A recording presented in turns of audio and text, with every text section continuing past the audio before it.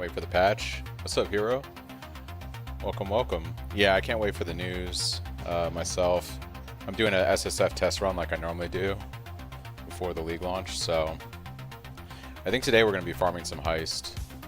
See if we can get Stampede. So, yeah. That is the plan. But yeah, I'm very much looking forward to Thursday. I'll probably stream Thursday for the event. I think I'll be able to get off work a little bit for that. Just work some extra hours on Wednesday. But I think for today, it's going to be our good old friend heist. So we need to get, we gotta farm some blueprints.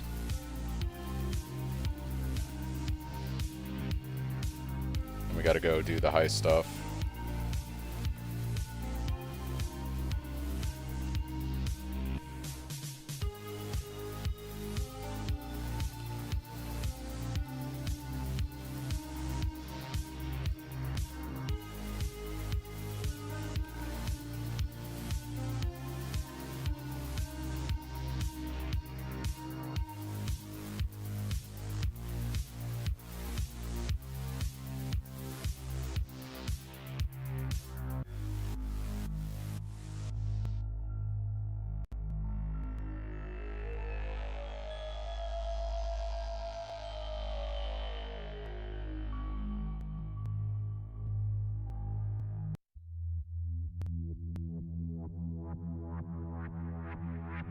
Also spec'd into some blight so I can get some oils because I need to get my annoyance going.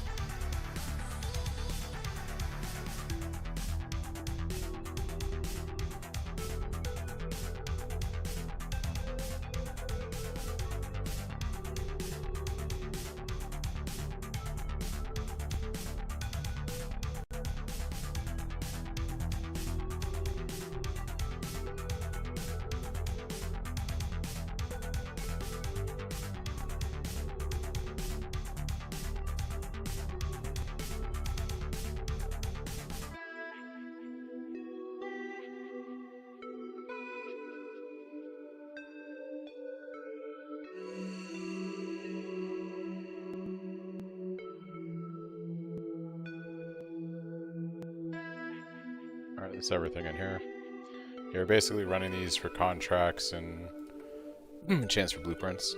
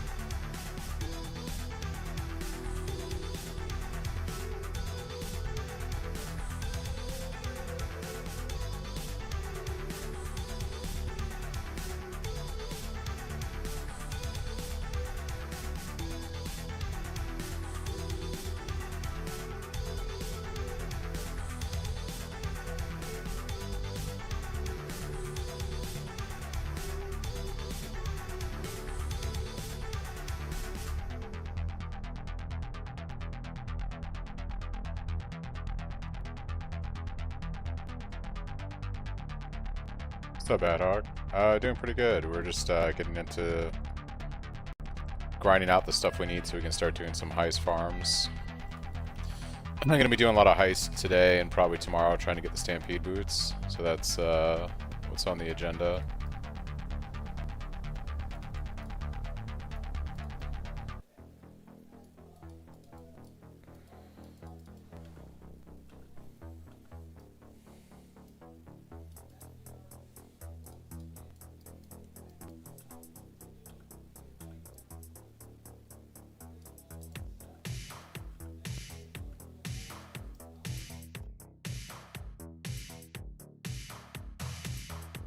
A little bit of blight too, because I need oils for annoyance.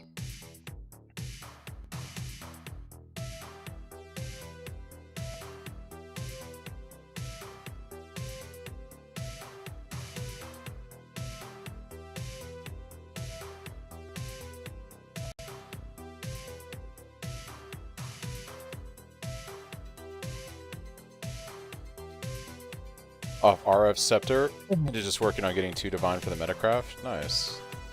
Congrats, dude.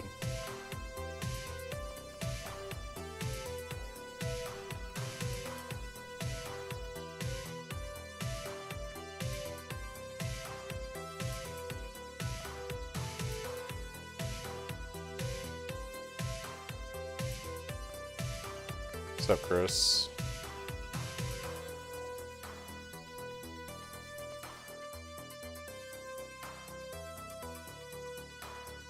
Just farming, fishing for blueprints right now so I can start the heist grind, you know. Typical SSF start stuff.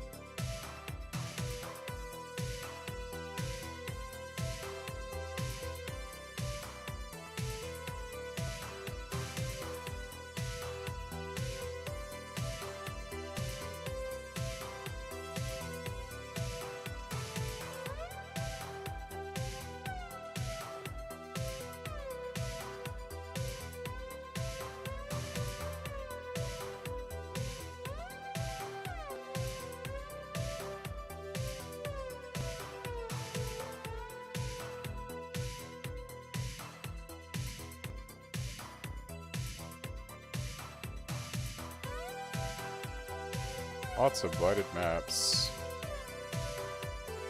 Maybe I run one or two of those and I get lucky and I just get regular Stampede. Wouldn't that be crazy?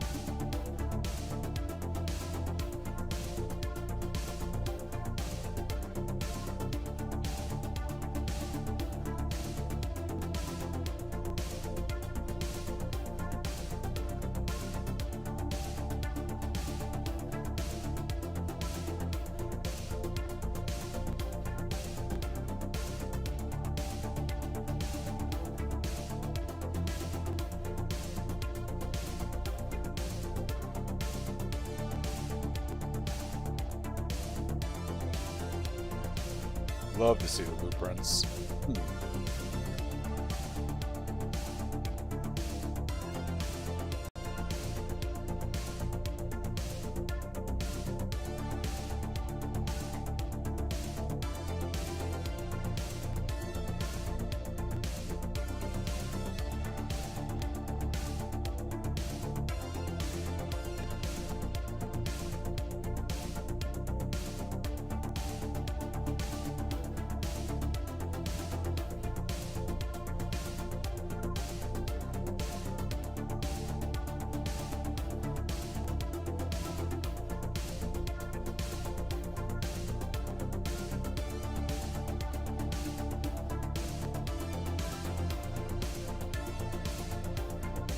Dude, I love the pops you get from that shine. It's so ridiculous. It's so satisfying.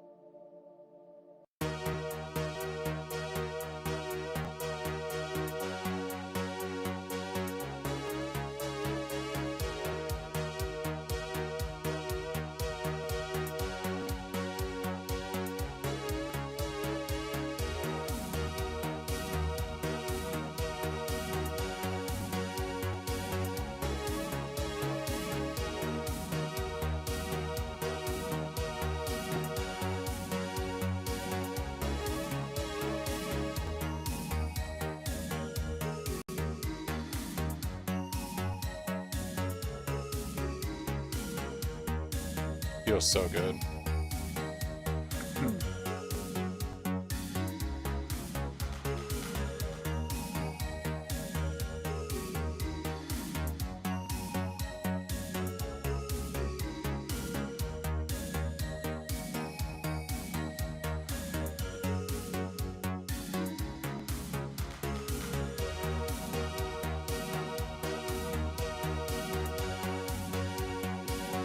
But yeah, mainly our focus is looking out for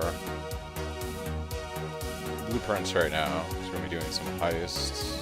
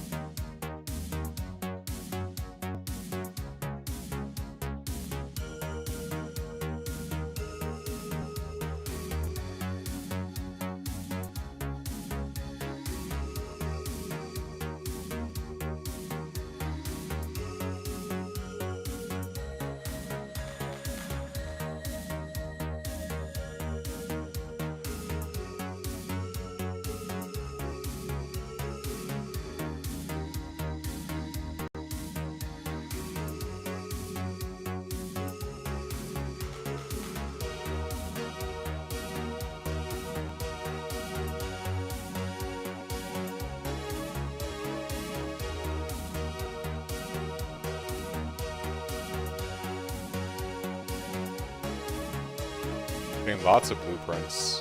So good. Lots of blueprints. That's what we want to see. We're probably going to need a lot.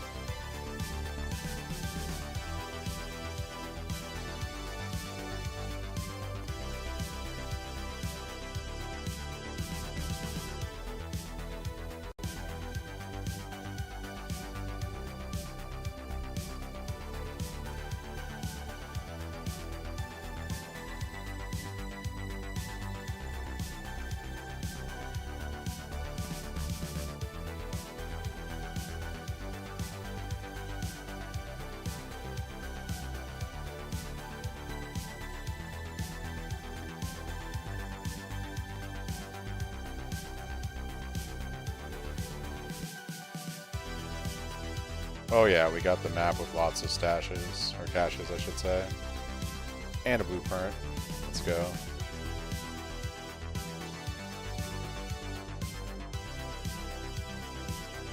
Double blueprint.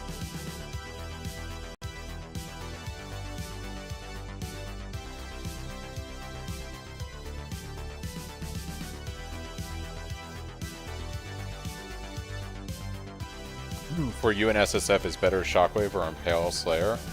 I don't really run Shockwave. I run Void Shockwave if I get the exceptional jewel, which is phenomenal. But I pretty much drop Shockwave as soon as I'm done with the campaign. It's not necessary when you're running Generalist Cry to help with clear. And then eventually when you drop Generalist Cry, at that point you're going to have a Void Shockwave anyways, and you should be running Void Shockwave for any kind of like mapping setup, in my opinion.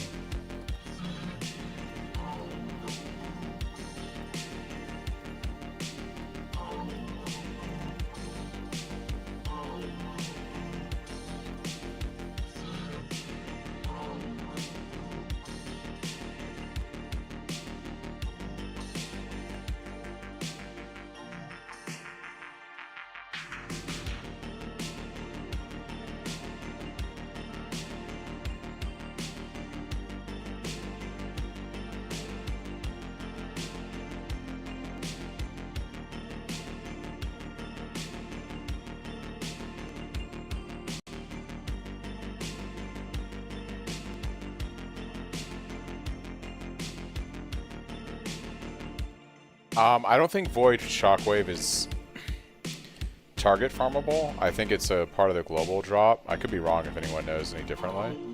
So I think like if you're playing trade, it's just something you buy when you have enough currency. I think if you're playing SSF like I do, you just run Generalist Cry for a long time to help you with clear, and then eventually you pick up, eventually you'll get the gem.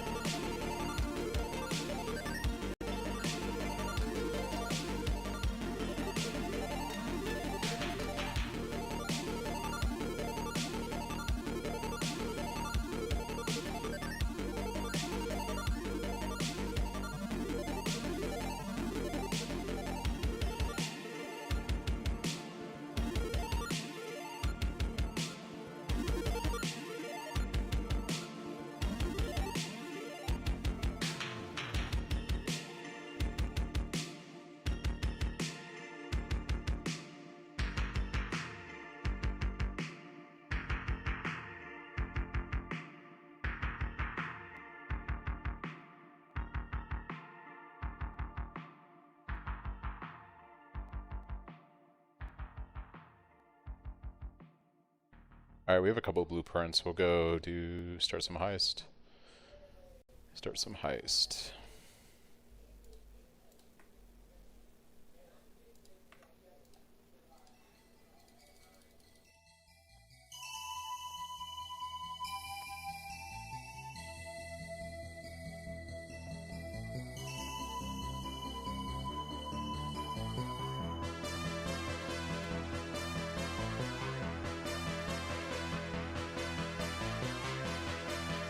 Gonna do all of the intro stuff, which is, it'll take us about 15 minutes and get all the characters unlocked, and then we can start running our blueprints.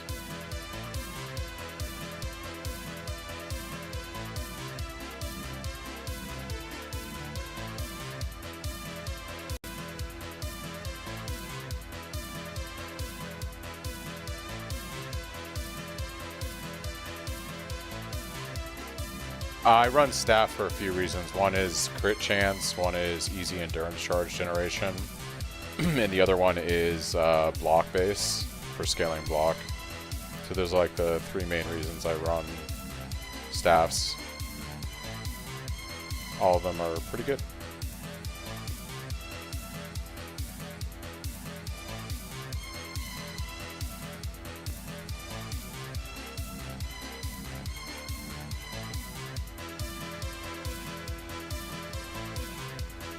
you explain the start for getting the boots? Is there a particular blueprint you run? So the strat is pretty simple. You're going to run around level 70 or 71 blueprints. It doesn't matter what type of blueprint you run because all the rewards are randomized now. They're not tied to specific blueprints. So you basically just run level 70 and 71 blueprints.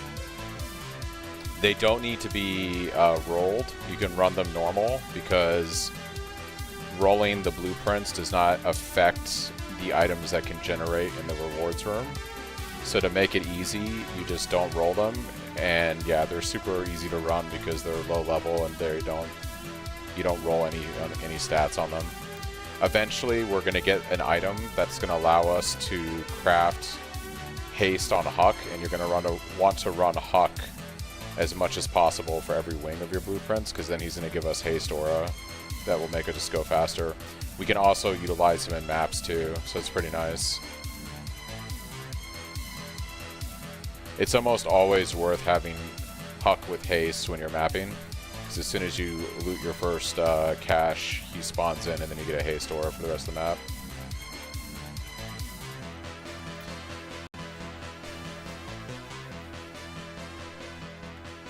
Alright, so now we just gotta do some blueprints to unlock the rest of the rogues.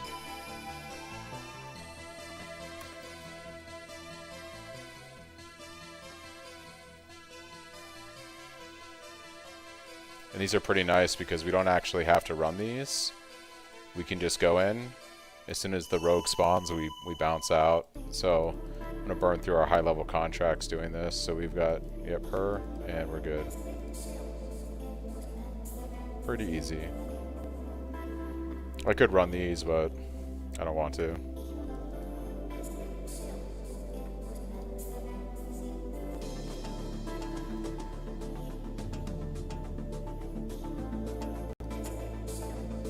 All we really care about is boots. That's all we care about from this strat. We're not trying to actually run a higher level of these.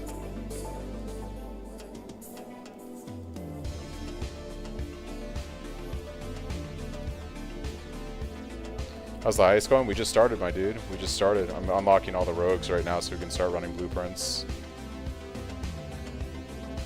Unlocking all the rogues.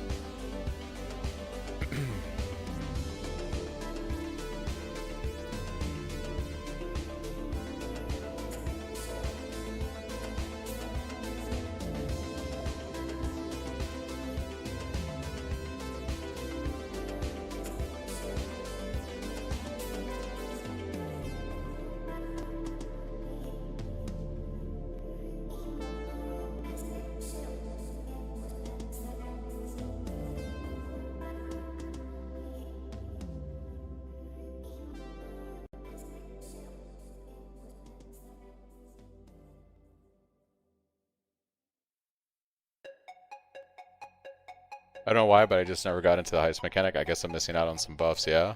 Heist is good for farming the boots that we're going to need in order to get Cyclone of Tumult online. It's also really good when you're playing SSF because it gets you like a lot of GCPs early on. So it's really easy to quality your gems. Oh, we don't have to go back in here. You can also get some decent 6 links if you run the higher blueprints. That can be pretty good too.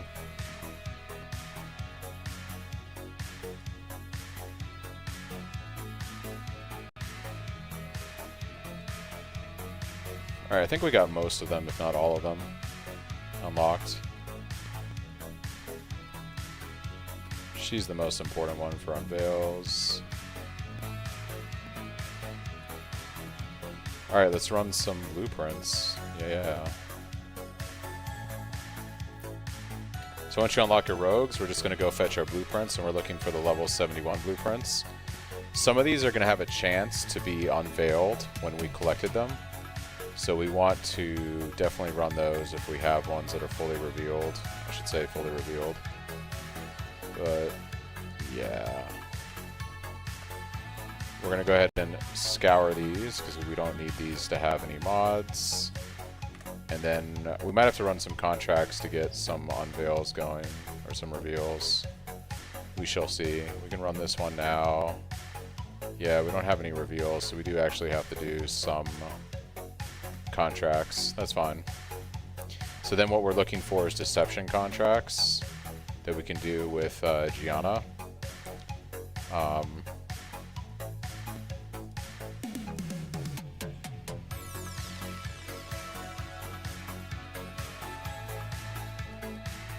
And once again, we don't need these to have any mods.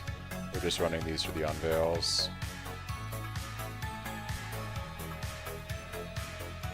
She gives us discounts on reveals, so you want to run deception contracts, and then you want to use her to reveal rooms because you get a pretty massive discount. Or reveal wings, I should say, on our blueprints.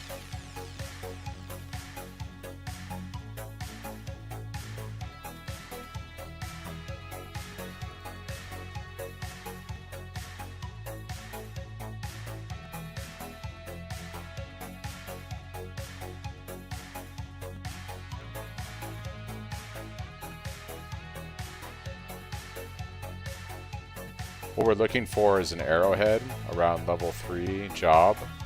We'll be able to slap that on a huck and roll it for haste, which will give us a haste aura. So we're going to be looking out for that item drop for gear for our rogues.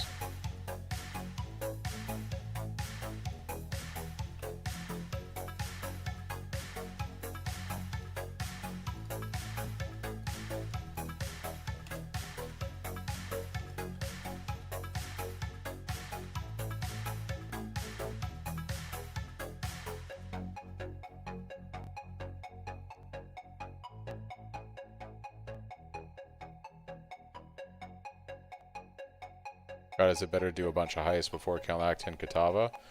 I mean, I rushed the campaign, so I don't really stop to do any heisting. I actually had one of my best runs yesterday on stream. We did the whole campaign in like 5.5 hours. It was one of my better runs.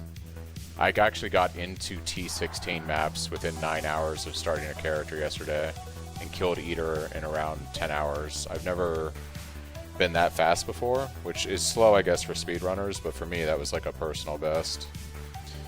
But yeah, I typically look to run the campaign as quick as possible, so I don't really do any heisting during the campaign. I just want to get 2 maps as soon as possible.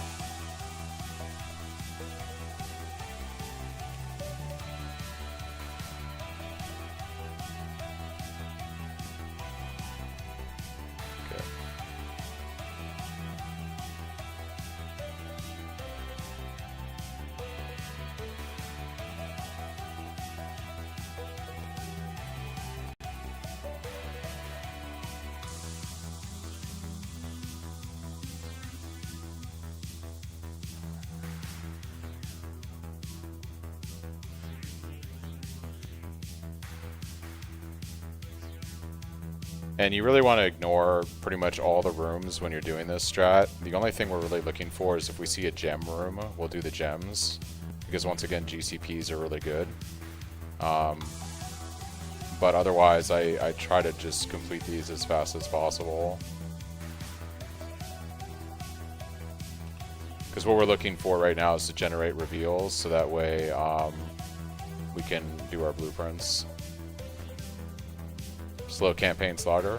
I used to be pretty slow at the campaign, and honestly, the trick to the campaign is ignore everything. Don't kill anything. Only kill magic packs or things that you can mow down as you're getting from one zone to the next, and pretty much never stop to like actually fight anything.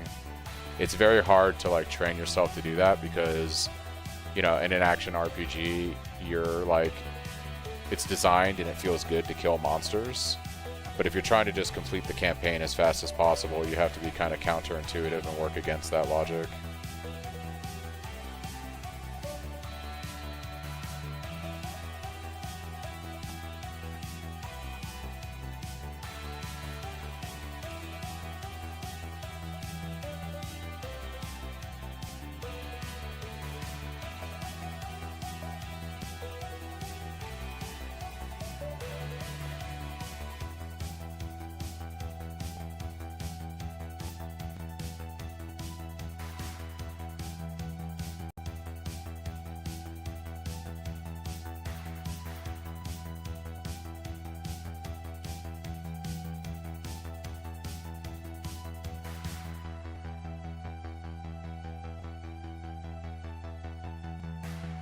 Alright. After we do this one, we'll knock out a few blueprints. Maybe we'll get lucky on our first couple blueprints today. You never know. Would be amazing. I think I used up all my luck yesterday when I gamboed a brass dome. Wild.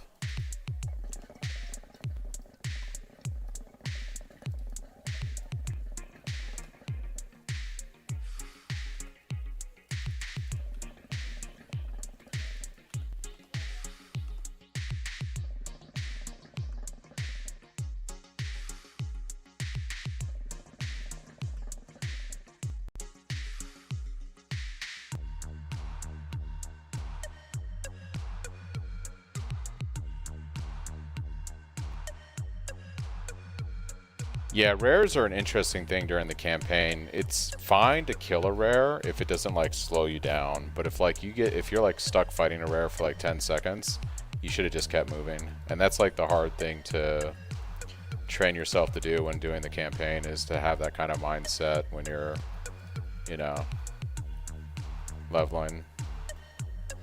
Only kill blue monsters, basically. That's like the typical rule of thumb.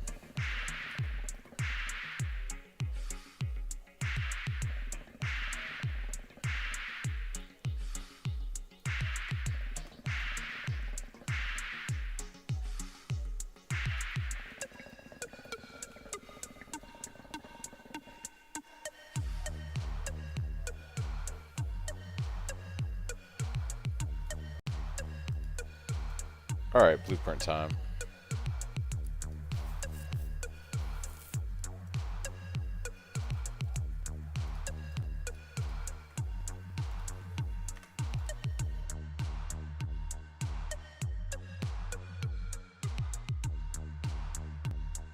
%, discount, let's go.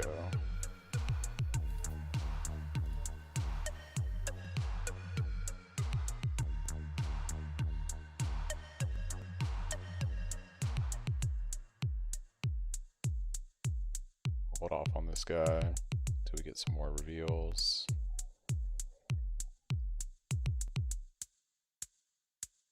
I think I'm not gonna have any on these guys. Oh, I do. I will use this. I just want to get all these prepped.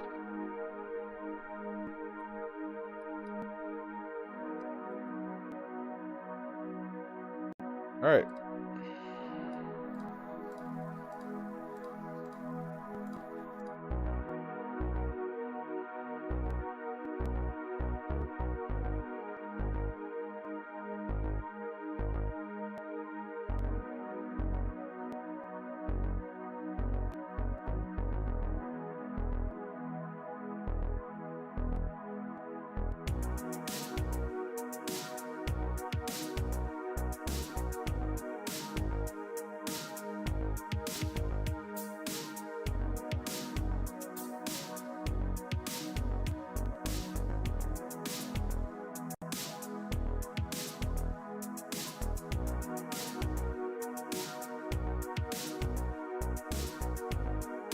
Alright, we got our blueprints ready.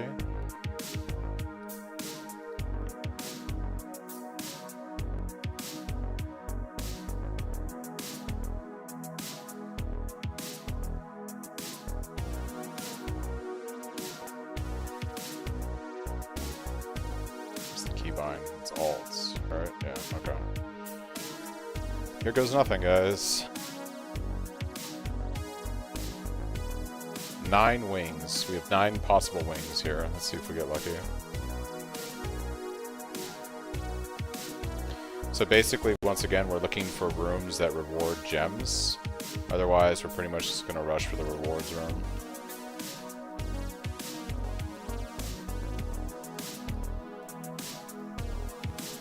This arrowhead right here is pretty good because we can use this, I believe, on Hux. Huck, and this will allow us to have haste, which is going to be really nice. So we'll craft that before we do any more blueprints, actually, once we finish this one.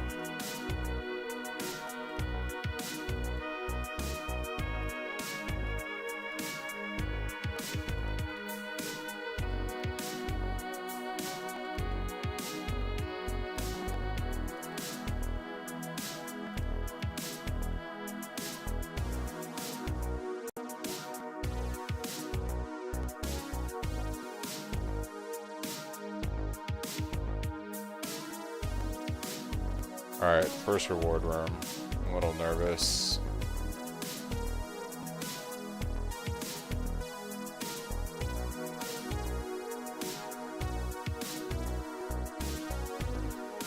Bunch of orbs diffusing. 5-link chest. No, thank you. Replica Void Eye. I think I'm gonna go with the fusings. Oh, this is not bad. Retrieve additional gem items when offering a reward chest. Orbs of Scouring. Rarity of items dropped. Actually, I'll take this for now. We need to get a trinket anyways, so we'll just grab that guy.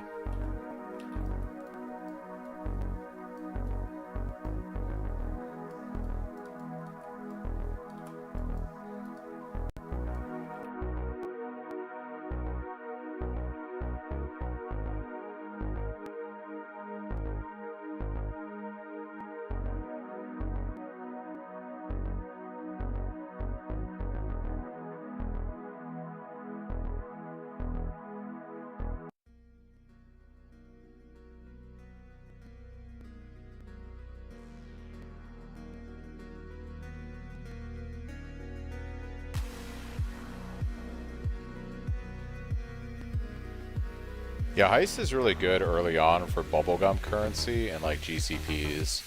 So it's good for getting our boots eventually, and also gives us some good currency.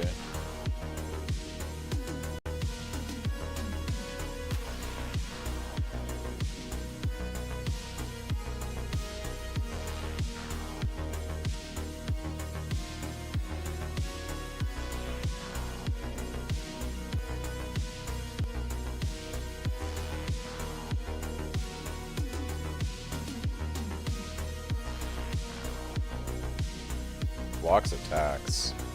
What a chat.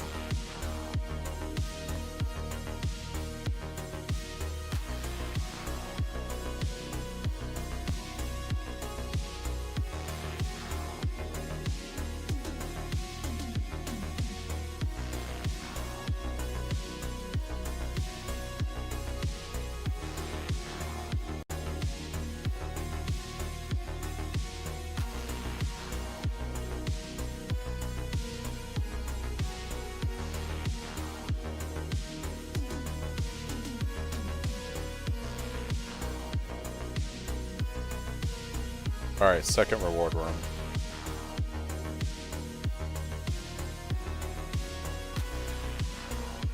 Chaos orbs. Lots of chaos orbs. Here's my dagger. Alright, I think we're gonna go with the chaos orbs on this one. Yeah. Nice.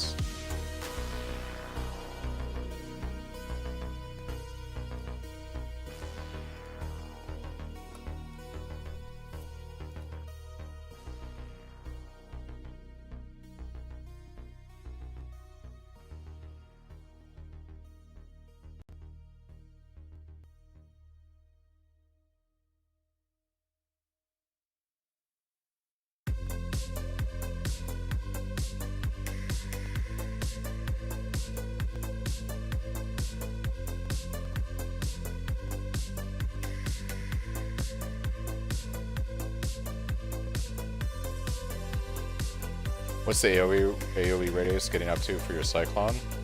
Where it's pretty big right now for the point of progression that I'm at. I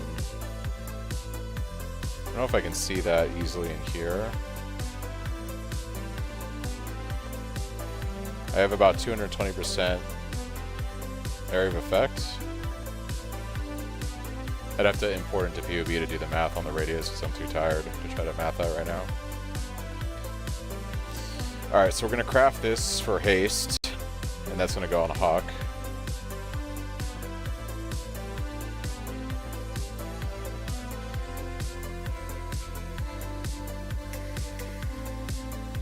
Equip that guy.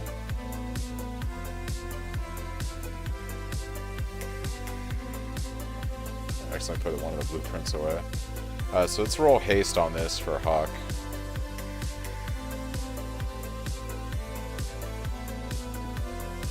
I think it's a suffix. Yeah, it's a suffix.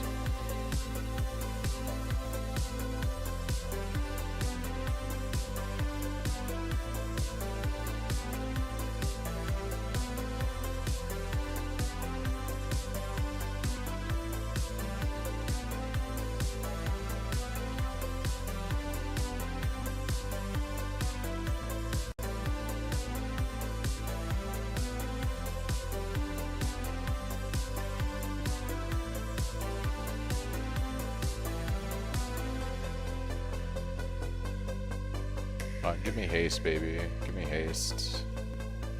Give me that haste. There it is. There it is. We'll go ahead and regal that. And we'll slam it. Alright, so we throw this on haste. Or sorry, we throw this on Huck. And now we have haste whenever he's with us. We're also going to go to our Atlas here. We're going to refund a skill point because I was waiting to do this till we had that. And now we're going to select the Dutiful Soldier, which makes it so that Huck accompanies you whenever you open a cache in your maps. Since we always have caches in our maps, we're basically always going to have haste when we're mapping.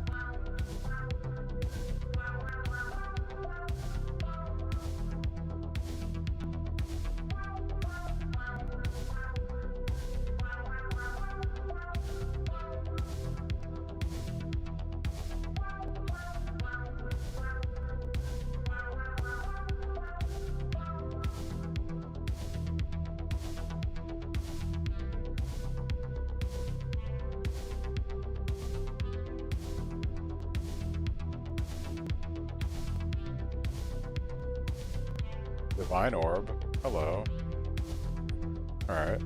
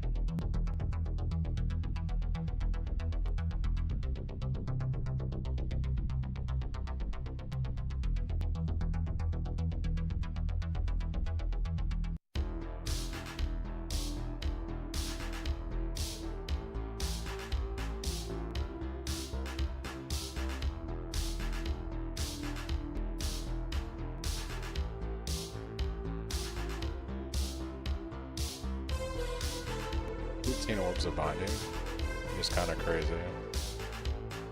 I think I'm gonna go with that.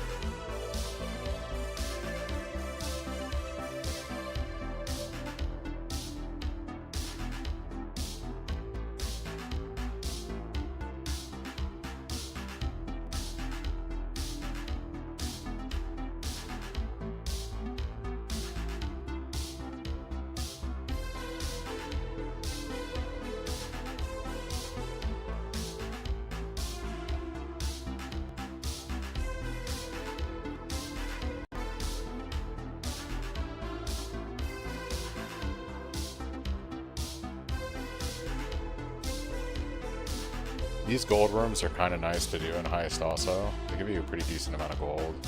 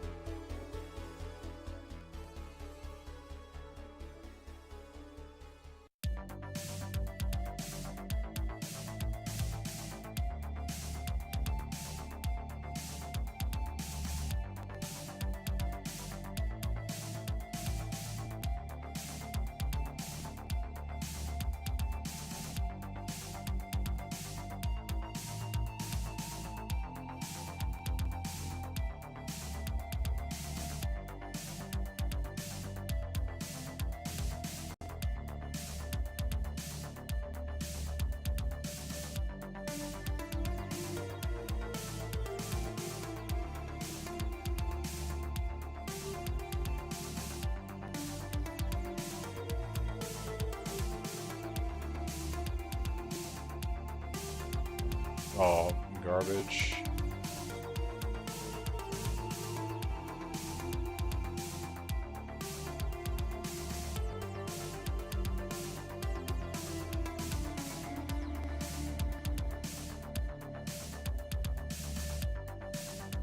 Sometimes you lose, sometimes you win.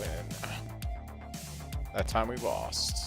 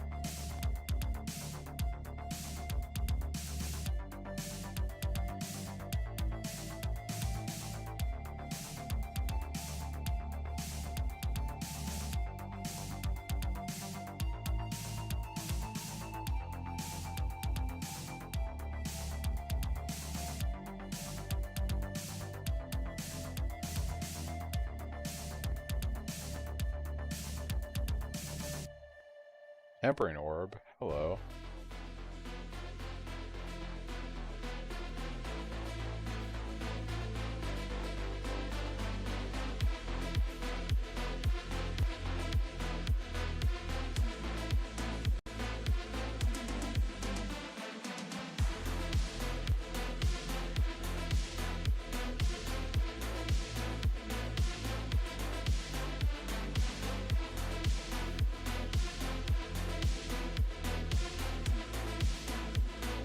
Like how visually the door is open, but it wasn't.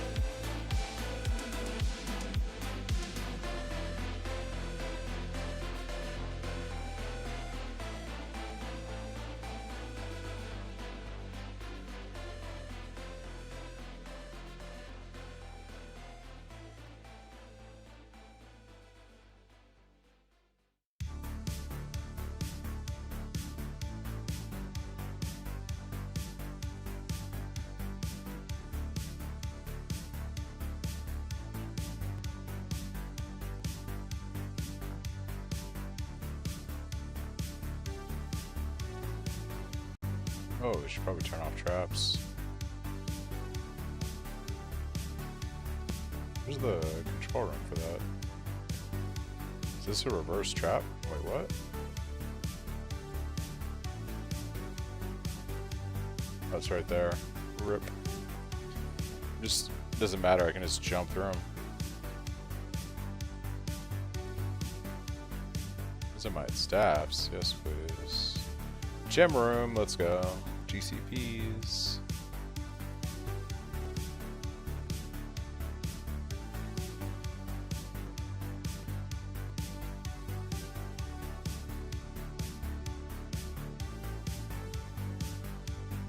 Oh snap. Did I lock down the blueprint room? I am an idiot. That was probably the one that had our boots too.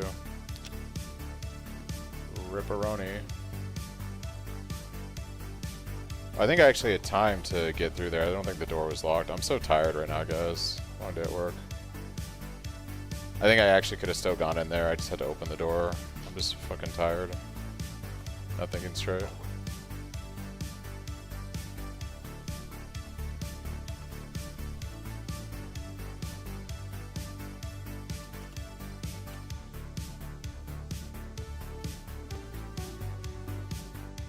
Yeah, 5 boots. Probably.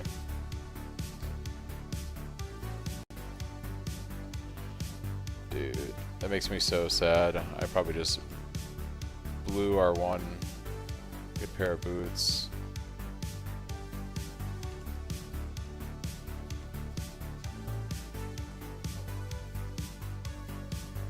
This is my 3rd blueprint right now. We just got started.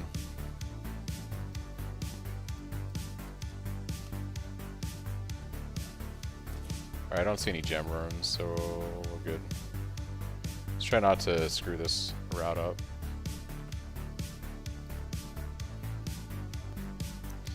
See, I'm predicting I just had a clairvoyant moment. I'm going to be rewarded with boots in the next room because the game is going to feel bad that I blew my shot on the last one. The game is going to take pity on me, and there'll be boots in this rewards room. I'm calling it right now.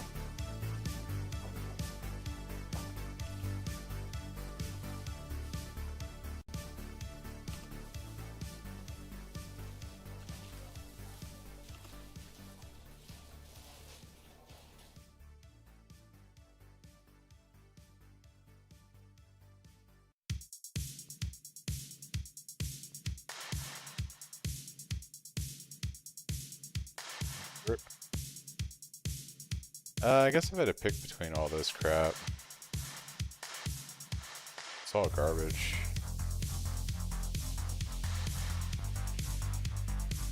Skill points.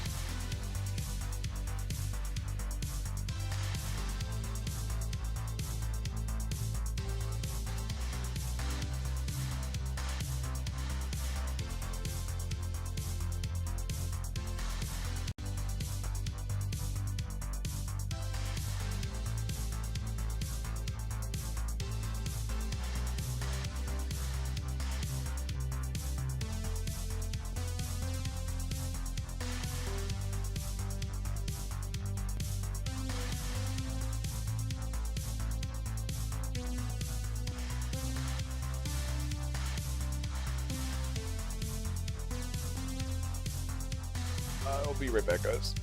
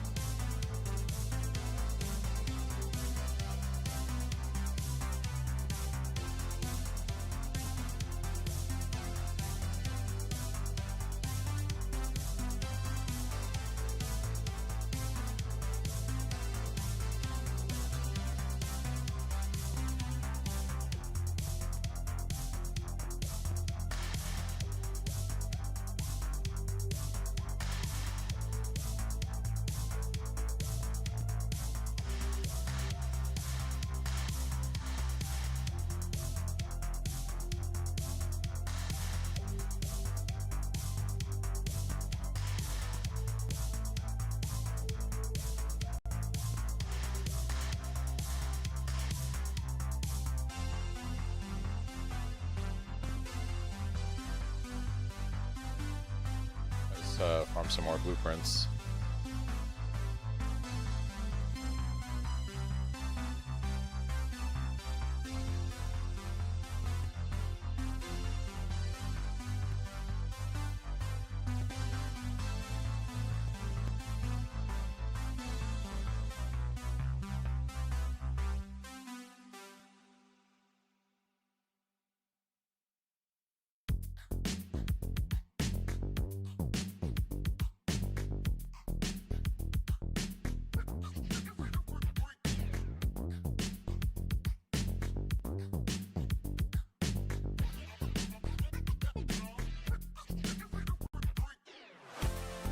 you can see that now I've got Huck and I've got Haste while Huck is nearby, which is pretty nice.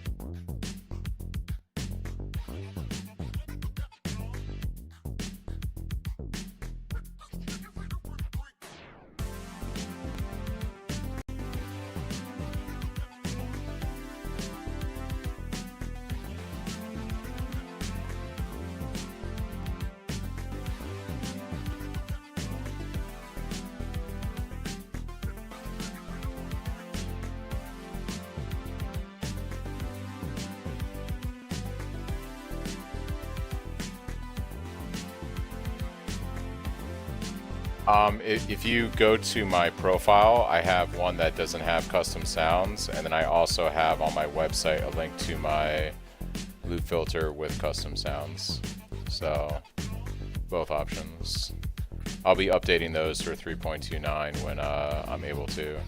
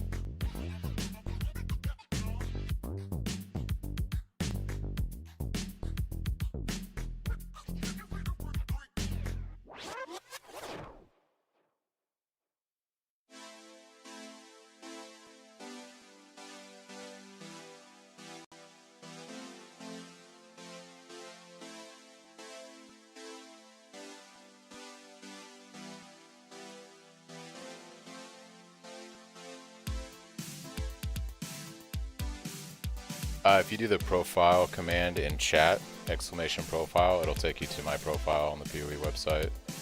And then you can see my filters there. And subscribe to the regular one for Mirage.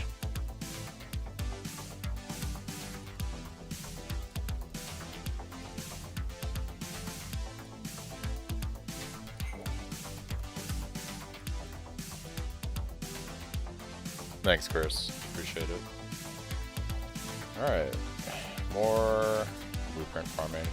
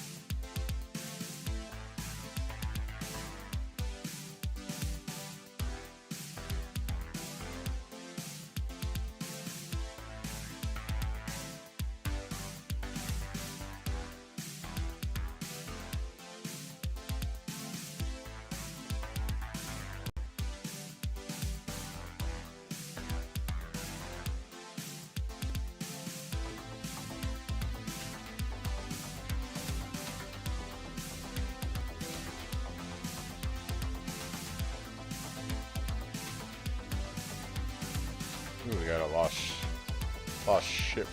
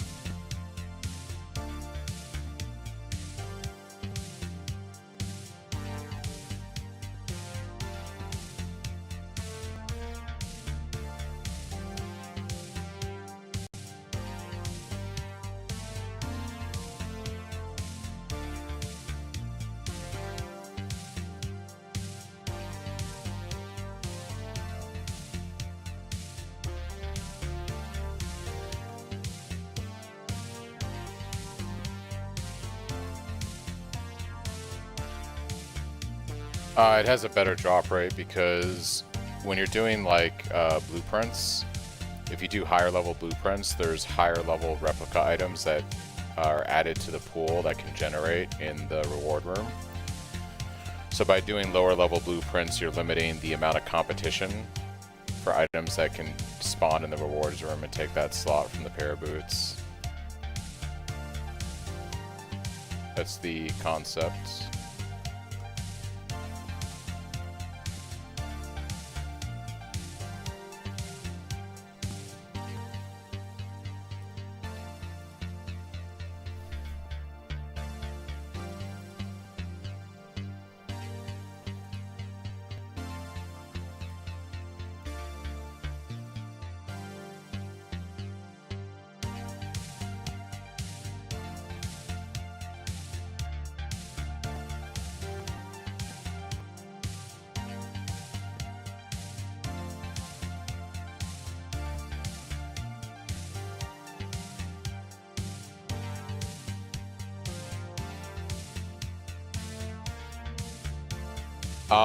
Based on like my own personal experience and that of people that have tested the strat also, somewhere between 70 and 71 seems to be the sweet spot.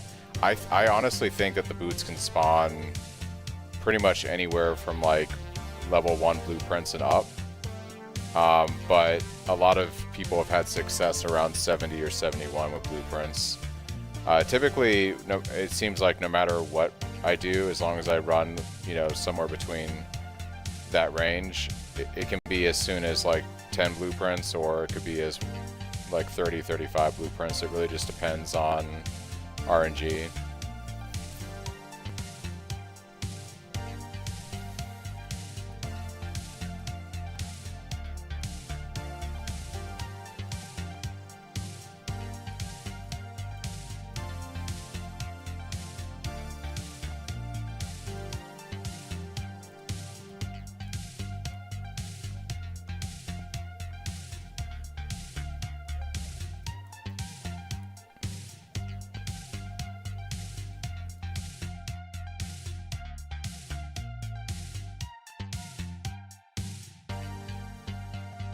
That was a quick, very quick blight, actually.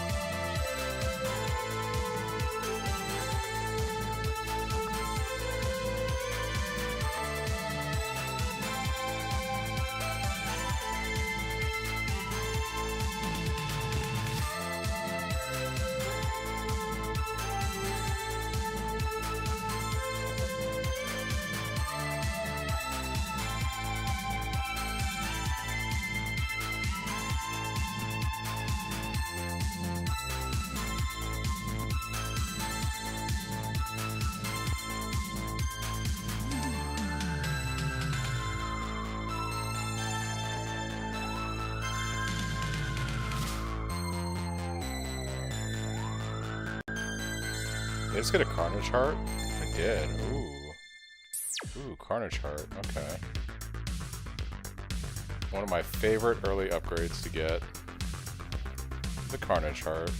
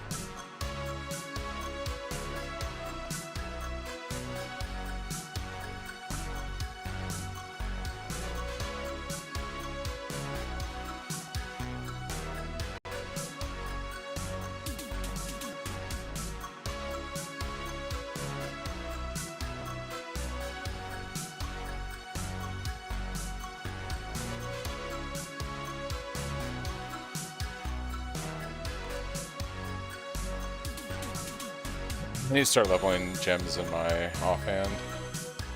Let's set that up.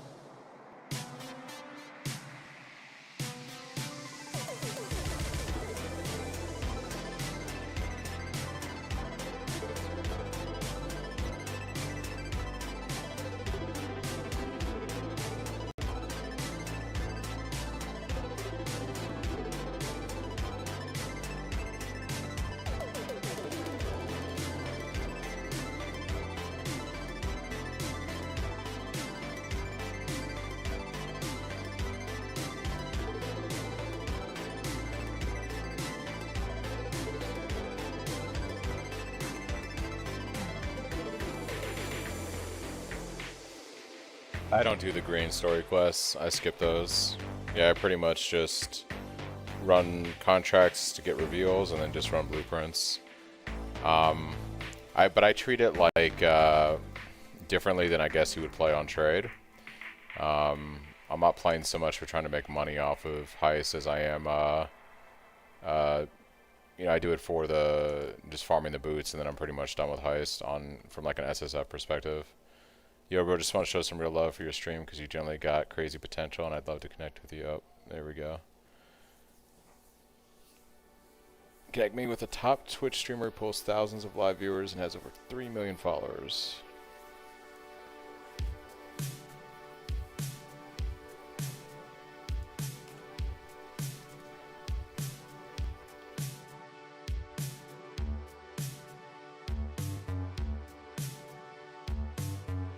Identify, sell.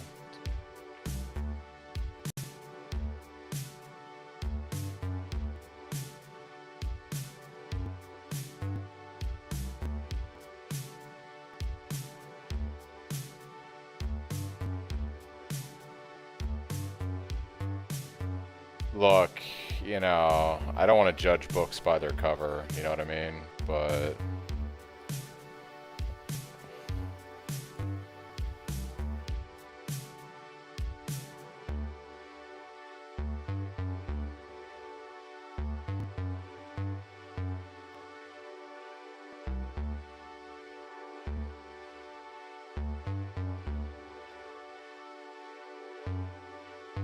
alright. 4 more blueprints. Let's get these organized.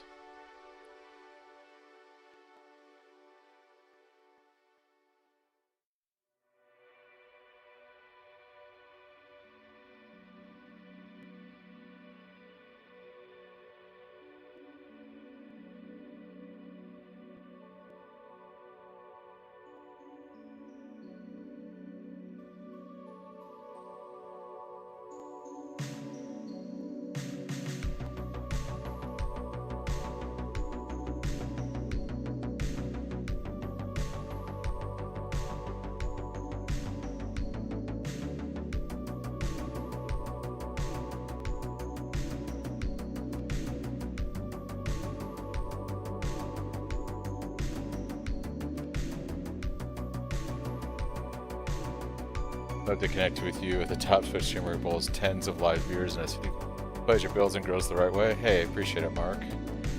Might be a silly question, but what does the level of the blueprint rely on? Just the level of map they drop from? Yeah, so the level of the blueprint is almost always the level of the map that you're running where it drops.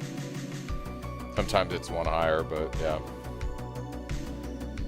Alright.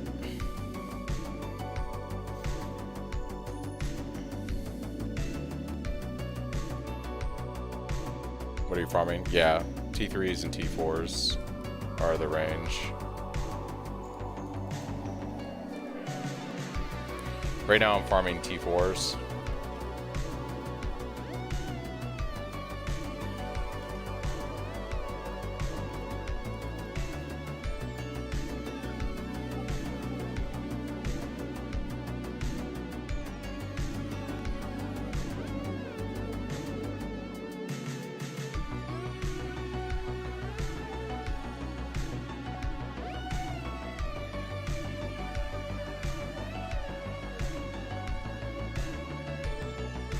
Yeah, no problem.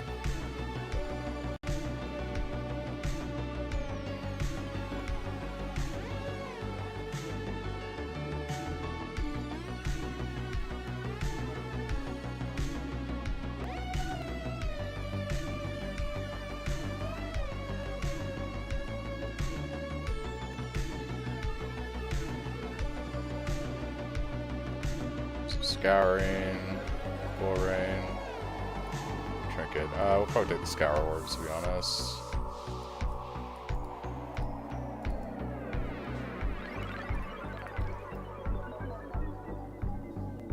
Is that a Sunder MTX from the General's Cry? Yeah, it's Blue Sunder. Blue Sunder. It's a Sunder MTX, not a GC. But yeah, obviously because I'm using Sunder and GC. I call it the Blue Sunder. It's pretty amazing. I usually play SSF, but this league, doing a small private league, so it'll be mostly SSF, and can't imagine many will farm high splight. Yeah, even if you're playing like group play, Ice Crash, yeah. Even if you're playing like group play, you're gonna find it far easier to just get the boots doing heist yourself. They are they're much rarer and more RNG trying to do blight for the regular Stampede. But if you're playing SSF, eventually you're going to want to farm Blight for Stampede because they're the better pair of boots, but they're extremely not common.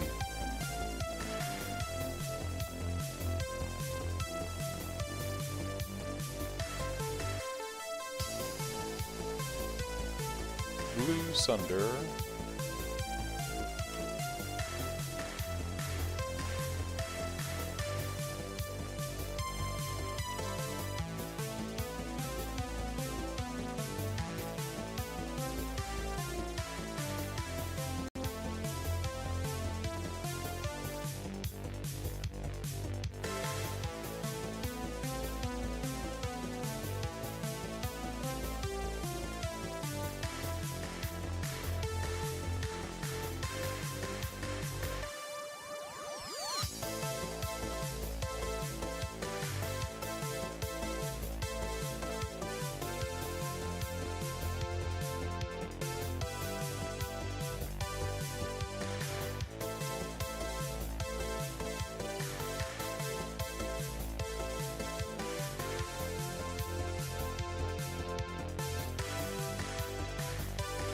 You can get lots of GCPs. It's from gem rooms.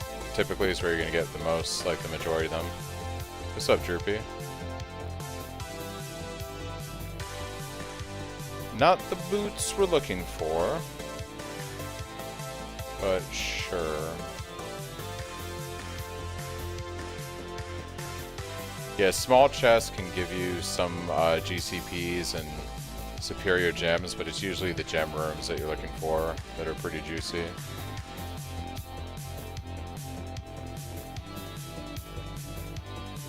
Almost? Yeah, dude, I wish.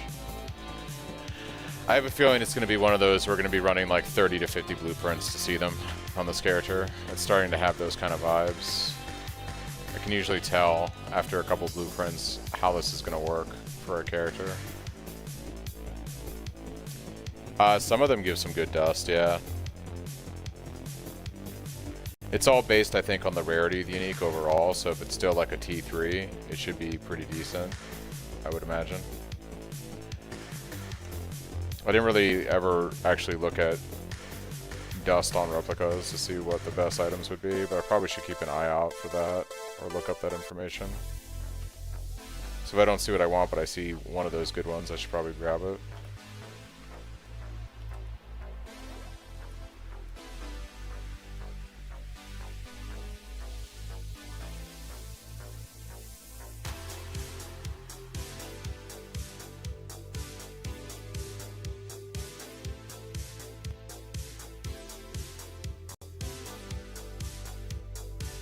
Alright, that's 11 blueprint wings so far. We've done 11 wings, no boots.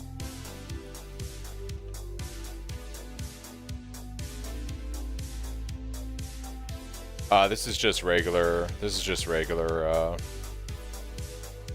SSF practice right now.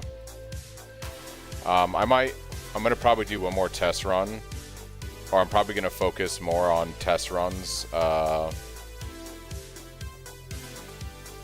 after patch notes, like next weekend, and I'll probably be doing hardcore test runs for that. This character is more like, I wanted to see how far I could push an SSF character over this week. It's going pretty well so far. I got to T16s in 9 hours yesterday off of fresh leveling a character, so not too bad.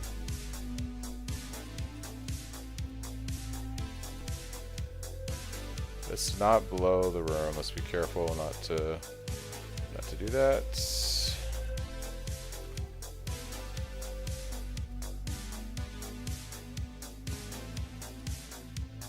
Hornet ring mail. We don't want that. Mallet. Nope.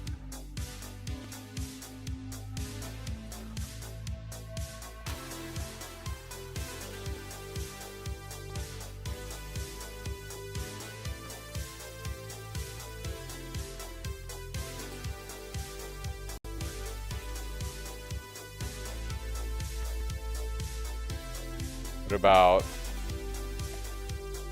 BF and GC? BF. I am blanking right now. What is BF?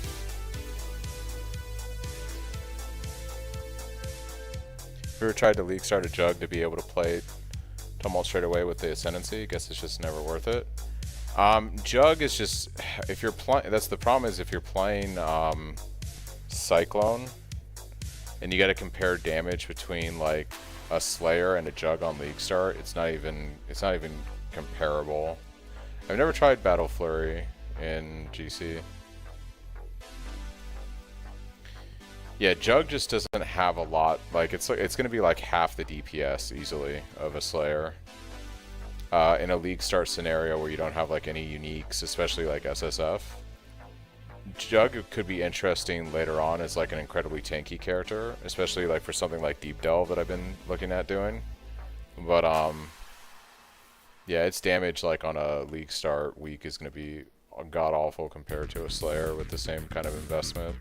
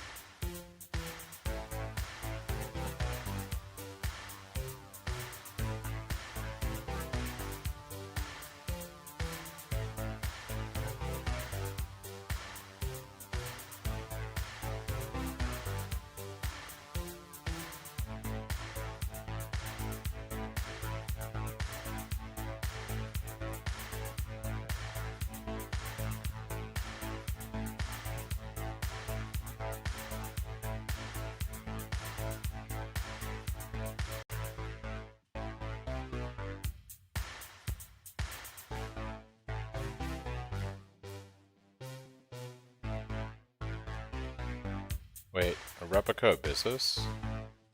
That's pretty crazy. That's probably an example of something that does really well. That is an interesting ring. Ratcheting ring. -3 prefixes, all suffixes, and all suffixes ring. That could be pretty crazy. No life, but that could be pretty crazy. I might take this ring and play around with this. It's a pretty crazy base. Can you imagine if I hit like triple resistance, triple LE resistance with chaos resistance and like a crit mod? Pretty bananas. I didn't know it existed either. I guess it's not what people prefer. Probably because, Chris, people like having a prefix on their rings for either life or something else, you know? Like, or ES. Like, it's probably valuable for a lot of builds to have at least one prefix.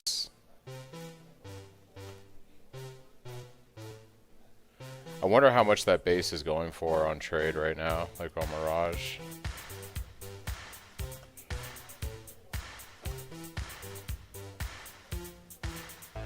Oh yeah, it goes super cheap. Wonder if it's because of the eye level. Like my eye level is really low on it.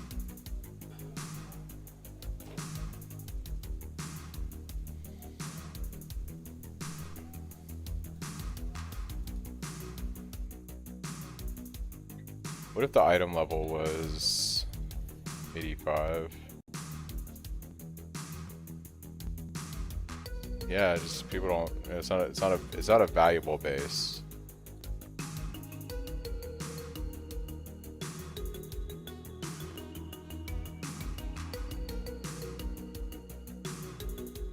That replica Abyssus probably was the better play. But how many people actually play Abyssus nowadays? Is that something that people actually still play? Maybe with Headhunter when you're mapping, just because you get so many buffs from Headhunter.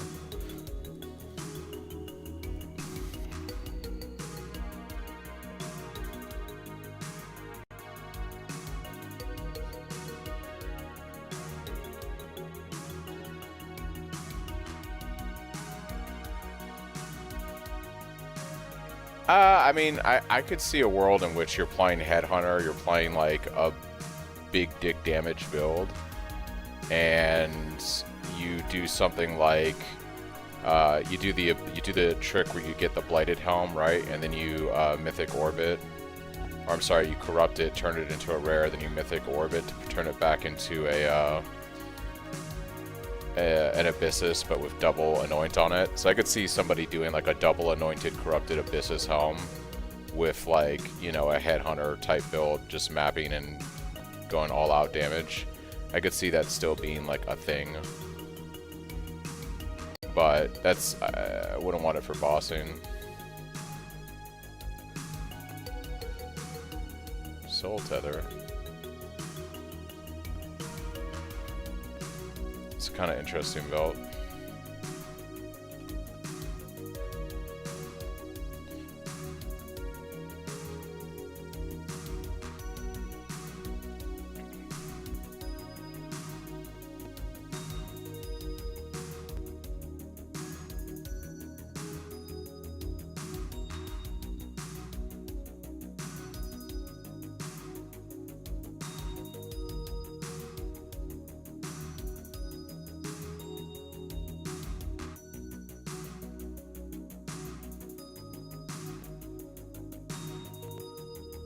Yeah, I can't think there's many people that actually still run like Abyssus or Replica Abyssus. It was popular like a few years ago, before you had way better options.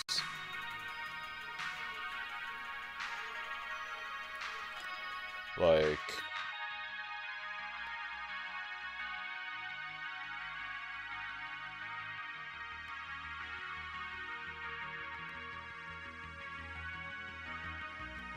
only 2% of players. It's not that many. I mean, there's quite a few people that still run Abyssus. It's kind of crazy. These are all level 100 characters, you know? This guy, Ice Crash. Look at this Giga Chad. Look at his hit pool, dude. He has 2.4k effective hit pool, negative 44%. Lightning and chaos resist and fire resist.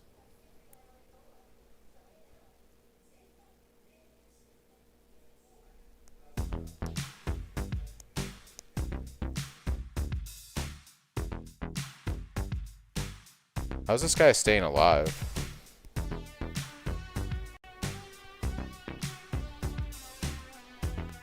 Is he playing like all block?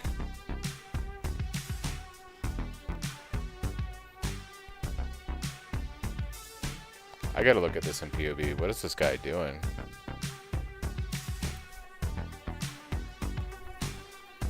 He's got a ton of damage. He probably has multi-screen clear. I guess that's his defense. I mean, look at those defenses, dude. That's crazy. But look at his AoE radius is 1 point. Oh no, you gotta look at the. Doesn't like it have a giant AoE? How's this guy not dying over and over and over? Am I missing something here? Looking at this guy's POV.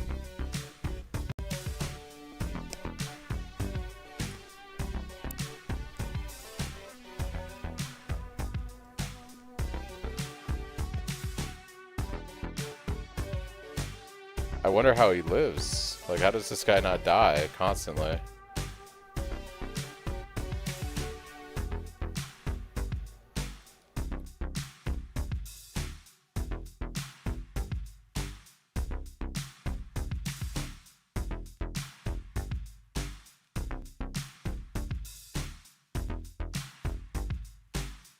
I mean, he doesn't have a source of fortification. I don't know how this guy isn't constantly dying on this character. Oh, you know what? Yeah, that's fair. He's probably playing with an aura bot. I didn't think about that. You could go all damage and not even be concerned about any of that stuff. Yeah, he's probably playing with an aura bot. That makes sense. Dude, wouldn't it be crazy if they brought back mercenaries? I would be so for that. I miss mercenaries. Having like pseudo aura bot. It was fun.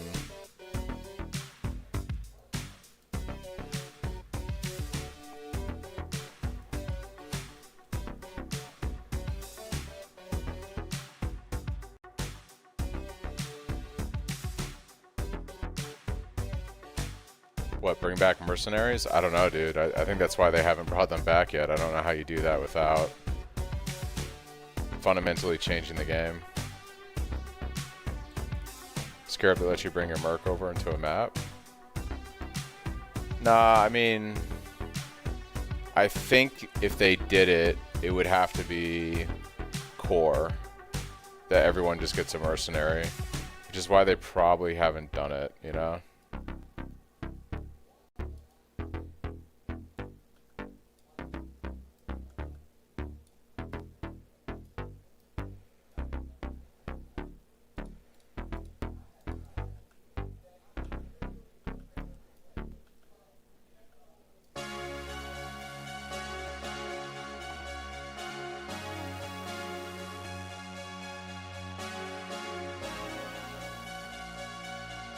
I'm not even sure how you would bring back mercenaries. Definitely difficult to bring back. I mean, I would be all for mercs being core. The problem is the power creep would just be crazy if it was anything like it was, because it's just basically like running an extra aura. Party member slash aura bot slash whatever.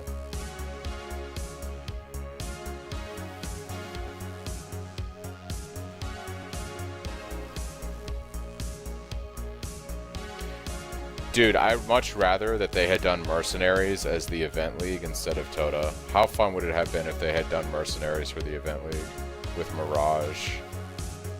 That would have been so much fun, dude. Instead of like fucking Tota, dude. Bring back a league mechanic that all builds benefited from. You know what I mean? Like, bring it. That's what they should do, is like bring mercenaries back as a league mechanic. But they should even make it crazier. They should bring mercenaries back, and like it should be like crazy better than what it was even in mercenaries. Dude, let you run 2 mercenaries. You can have 2 mercenaries. That would be so fucking crazy, dude.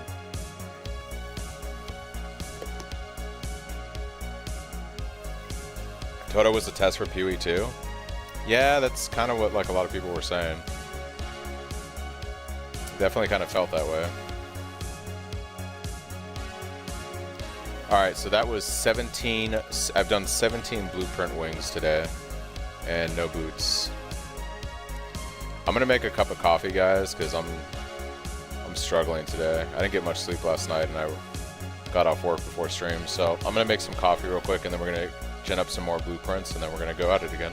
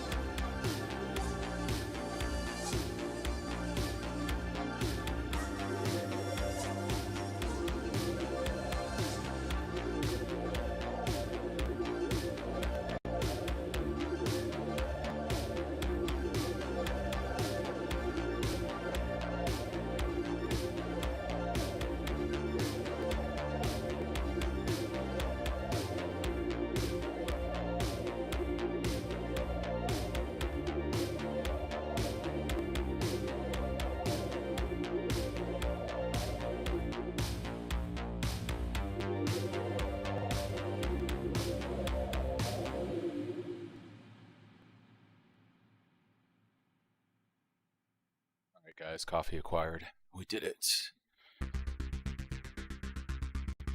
Let's go farm some more blueprints.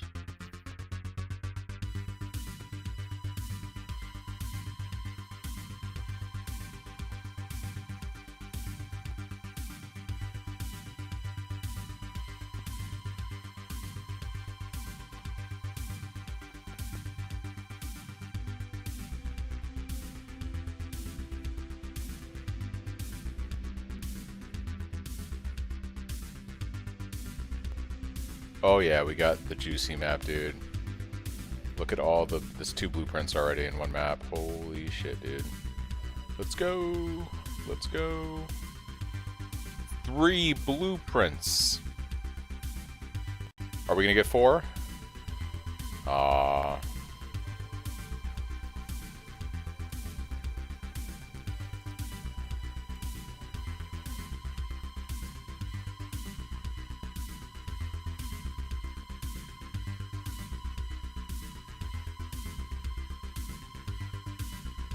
I love it when you get these maps where there's just a bunch of caches. It's so good.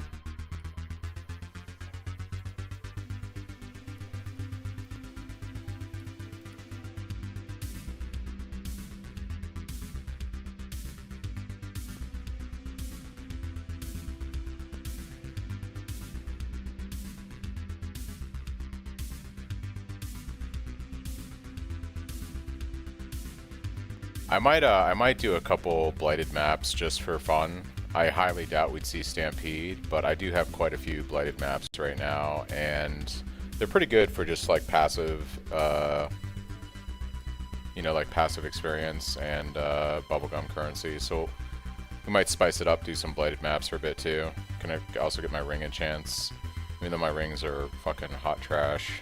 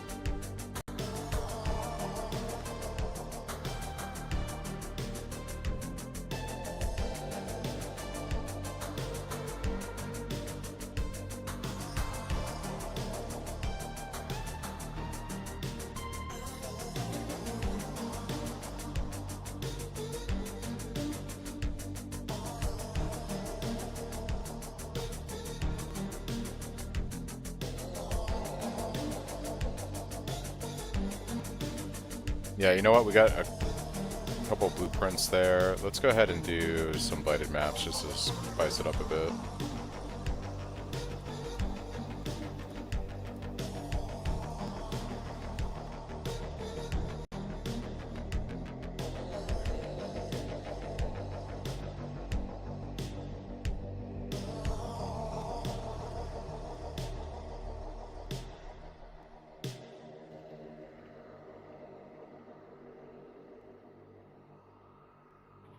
I'm gonna try these low-level ones. I remember someone saying the low levels can have a better chance of dropping Stampede. It would kind of make the same kind of logic as when you do Heist because there's less uniques in the pool.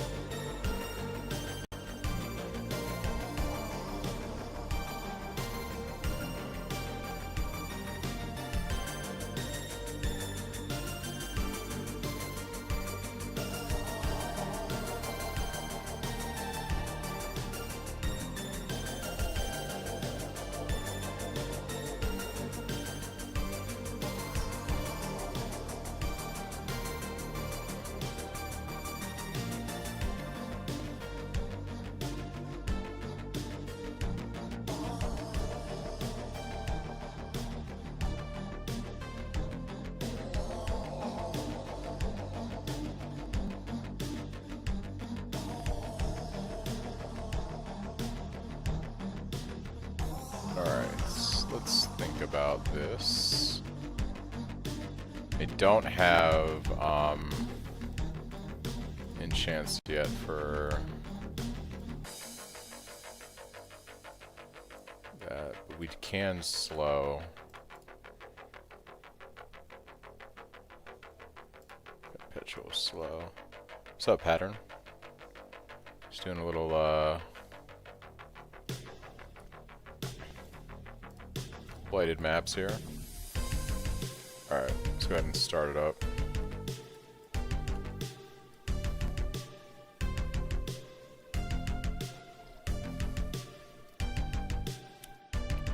These are low-level blighted maps, so they should be fairly easy. Straightforward.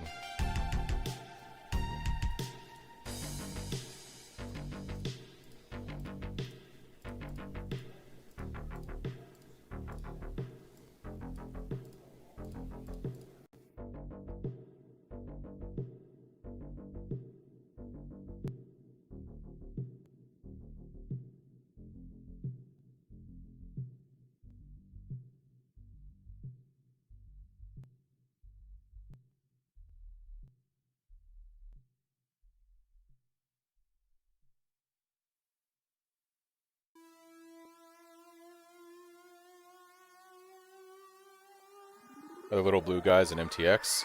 Yeah, the whenever you see like the blue stuff, that is my Generalist Cry guys using Sunder.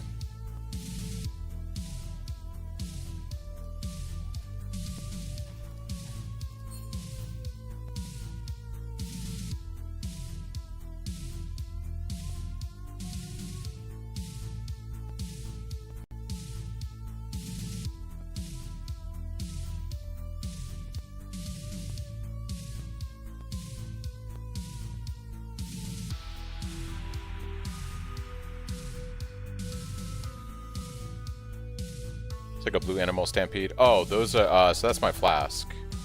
It's a flask MTX for my Quicksilver flask.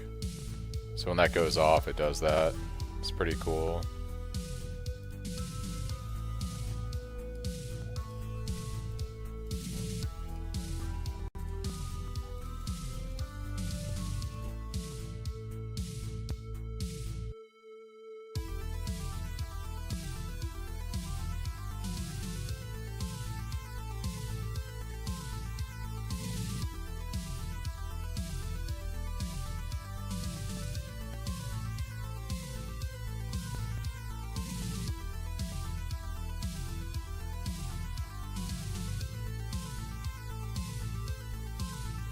Any new ideas for the build? We actually have an updated version of the build for like bossing and higher damage. We've worked like Petrified Blood into it, so that'll be in my update video sometime after patch notes later this week. And then there is a delve version of Cyclone that I've been working on. I got to about 1500 delve depth, and I stopped pushing it because I started playing this, but yeah, very interested in doing delve next league, potentially. That's probably going to be a thing I get involved with.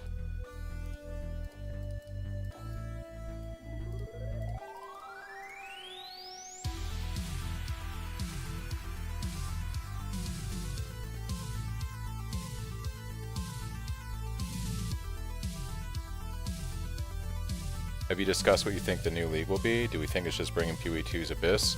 I think a lot of people think that the league is just Abyss. I actually think Abyss is probably coming. The PoE2 Abyss is coming to PoE 1, but I think that's just going to be an update to Abyss and PoE 1. I think the new league is actually going to be something water themed.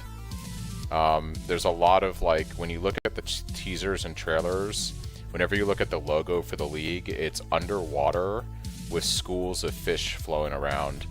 There's nothing about Abyss that has anything to do with about water. So I think the Abyss is probably an update that might be coming to PoE 2. But I think the actual league mechanic and the All Flame stuff has to do with like water, Fairgraves, the Pirate Lord, all that kind of stuff. What the actual league mechanic will be, I don't know. But I'm taking the minority view and saying that it's not going to just be an Abyss league. Or if it is Abyss, it's like some kind of water Abyss or something. But I don't think it's going to be like Abyss 2 from PoE 2 is the league mechanic. If anything, they might update Abyss in PoE 1 to match what's in PoE 2, but I don't think that's the actual league mechanic for... Yeah.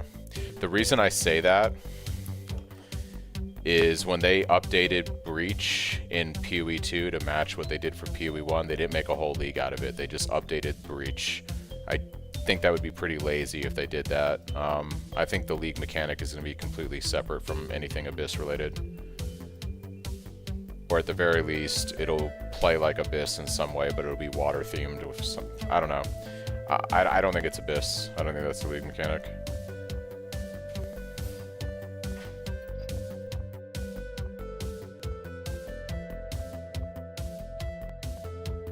Well, I think it would just be lazy. I think they care about Pee Wee 1. I think they've shown actually over the last couple leagues that they really do care about Pee Wee 1. I think Pee Wee 1's been in its best state for probably the last year, without a doubt.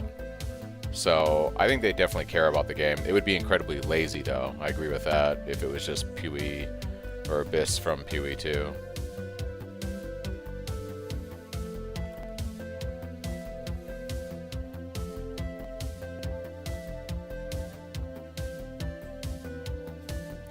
Alright guys, time to go loot all the stuff.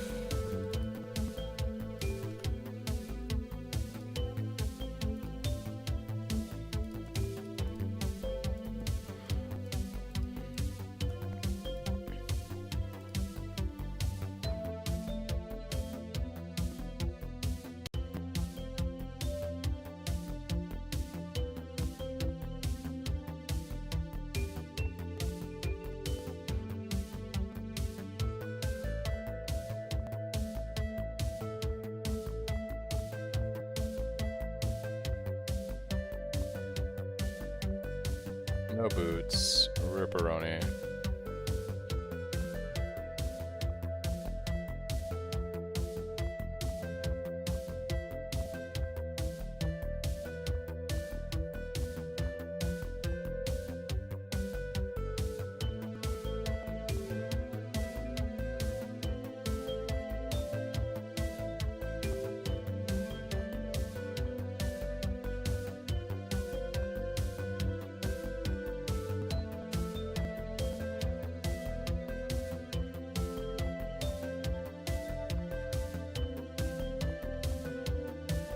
I gotta say though, Blight is so chill. Blight is so chill. Like, the boots are such a worse drop rate from doing Blight, but it's so much more chill than doing Heist. Like, there's no doors. No doors. It's a fun mechanic. Alright.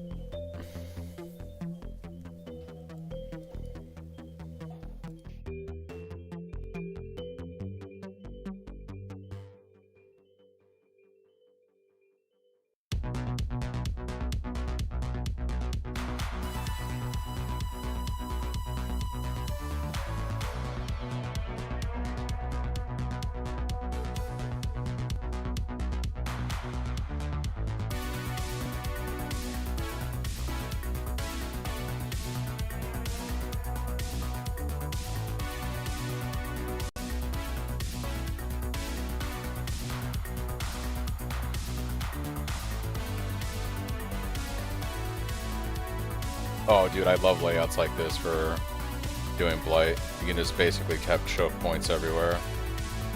Fantastic.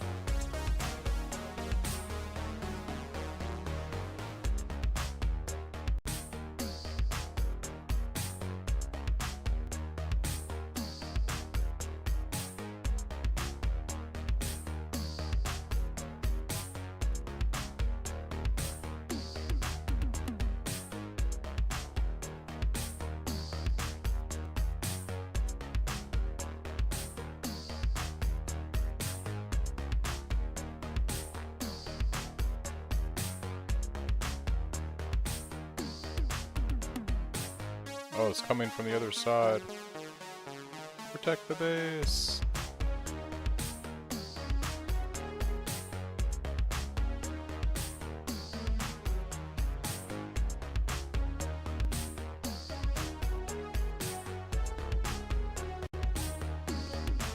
Alright, there we go.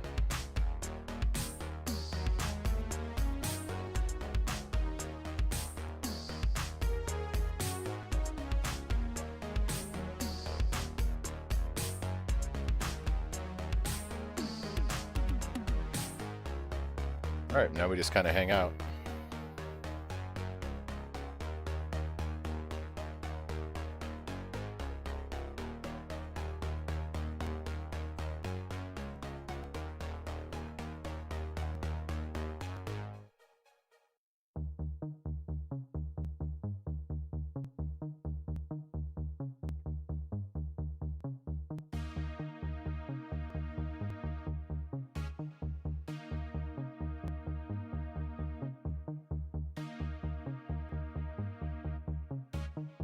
The laziest gameplay in the world. Blight.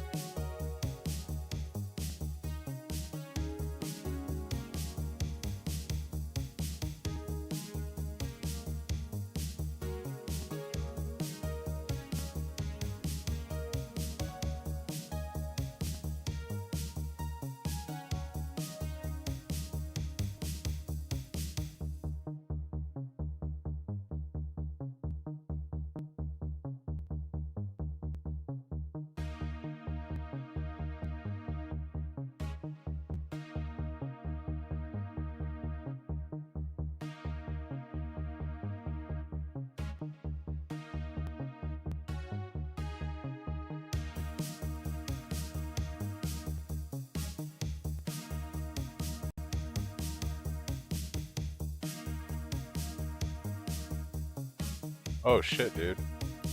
Got a lightning coil. And a divine orb.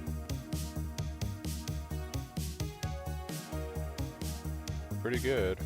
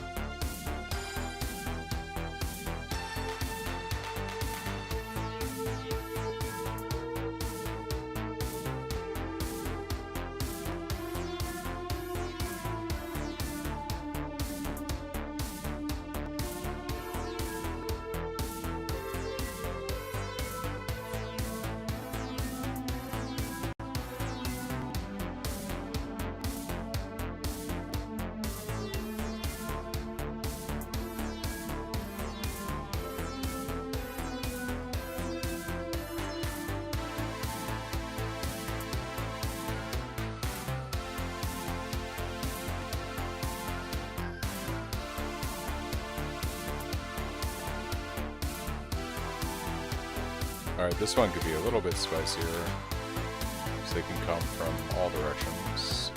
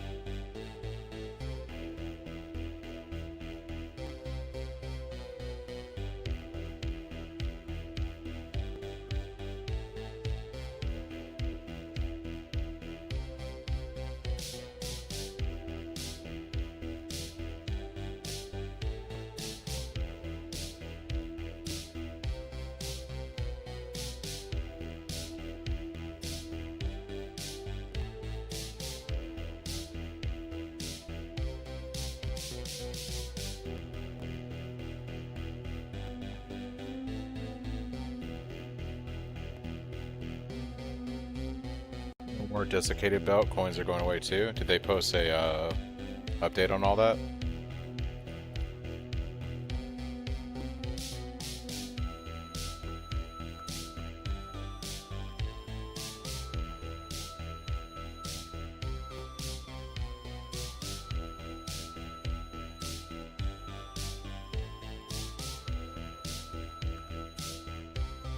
Yep. Transfusion support, however, will not be attainable from divination cards. Maps with empowered mirages that cover the entire map will not be openable in standard. Existing black barrios will be usable, but there will be no way to obtain more of them. Existing black barrios will be usable. So in standard, you could still farm for the belt. I mean, they were pretty OP. Like, you could argue... Well, you had imbued gems. Imbued were kind of like the power creep 2 of the league. I honestly thought the belts were going to stay. They were just going to gate them behind like an Uber boss. But maybe they couldn't figure out a way to like do it because there's like... They randomly generate the shrines and stuff, so maybe they were just like... We'll just get rid of these OP belts.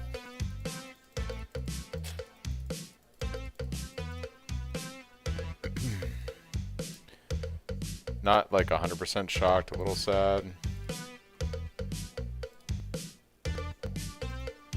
Yeah, I wonder if like that kind of stuff is staying.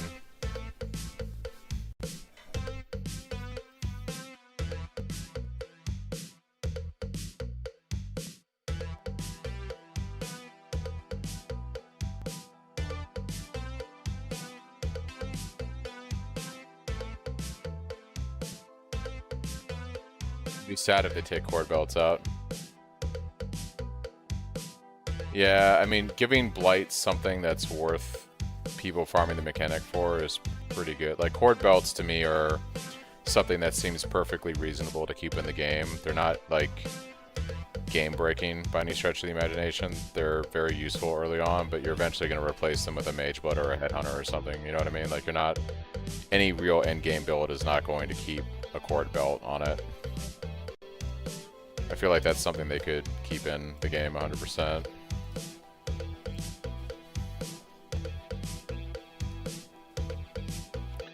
Oh yeah, what are they going for? I think I have a couple on I think I have a couple in my stash.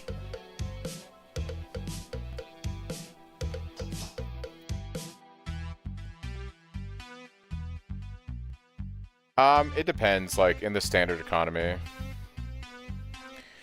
Are the desiccated belts still obtainable from doing the boss? Because in standard that could be a thing. There are some people that play standard, surprisingly.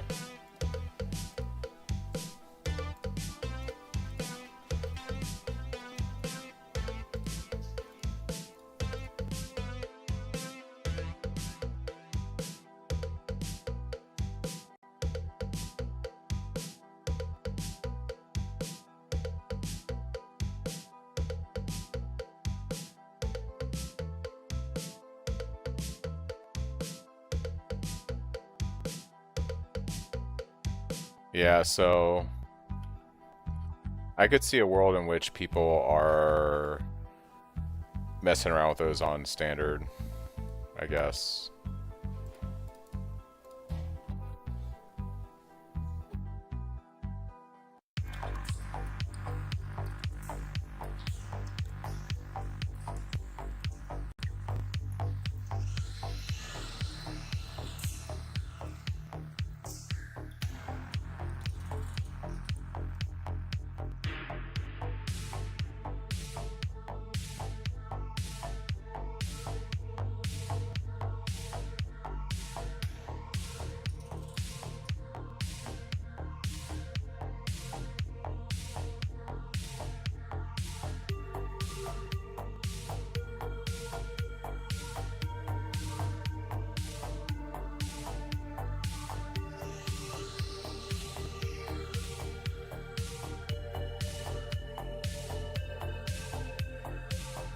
Be an absolute death trap to get through.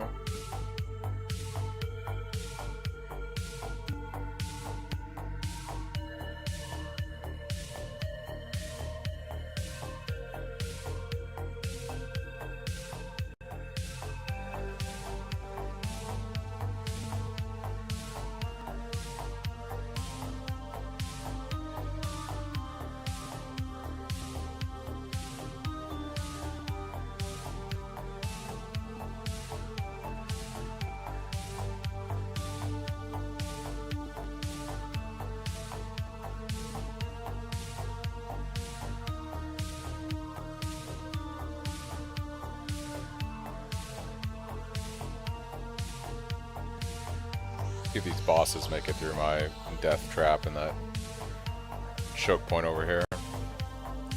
That boss is... oh, no, he's gone. Yep. We just chilling now.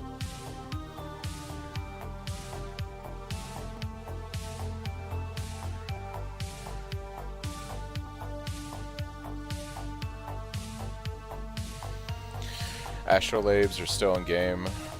Yeah.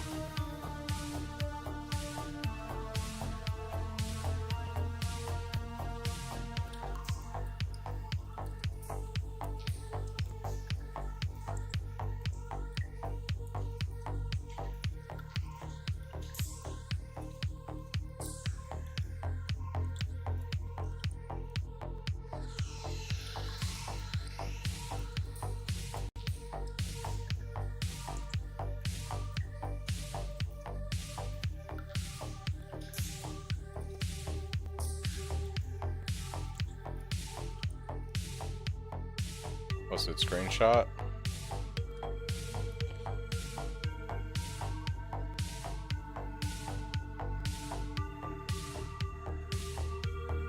Yeah, I am really surprised that Mirage... I'm not surprised that Mirage isn't going core. Mirage was like a League mechanic that arguably just made everything better. So you'd be forced to take that League mechanic. Like, you'd be forced to run Mirage doing anything in the game because it just makes everything better.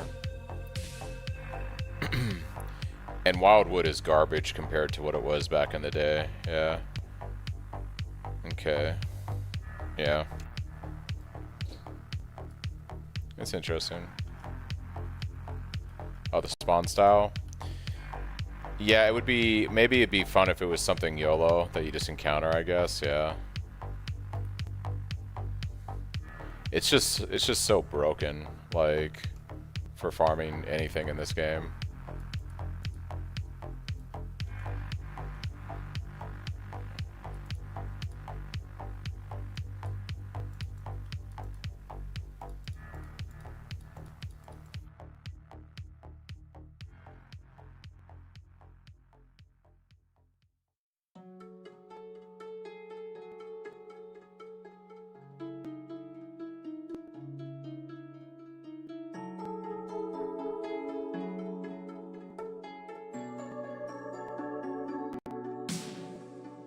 Mage buds will be expensive again. Without the belts, yeah.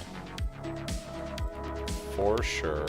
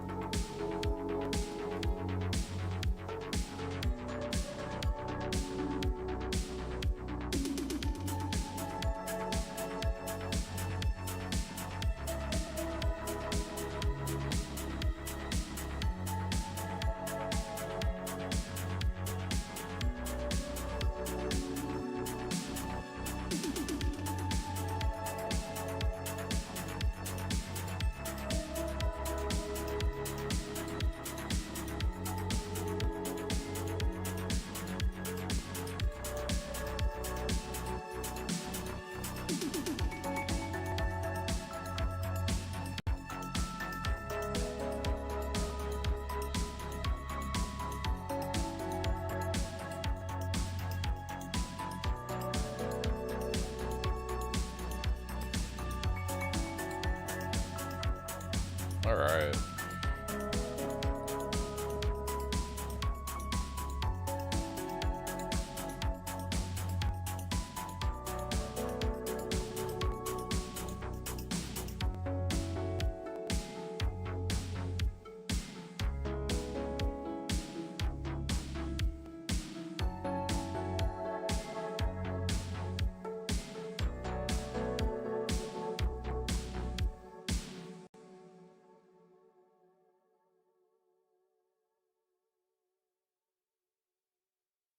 Let's see. All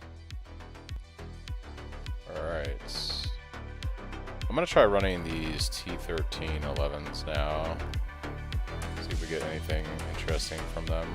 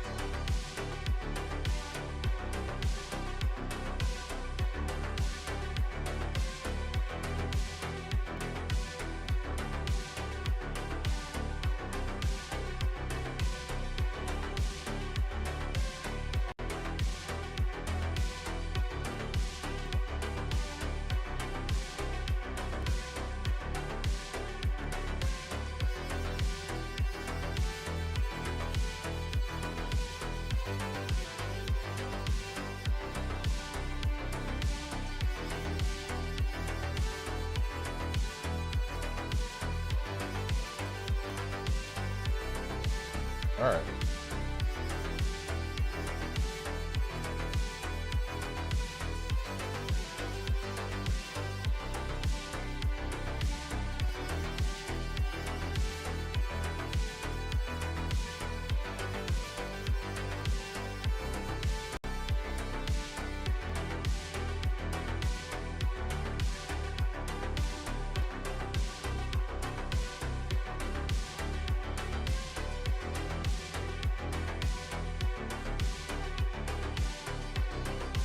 Hey, no problem, Hector.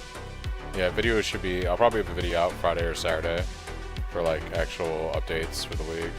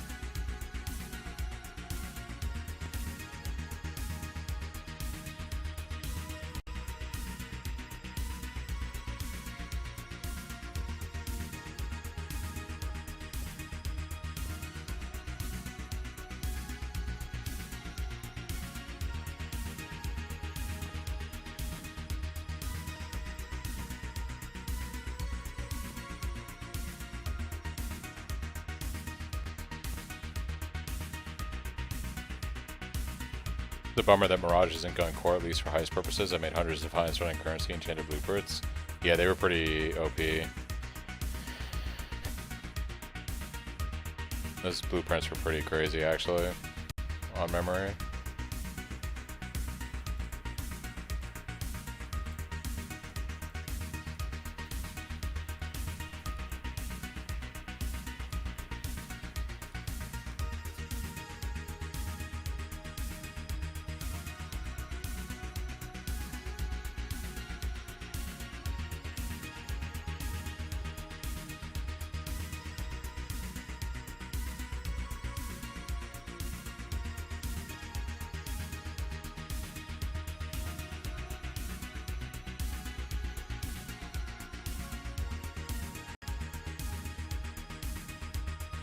Mirage boss. Or not a Mirage boss, just a Blight boss is what I meant to say. 2 Blight bosses. Oh, we gotta beef up this, oh, we got guys coming in down here. Protect the pump! Protect the pump!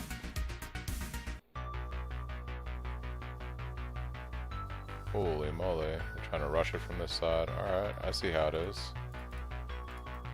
Some extra defense in here.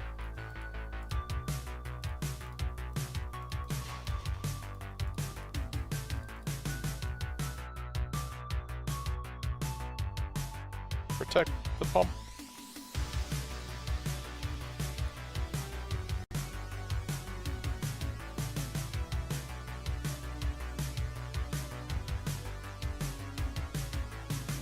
Yeah, I wonder if they just couldn't figure out a way they wanted to keep it in the game. So they were just like, we'll remove it. I guess they were just like, we can't think of a way we want this in the game right now.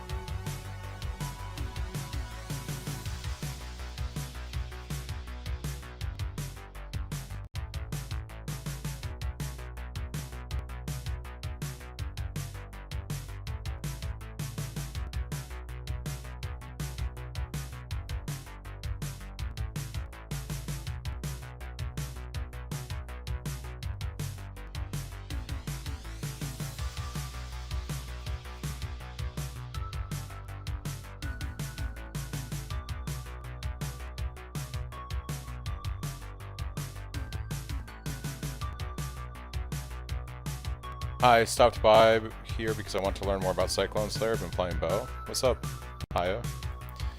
Yeah, it's pretty simple. Cyclone Slayer. Quick rundown. Obviously, we play Slayer. We play Slayer because we get really nice damage bonuses. We get 20% more damage with hits and reflect Fizz damage immunity. This is a big one for the build. Headsman gives you 20% coal. This is one of the reasons why Cyclone's so good on Slayer is impact. We get increased strike range, which affects the radius of our Cyclone, and we get more AoE per enemies we kill. And then our last ascendancy is Brutal Fervor. This just gives us Slayer Overleach. It's really good for sustain. The tree is pretty straightforward. We're scaling Fizz, crit damage, and Impale. So we take things like Physical Mastery, more max Fizz attack damage. We take these Impale nodes here and up here. We scale like all the crit here and here, as well as some additional crit here early on when we need it. We also grab, I play Staff with my Cyclone. The reason I like that is we get Smashing Strikes. The 10% chance to gain endurance charges on melee crit strike. We're critical striking all the time, so this is permanent endurance charge sustain. Then a bunch of crit nodes up here. We do scale into block also because we're using a staff, so eventually you run a Rumi's Flask and you take things like Steelwood Stance, and you get eventually capped on attack and spell block by using Versatile Combatant. That's pretty much it for like a League starter breakdown of the build. Nothing too crazy.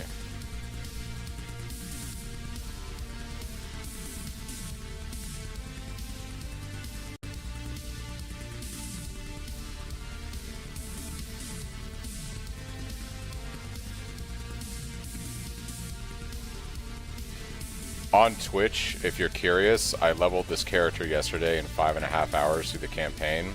I actually got to T16s on this character in 9 hours yesterday on stream, from when I, all the way from level 1 to T16s in 9 hours. So that is on Twitch, that VOD. So if you wanted to skip through and look at stuff, you can see kind of how I leveled the character yesterday and progressed it. It's also on my YouTube channel from yesterday.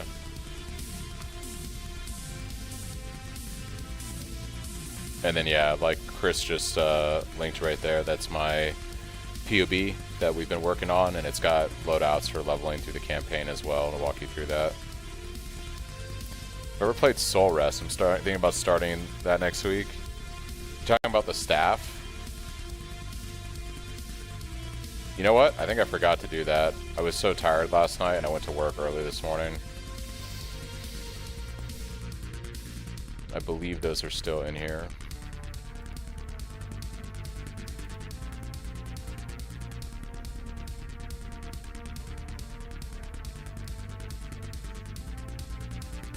Yeah, I want to make sure I have the most up-to-date POBs. So let me pull it from Nightbot, because I know I updated it there.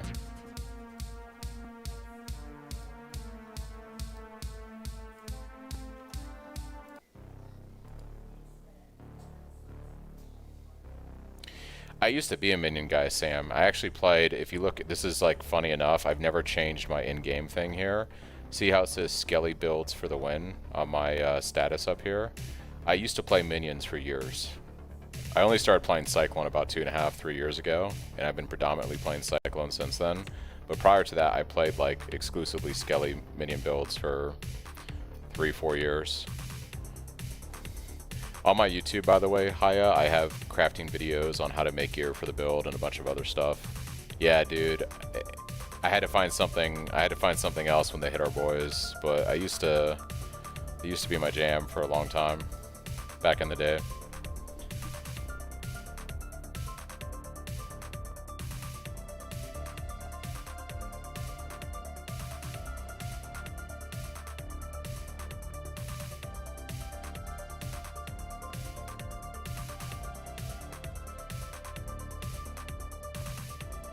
Yeah, I actually have a website, Haya. If you just go to my gamer tag, Cenovix.com, on here I've got like links to my guides for builds, my most recent videos I posted. I have a Atlas strategy page that I update every league for what I do for SSF Atlas trees. This is for SSF, not really for making money. And I have my crafting page here, so I have step-by-step instructions on making the items as well as links to the videos on my YouTube for the core items that people ask the most about. And then I have like an FAQ with some generic questions here. I'll probably expand this a bit more for the next league, but yeah.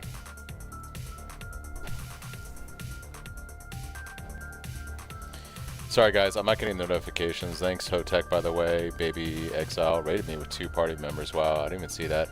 I gotta fix my notifications because I don't, with my dual PC streaming setup right now, I don't hear those through, because my headset's plugged into my gaming client. But yeah, thanks Haya for the follow, by the way. Choker, thank you for the follow. And then thanks Baby for the raid, I didn't even catch that. Appreciate it guys, thank you for the support. I also have 2 videos, Haya, on my YouTube channel. One is also, like, I have 2 leveling videos. One is doing hardcore SSF. So I have hardcore SSF leveling in about 5.5 hours, and I have a video from, I think it was the end of 3.27 when I did SSF in 5.5 hours. So those are also on the YouTube. Because I usually start out as hardcore and level that way. Eventually I die at some point, you know, past the campaign, but yeah. Alright, so this has been updated.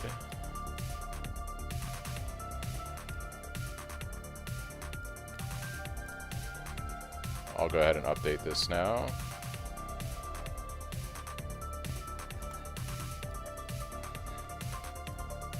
That should be set to level 96, our boy.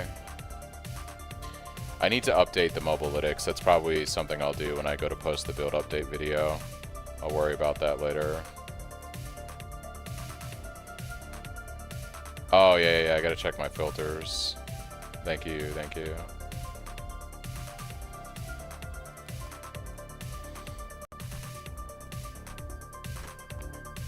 Okay. That's all updated. I really enjoy playing PB1. I'm still somewhat noob, even though I played since Affliction. Been copying and pasting builds and not really trying to understand, but still trying to get better in reading. It's a lot to take in, for sure. Like, it is a lot to take in.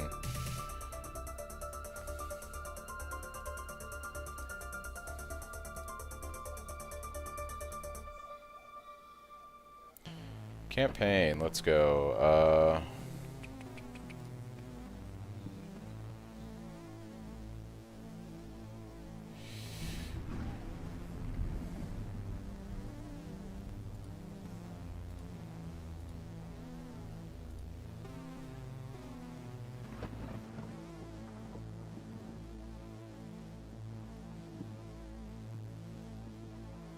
Yeah, I mean, in my opinion, if you're gonna play Cyclone, Slayer's the build, like, for sure.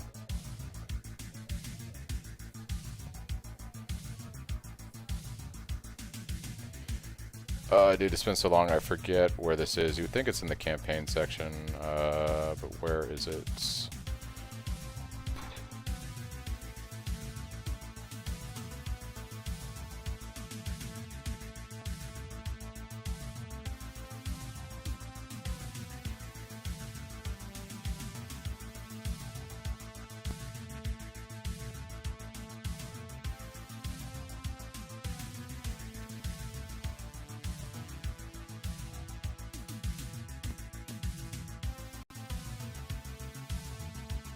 This is endgame.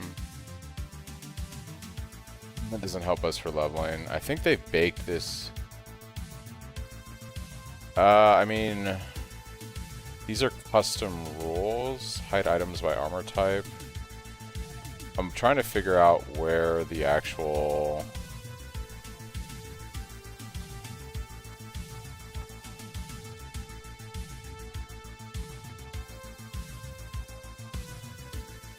Yeah, I guess there should be like a section. They do it for the end game here that's very clean, where like you can essentially tier your items. For the leveling, when they changed it, they have like a thing now where you just tell it like, I'm gonna be leveling with staffs, for instance. I might be able to adjust it here. I think I do it here now. Yeah, this is what we want.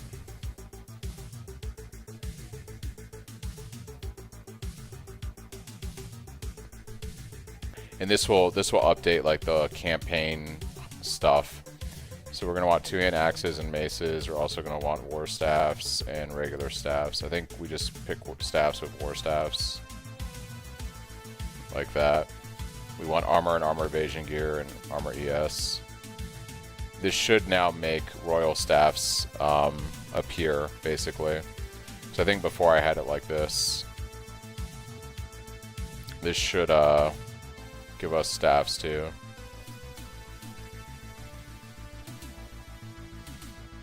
That should be good. And that just affects the campaign section.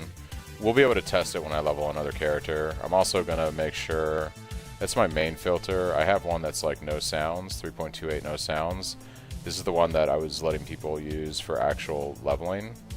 And this is the one that we'll want to update for that also. So staffs and war staffs. That looks good.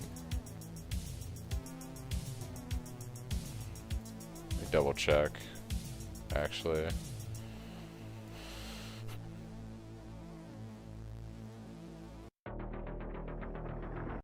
Shows rare item types you did not select above instead of hiding them in Acts 3 to 4. Oh, it does this early on and then it only shows you your filter for the rest. Yeah, that's fine. That's what we want.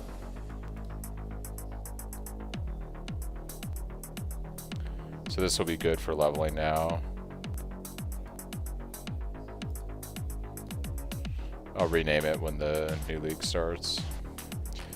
Alright, so now my main filter and this one should have the updates for the campaign, so we should see royal staffs. We'll be able to test it out later, and I updated POB. So we're good on all those fronts. Thank you for the reminder.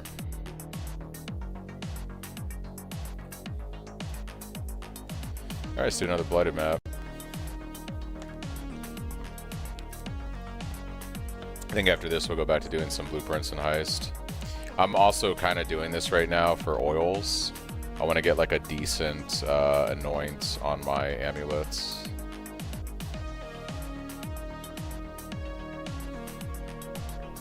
Oh, Haya, thank you for the sub. Wow, thank you. Appreciate it. You didn't have to do that. Alright.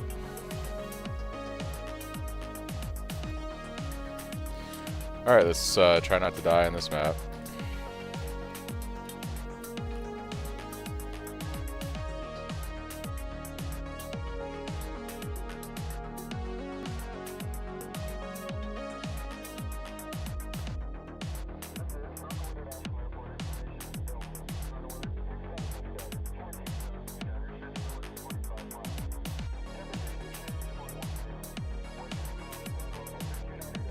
Alright, moment of truth. Let's freaking go. Probably do something like this here, as well as...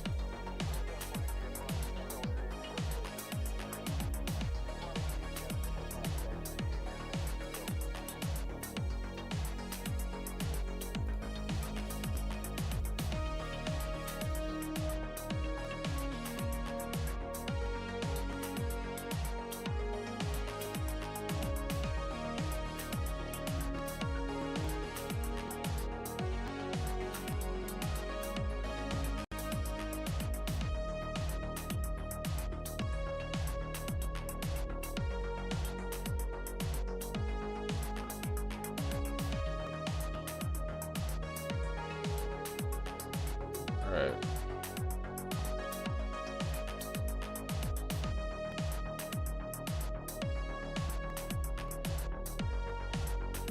Dude, they did the same thing with the Affliction League, with the Wildwood. Everyone was like, this game sucks now, they're getting rid of Affliction. I'm not going to be able to run my super juiced maps. People, like, they believe that, like, GGG is never going to produce another good league. It's like, dude, they're going to have, like, that's the thing that makes this game so fun, is, like, they're going to come up with, like, new ideas for league mechanics that are fun.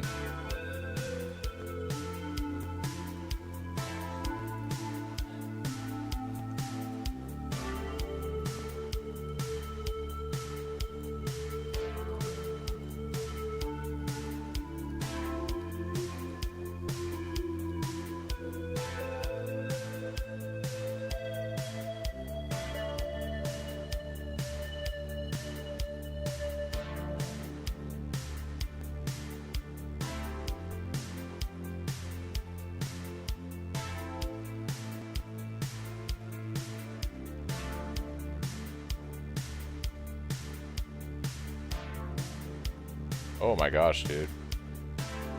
That poison almost destroyed me. Fuck.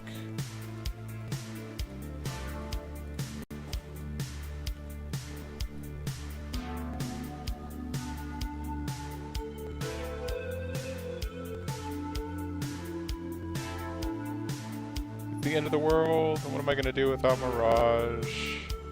This game is never gonna be good again.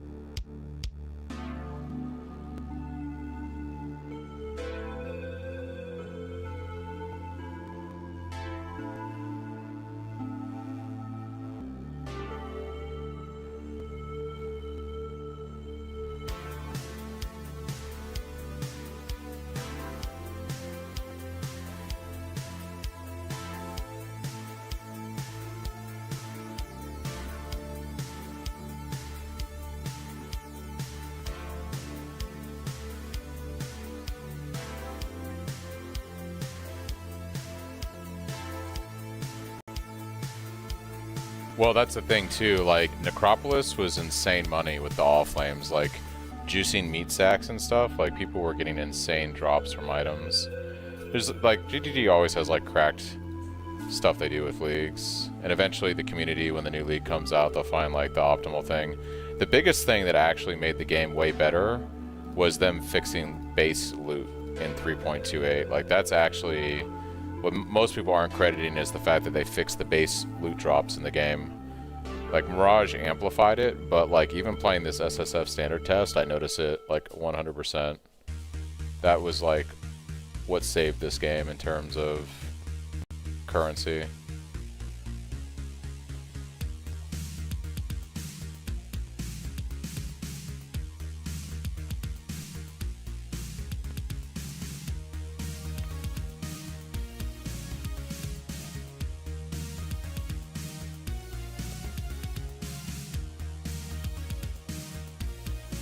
Yeah, well, there's so much more currency now.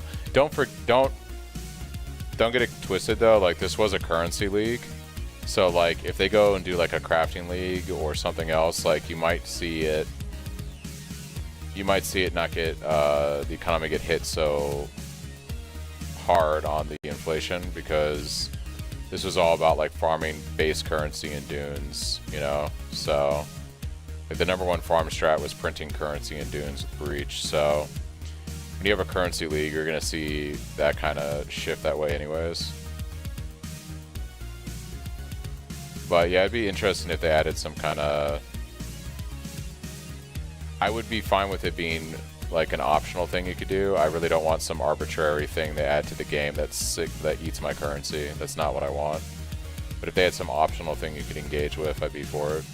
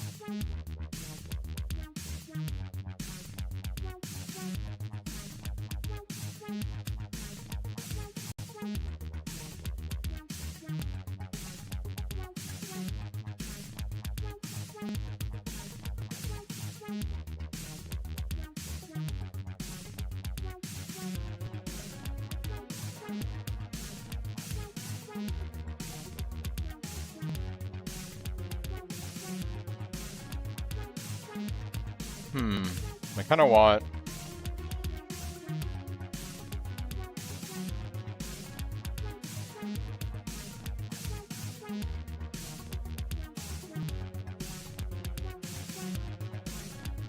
I kind of want to do Serpent Stance right now. I feel like I just want more damage at this point. Azure Black Opalescence.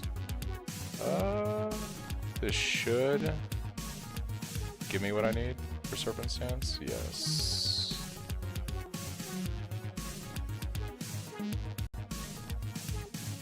Nice. Very nice. Okay. Alright. Do more round of blueprint farming, and then we will go do some more blueprints.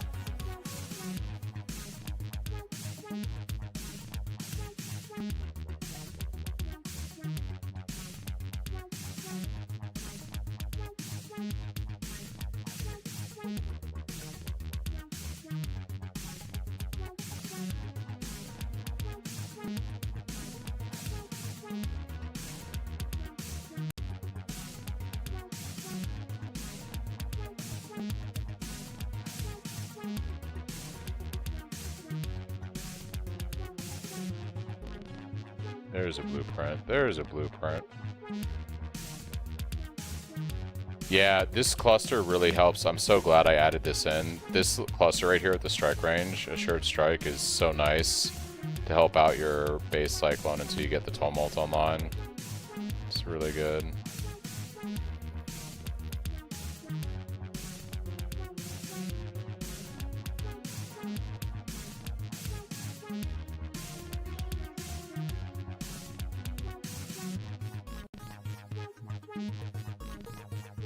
I'm not sure.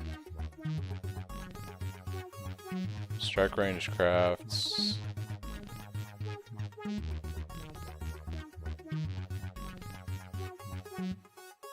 Maybe pit? Melee rank?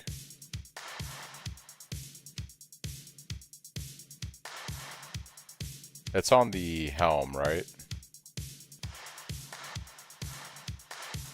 Must be pit.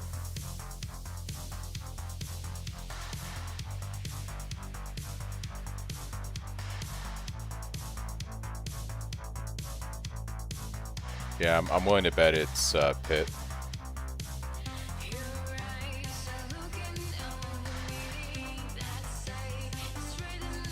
Alright, let's go do some more blueprints. I think I gotta get some reveals in.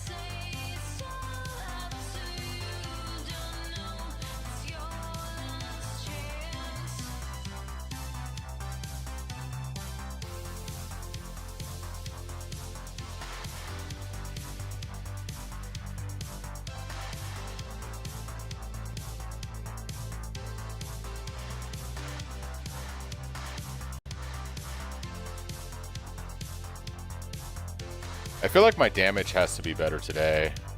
Several more levels, plus I've got better amulet with Anoint. Surely I'm doing better damage now. That Shaper kill, we got it in, but dude, that was rough. Not Shaper, Eater. Would it be possible to lower the music and maybe get more of the in-game sounds? Yeah, I have the music usually at this level because people are like, oh, I can't hear the music. I don't know how much softer that just got for you guys. How's that? Is that better?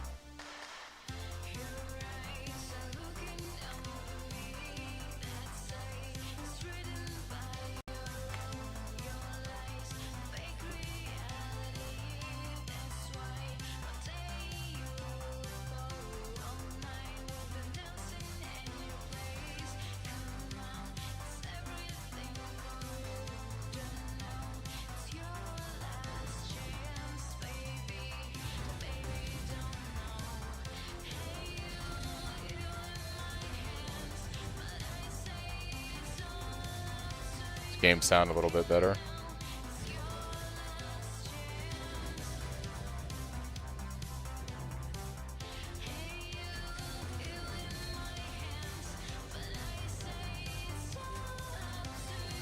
Let me kill some stuff and not die here, and we'll try to adjust it again.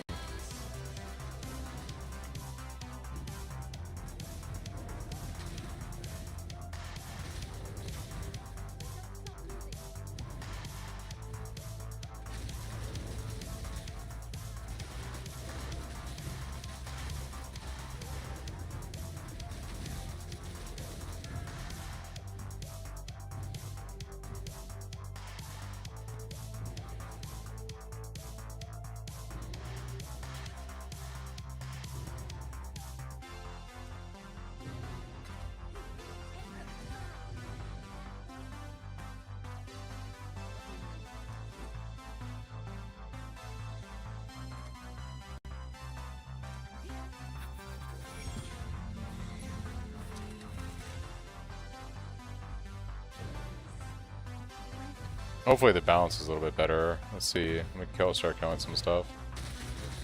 Oh, that's got to be louder now.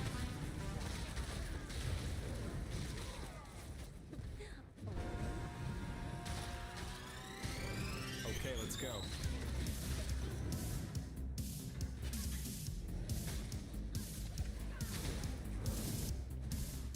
Good balance in all three, including Mike. Okay, cool. How's your damage? I don't know. I haven't ran my numbers today. I killed Eater with 450k DPS yesterday when I was pushing. I got to T16s and killed Eater from level 1 in 10 hours yesterday. So I went into the Eater fight with like not a lot of damage. I feel like my damage is much better today because I've worked in precision, basically almost got hit capped, and have scaled a lot of crit damage since yesterday. Surely it's better today.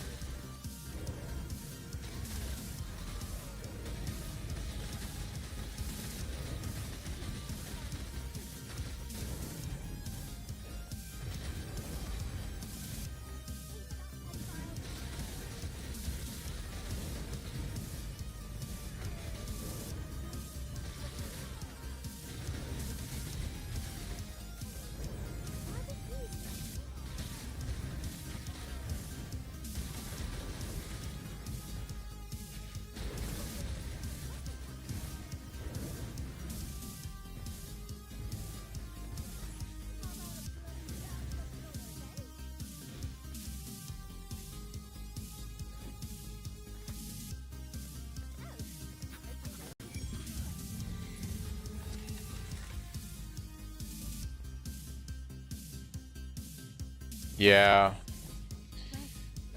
I gotta like start working on a better weapon craft so I can get a 5-link going. I haven't really focused on gear so much today as I've just been pushing farming for boots. But I would need to get a good staff craft going, I think, to 5-link it.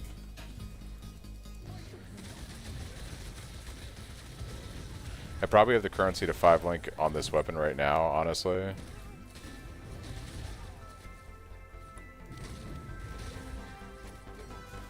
That's not bad. Double damage since yesterday is not bad, considering I didn't play at all today due to work. Nice.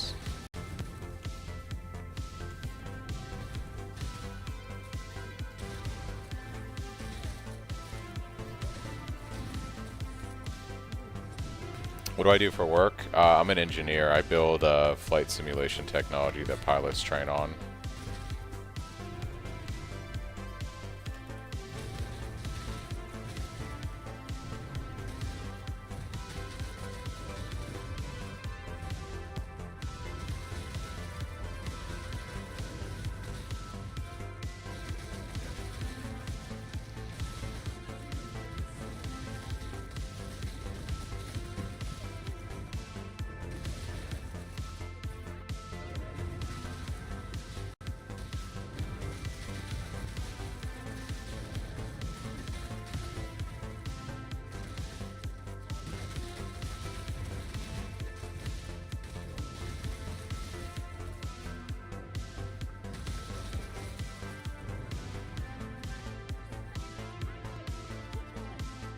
Alright.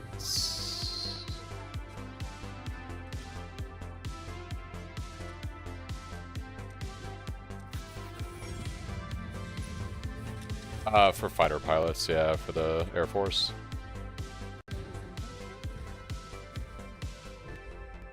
So, like, F-35, F-22, F-16, things like that.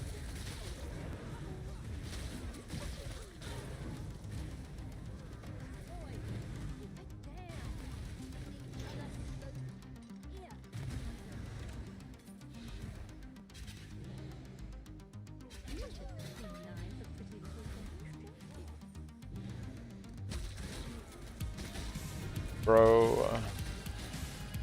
Yeah, I have a feeling it's going to be one of those runs where it's going to take, like, a lot of blueprints to see the boots. I'm getting that vibe. For sure. I have a lot of gold. Maybe I'll vendor or gamble for some bases from our boy Faustus. So if I can hit, like, something juicy, we could 5-link it for our GC.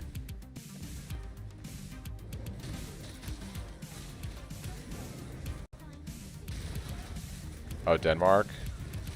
Yeah.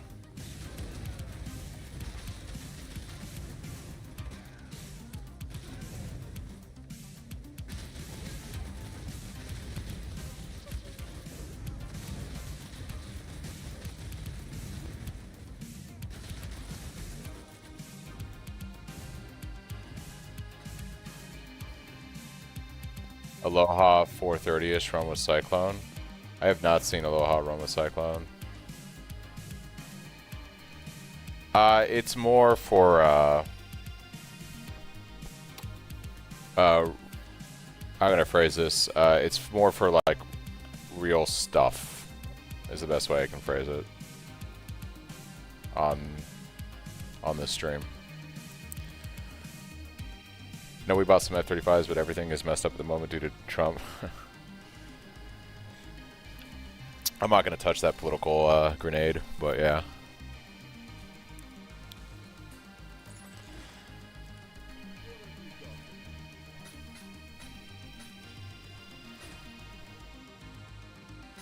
Yeah, maybe we gamble for like a decent staff. Axes seem legit, then maybe go staff around level 90 and get more points for crit. You don't have to, yeah, you don't have to run, especially like in softcore, you don't have to run a staff early on. I do often take these points here right around when I enter maps, around 70. I feel like I don't really have a problem with damage, especially since I augment my damage with General's Cry. So, but yeah, you could totally play axes and just build into staffs and crit later. I typically like to go for the block nodes though early on because I do play hardcore a lot, and so a staff is just better than an axe for hardcore, I think. Because my damage never really feels terrible. I mean, I was in T16s in 9 hours yesterday, but I was dying quite a bit because I was pushing so hard, so there's that. Yeah, you can run Mace also for Shockwave during the campaign.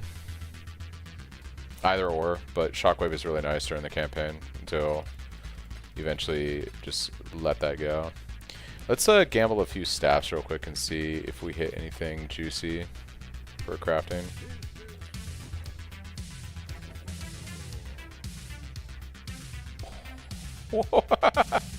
Wait, hold on. What am I looking at right now? Did I really just gamble that? Hold on. 730 PDPS. Hey guys, just gamble. Just gamble. What the fuck am I looking at? Holy moly, dudes. T1, I hit T1 flat, T2 increased fizz, and I can still craft on.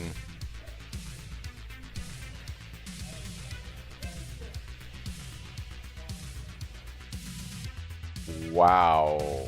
Okay, we 5-linked that. We 5-linked that 100%. That's fucking insane, dude. What is that weapon I just hit? That's crazy.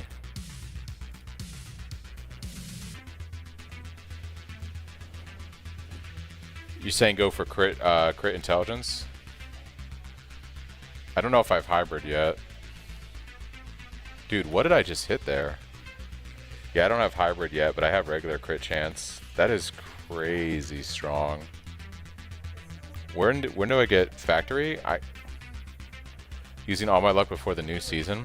I think we go do factory real quick and get that. Holy shit, dude. Alright, hold on. That's crazy. That's a crazy weapon.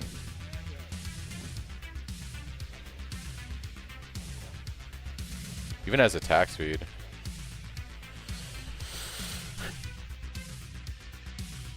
Yeah, I mean, that's just straight. That's straight magic what happened right there, guys. That's some magic. What are the chances I hit 6 sockets?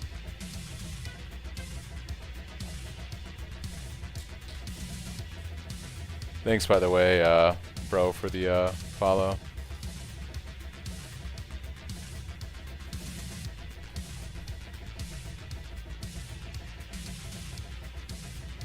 Yeah, dude, we hit a 730 PDPS weapon. I just randomly gambled some staffs, and I hit a 400 or 730 PDPS. I was gonna blow through all of my gold too. I have like 100k gold. I was gonna blow through all of it, and I just hit it. I don't know.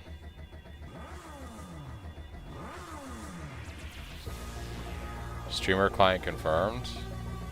I mean, that's a pretty good weapon. I can't really lie. Alright, we're gonna aim for a 5 link now since I don't have a lot of fusings.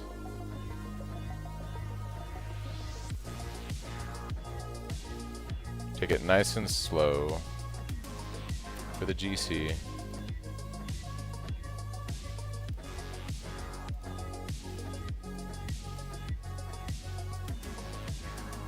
Oh shit, that was a 5 link. I rolled over it. No.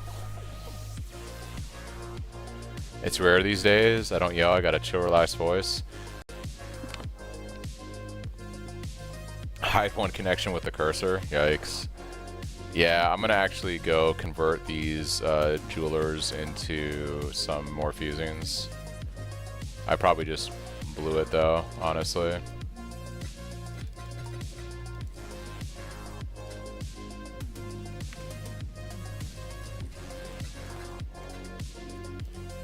We'll see.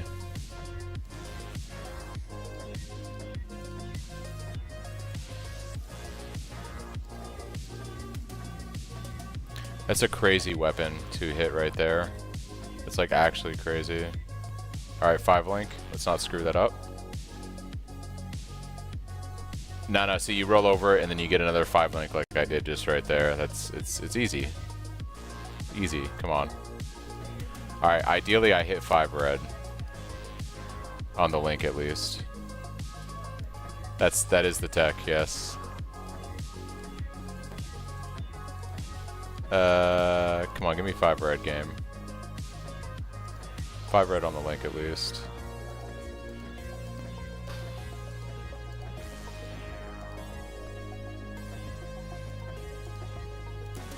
I still can't believe I hit that weapon. That's crazy good.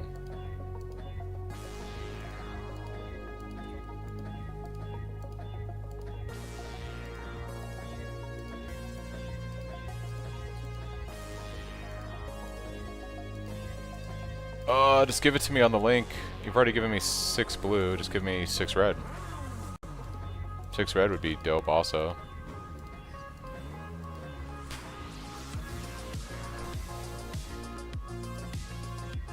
Hey, there we go. Alright. So now we're gonna move GC over to this guy.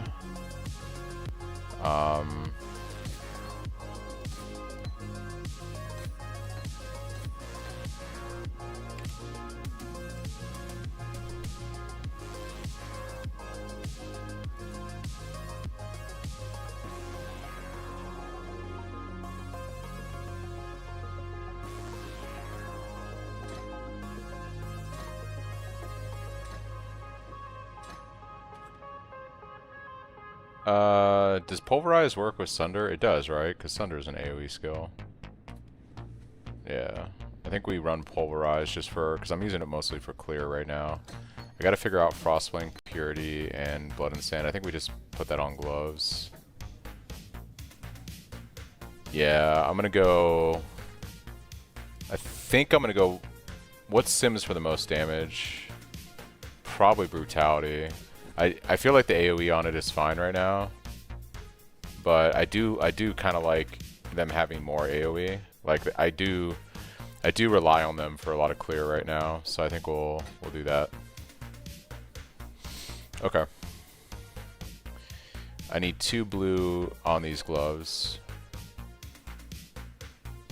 Yeah, we should be able to fix the link on that later. And then we'll put 2 blue on the gloves. Well, let's think about this, actually. Leap Slam, Precision, Blood Rage, Desecrate. Got my Cyclone set up. Dude, that weapon is crazy good compared to what I was using.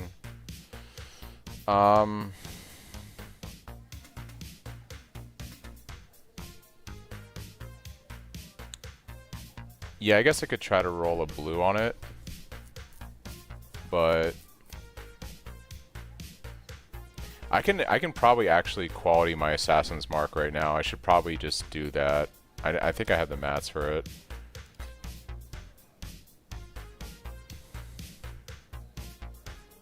I think I'm just going to manually do this so I can have power charge guarantee. I'm going to get a lot of GCPs from doing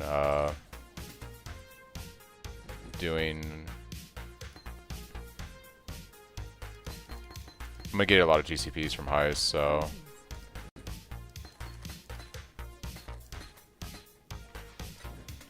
yeah, this is pretty much as good as it's going to get right now. Alright. And then let me think about my supports here.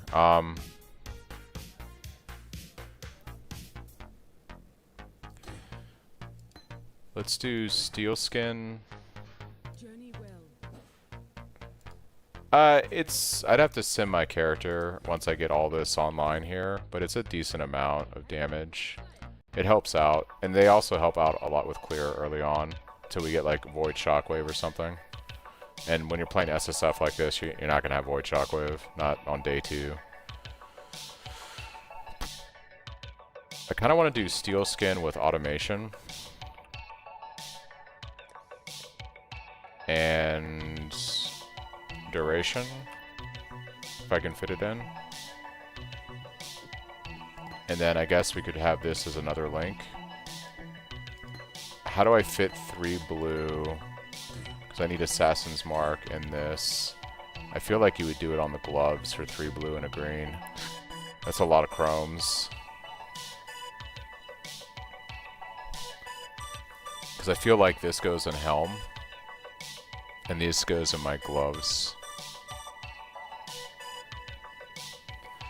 It's GC is arguably like, this is why I was, when we were having these conversations a few months ago, like GC is so good until you get to that certain point, you know what I mean? Like once you get like Cyclone of Tumult and Boots and 6 links and all that kind of stuff, eventually Cyclone just outscales it. But dude, like on like League Start, like day 2, like right now, it's such good damage. The power charges come from 2 sources. You get them from blocking here, which is kind of like, you know, it comes from there, but Assassin's Mark really gets you just guaranteed. I think we run 3 blue and a green on the gloves and we try to do this. That's a lot of chromes. I basically have a 50-50 that this is going to hit either 3 blue and a red or 3 blue and a green. It did it, guys. It fucking did it. Let's go.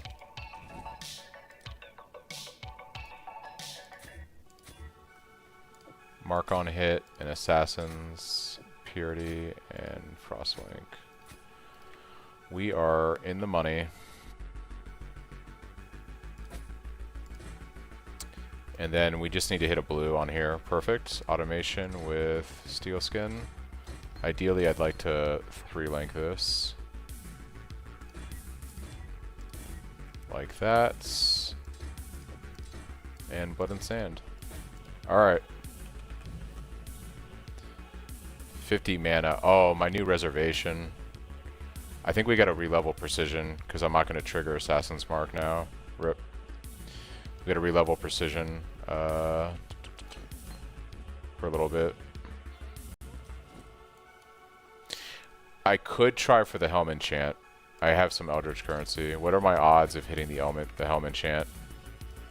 Let's see. What are my odds of hitting this? I've got 7. I believe it's Eater, right, for mana reservation. What are my odds of hitting this in 7 of these guys? Let's find out.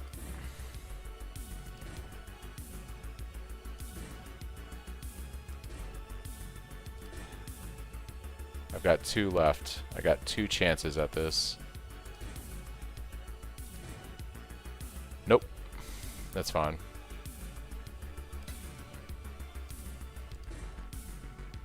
Reduce mana cost of attacks. I like that, so we'll keep that. Okay. Yeah, we just gotta re-level precision for now. Let's freaking go. And I have 1 more red slot that we can run something else in. I guess I could life tap my Assassin's Mark, but I'd have to redo my links here, and I don't want to do that. I don't have the chromes, I think, honestly, after I did that craft. Hitting 2 blue and a green. I guess I could try to 2 blue it. 2 blue is like, how many chromes? 25 chromes. I mean, precision levels up pretty quick. I'm not entirely too worried about it. I think I just re-level precision, honestly. If I had more currency, I would just life tap the Assassin's Mark, but I'm gambling right now that I'm gonna hit that, which I'm not certain I will.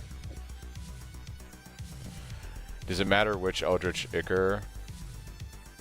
Yeah, I'm just gonna re-level it, Chris. Does it matter which Eldritch Ichor we use to get the enchant? I rolled almost everything on my helmet, but never got over 7%. You obviously want to use a higher level Eldritch Ichor. You can level a... Wait, you can level down a gem with Vendor and Scour? Are you serious? Is that a thing? Stop it. That's crazy. Is that a thing?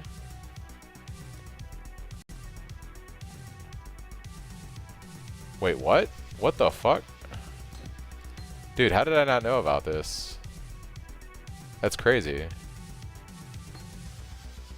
Dude, how did I not know about this tech? I'm sure it's been there forever, I've just never done this. What the fuck? I need to get to above 64 mana, basically. So we probably have to do this 2 more times.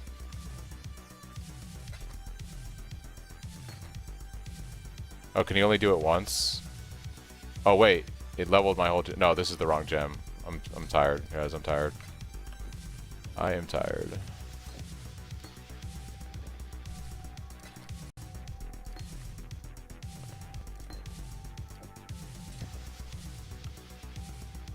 I don't like it being perfectly at 64. We'll go 1 more down. Can drop to level 11. Okay. Dude, that's crazy tech. I love it.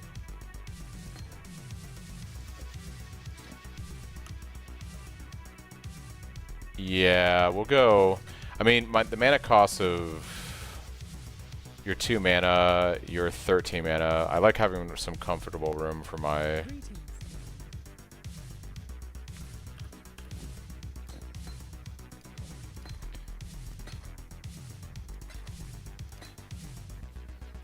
I'm gonna take it down.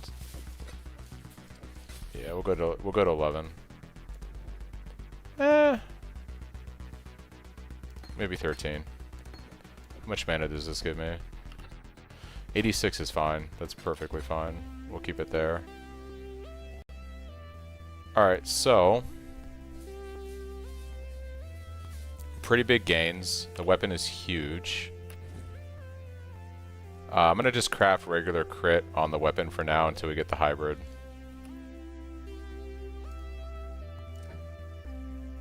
Okay.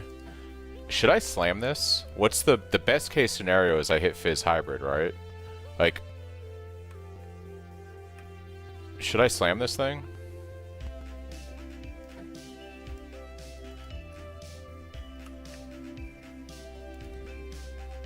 Like, I'm thinking about it. I'm not going to get a Fracturing Orb to realistically try to do anything with this probably anytime soon. And I wouldn't want to Fracture, I think. I could Divine Orb this for better damage, actually. I'm on the low end right now for my increased Fizz and attack speed. We could actually Divine... I'm not using my Divines on anything else. I could slam this, and I could Divine Orb it. Gotcha. I'm gonna slam this thing. The dream is we hit Fizz Hybrid. What do you guys think? Do you think we're gonna hit Fizz Hybrid, or are we gonna hit like adds, you know, some bullshit damage?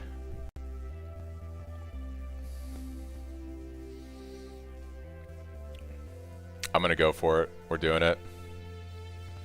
Elemental attacks. It's gonna be some garbage. Here we go. Alright. I slammed it.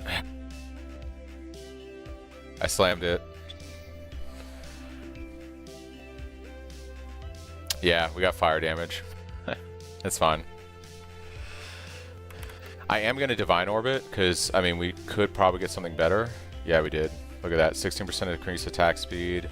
Oh, yeah, dude. That is now 770 PDPS. That's 770 PDPS. It's pretty good. What's the Fire Mastery tech? What other new shit are we exploring right now?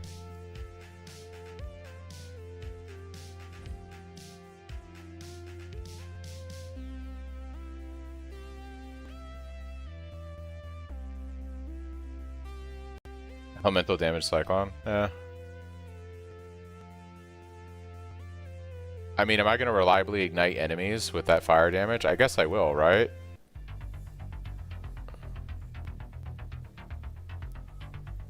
Oh yeah, dude, I totally forgot about the right click text. 100% increased damage with hits against ignited enemies. I'd have to put a lot of points into that though, right? Because like Fire Mastery, I mean, it's interesting tech, but yeah, I'll keep that in mind. All right. Yeah, that's crazy. Crazy weapon gain right there. Always gamble, guys. Always gamble your gold. What else could we gamble on that would be a significant upgrade? I could use a better belt. This belt's actually pretty trash. I could use a better belt. Yeah, we can't run Ellie Reflect anymore unless I put Brutality on my links. It's fine for Cyclone, actually. I have Brutality already on Cyclone, so there's that. Do we gamble for a belt? Maybe? My rings and my belt are my weakest items right now by far. And boots. The boots are not great. I'm gonna roll a couple belts.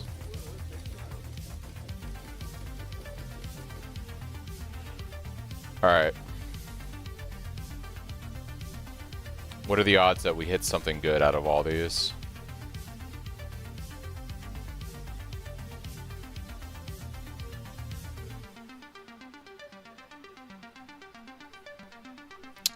$382 armor is pretty crazy. Plus lightning resist. More life. And I can roll another resist on there. So that's already a better belt. It's already a better belt than what I'm wearing right now. With an open suffix. Much more life. And what's up with my resistances at? Yeah. Still good there. So that's now the leading contender. Let's look at these guys. 123 life. I really like the armor on that belt a lot, actually. That's so much armor.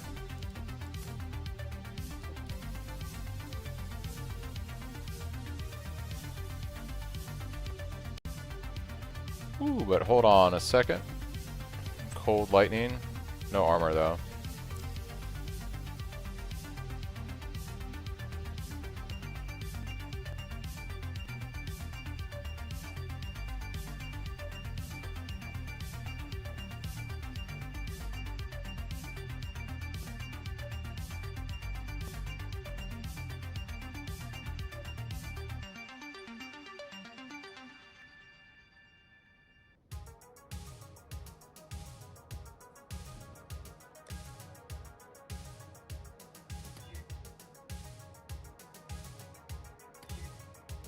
Oh. Hold on now. Hold on now. Pull on suffixes. Yeah. Alright. Well, belt's a pretty good upgrade. We like that.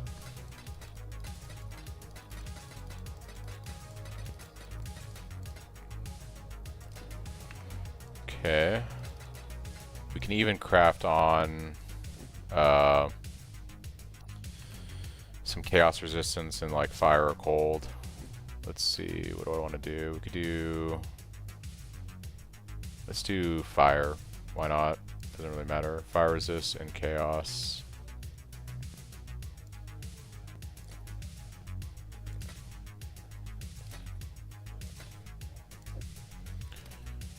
It's a pretty good belt. Pretty good belt. Other thing we could do is, because we have that staff now, I can drop what are we looking like on this guy? I'm gonna drop. I prefer to use these if I can over gold right now. We'll drop 1 point here, and we'll pick up the staff mastery for 3% life for all of the red sockets. And now, look at that life gain, dude. We're almost at 4K. Hell yeah.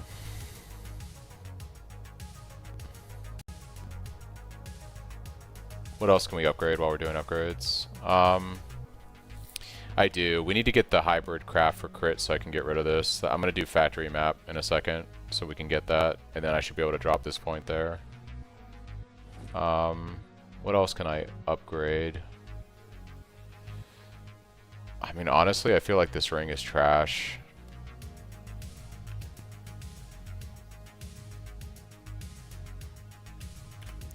I need the accuracy right here. Until I get accuracy on gear, I can't get rid of this cluster. I can save these 2 points though. And we could probably take these 2 points and go across like up here and almost connect this the way we do. But yeah, I can't give up that accuracy right there. Not right now. So semi-repath a little bit. Because of Brass Dome, I'm also wasting points right now. Not wasting, but I'm taking a lot of extra life nodes that we normally don't take because Brass Dome makes my strength give me no HP. So like without Brass Dome on right now, I'd have like a lot more HP. So I'm just compensating for that a little bit. Yeah, I don't have the accuracy on gear to be able to do that yet. What else can we upgrade? I guess rings or boots. I do like the movement speed, but the life on these boots is tragically low. I'm gonna gamble some boots real quick, you never know.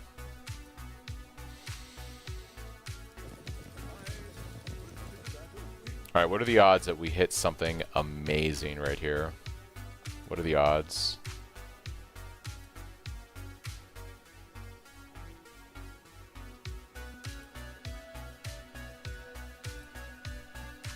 It does count as a life modifier. I tried speccing the mastery. It's a straight up life mod on it.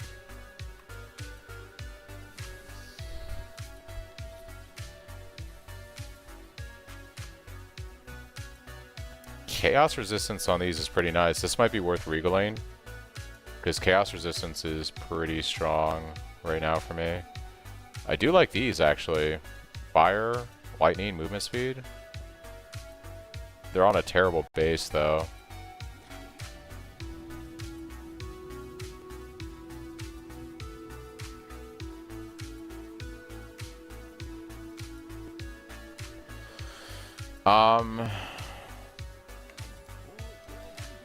But if we were to hit like decent life on that, I could craft life on these, slam it, see what we get, and then try to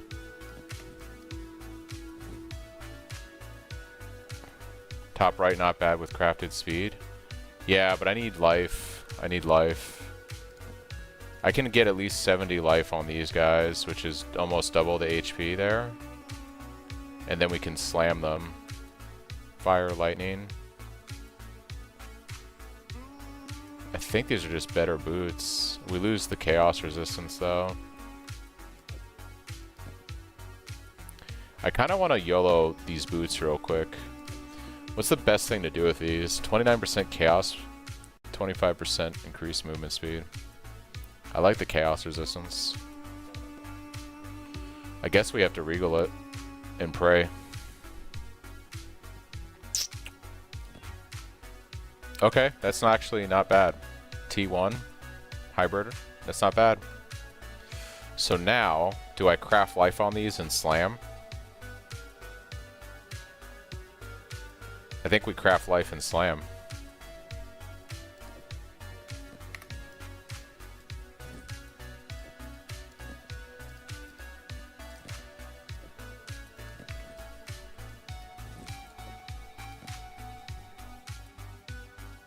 Prefixes are full, so best case I hit resistance mods. Worst case I hit like a stat that I don't need or some bullshit like increased stun and block. I mean,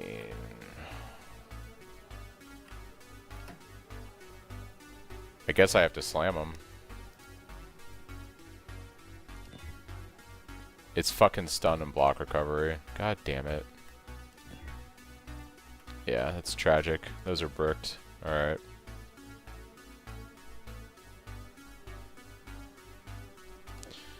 I still have this. I can craft life on these. We just lose chaos resistance, but I mean, it is softcore. Who gives a fuck, you know? I don't even have the right amethyst rings rolled yet to even care about chaos resistance.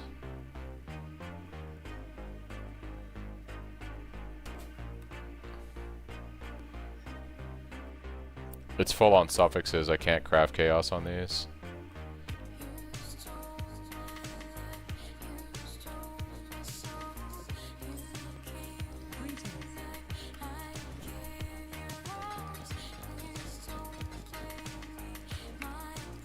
We also have an amethyst ring. Item level 78. I could try to burn a few chaos on this and just see if I hit something crazy, insane.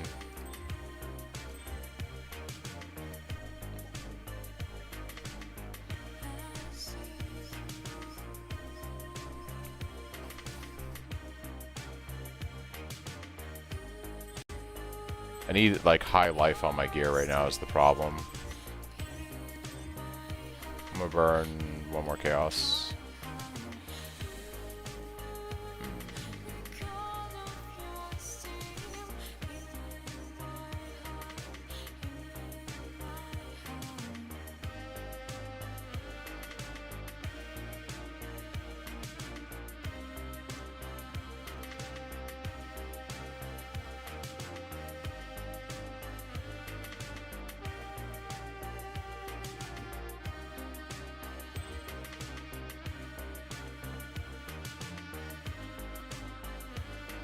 Could craft some intelligence on the ring. I mean, the life isn't that far off from what I have right now. I lose some resistances. Damn, dude. I'm gonna run one more of these.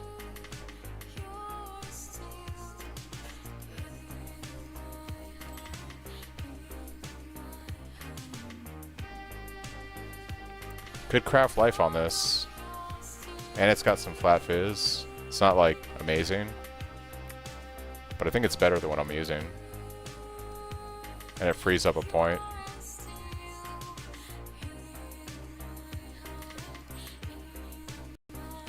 It's not the worst thing in the world.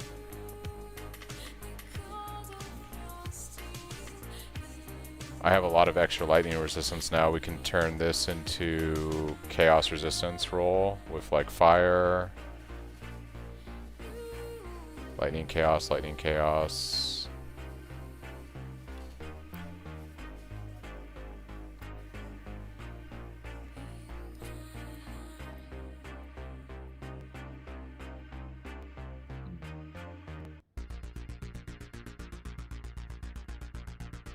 Yeah, I know.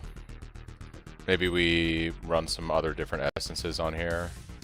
Maybe like,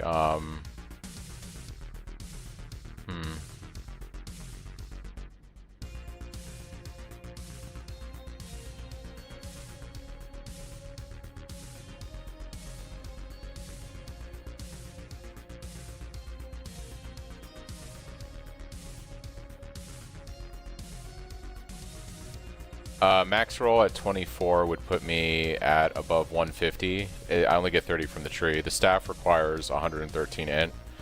So if I get 24 on the staff, I can drop the, or if I get 24 on the staff, like if I get 24 on the staff, I can easily drop the point on the passive skill tree. Because 24 plus 29 is what, 53? Minus 30 from the trees puts me at like 123. I'll be 10 over requirements for the staff, so I think we're fine in that regard.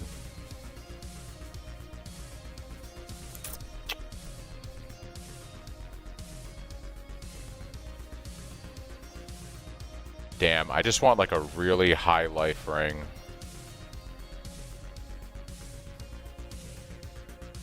I don't want to use these contempt essences.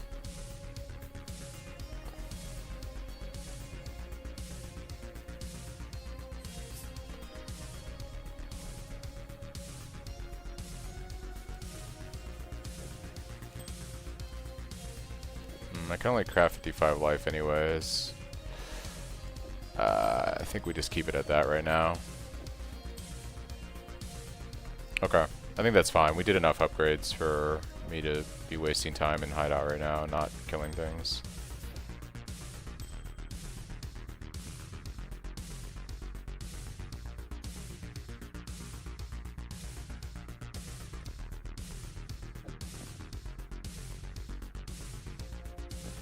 I don't have any harvest juice yet. 4% increased damage for endurance charge isn't bad. We'll keep that. I don't have any harvest juice at the moment to swap anything around. I think this will be fine for a little bit. Let's go do a map and see how things feel. Just want to test out damage. Oh, we need to do factory for the craft anyways.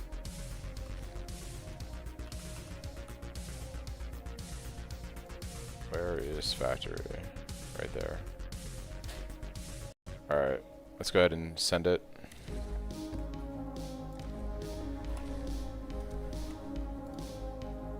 Oh, I'm doing castle runs. Whatever, I want to see what the damage feels like. Ooh, that's crisp. That is crisp.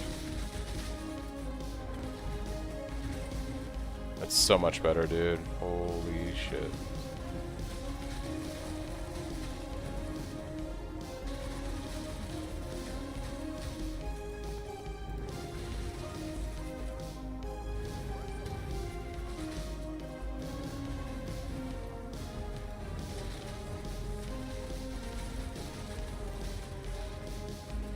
Dude, like, looking at where my character is today versus when I did Eater yesterday. Crazy.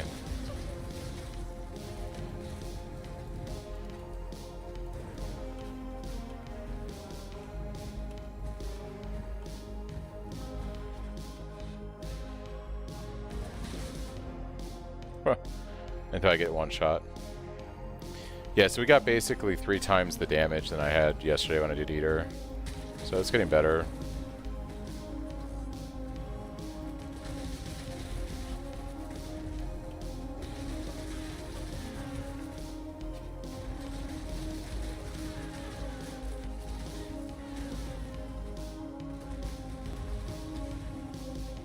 Definitely need more HP.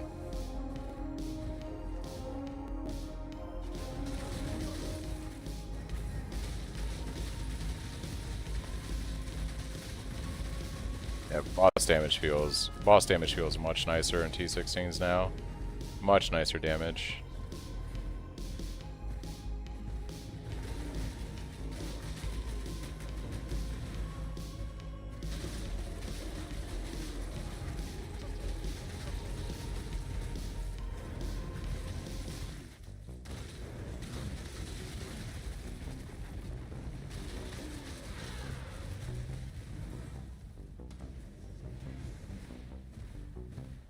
Let's be in blood stance. That would be helpful too.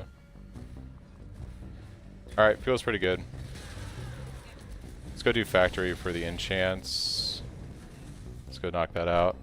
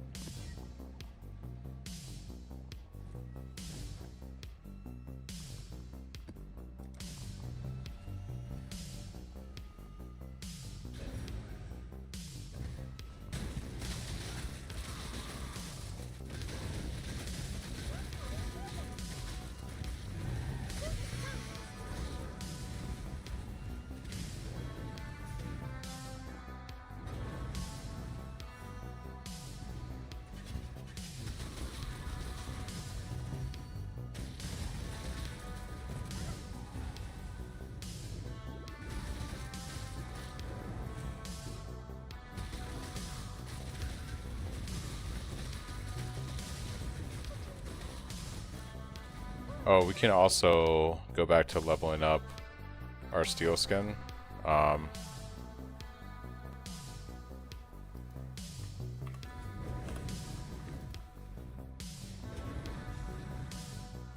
Since we're running it on automation now.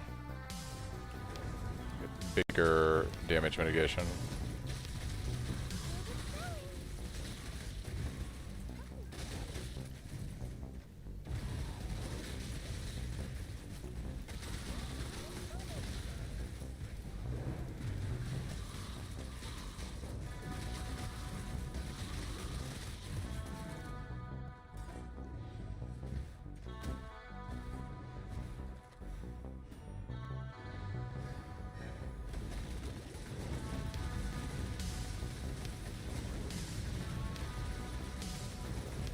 I call him? Yes, I called him before he called me. Alright, very nice. Let's go run the enchants. Critical. Alright.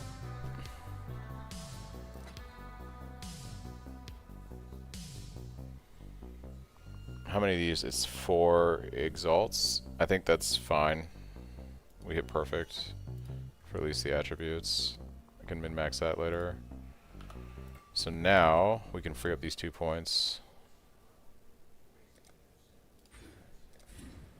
So the question is, do I want to work my way towards... We probably want to go for this right here, right? This increased crit chance and crit multi.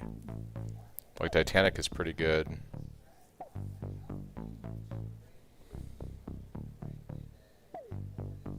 I need 5 points to repath.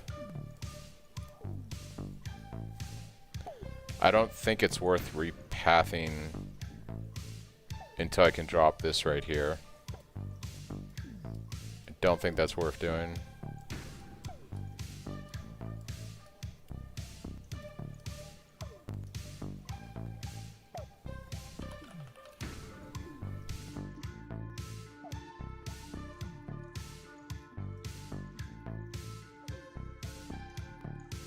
Martial experience.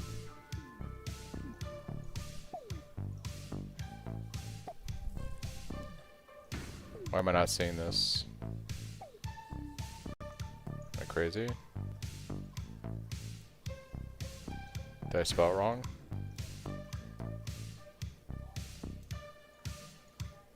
Above. Are you saying I could drop this? Are you saying I'd drop this, basically?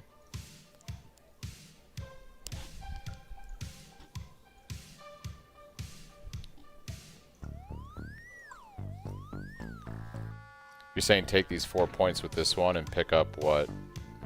Pick up the other one along the way? Titanic impacts?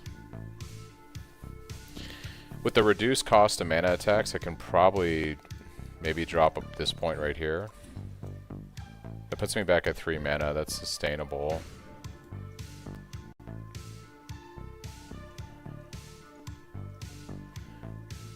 Does Titanic Impacts cluster Sims more damage, right, than Martial Experience? I'm pretty sure that's why we don't take it later.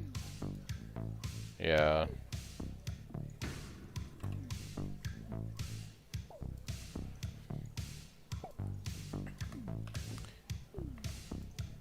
I don't have a lot of gold to respec right now, so this might have to be something we do when I get some more gold.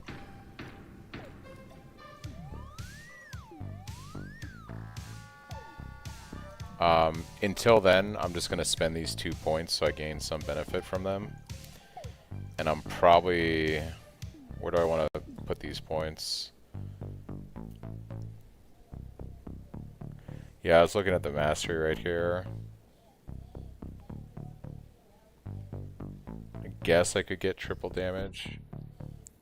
It looks like big damage in POB, but I'm trying to think of like what would be bigger impacts. Like, is it better for me to take the Impale Mastery?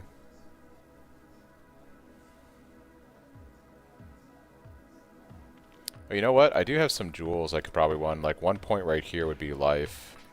That is fair. I do have a couple of jewels I was hanging on to. So this is crit chance with 2-handed weapons and life. I could slam this right here and see if we get something nice. I also have intelligence, life, and increased damage with 2-hand weapons here. I could slam both of these and we could use the better of the two.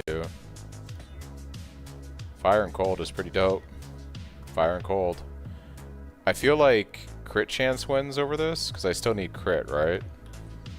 So I could put that right there.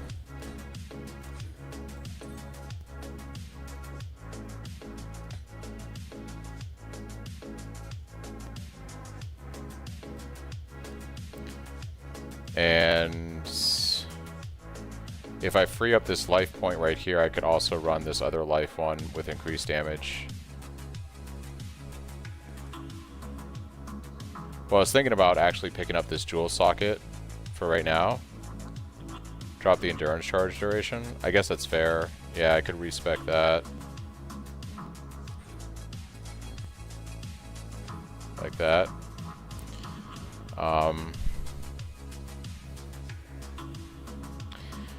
If I unspec one of these life nodes, like this one's actually really shitty, it's only 4% life, I could pick up the jewel socket right here for now and take advantage of this jewel. Life, resistances, intelligence, and some damage versus just life. I think I'm going to do that for now and we'll save up gold.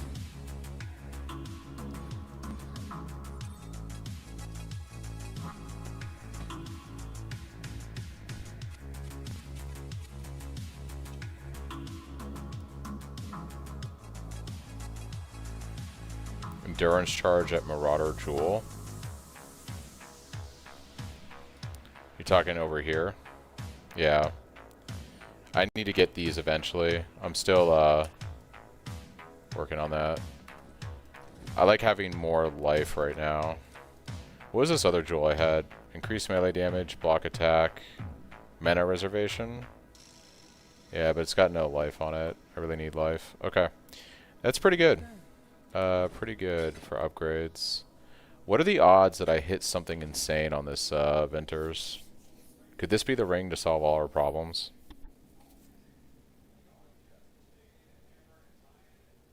Could this be the ring to solve all of our problems?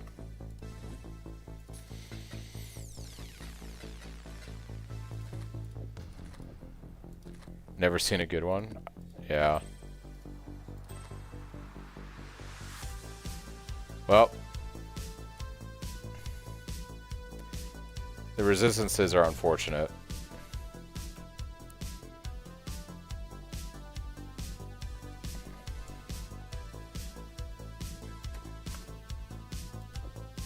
Okay. Alright, yeah. Pretty good gains here. I might actually push Exarch now and just complete this part of the Atlas since we have like 3 times the damage we did yesterday. And like, I have, I think, 800 more HP. Surely I can kill Exarch, right? We'll die to ball phase, but surely I can at least kill him, right? You think? You think? You think? Surely. I'm just gonna grind out maps until we hit Exarch. Because why not?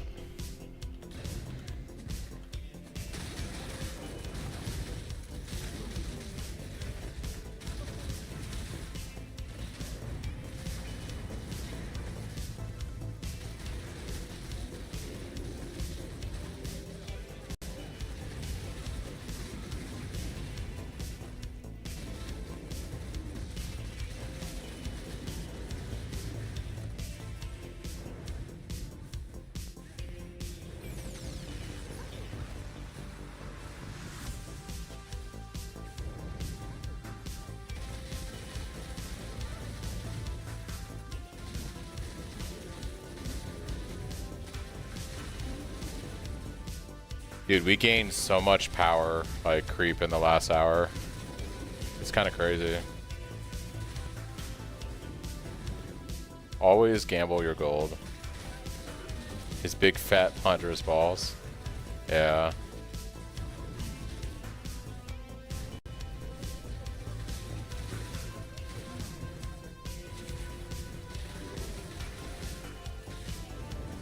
Yeah, we're basically online now for T16 farm.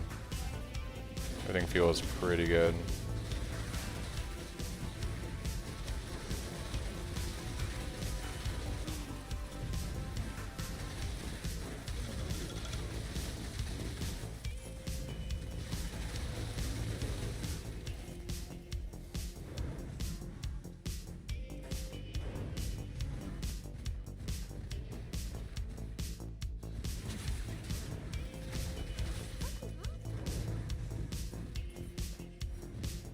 My 200k weapon.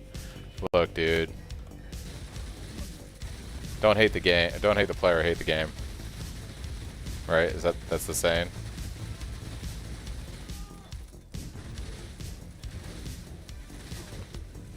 I get this feeling occasionally where it's like, ooh, I should gamble. You know? It doesn't happen often, but when it does, it's like a tingling sensation. You know? It's like, ooh, I should gamble. Now feels like the time to gamble.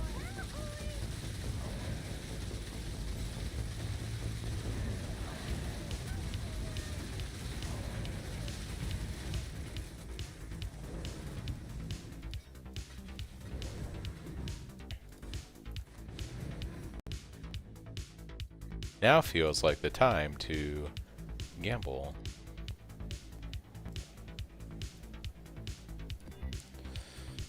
All right.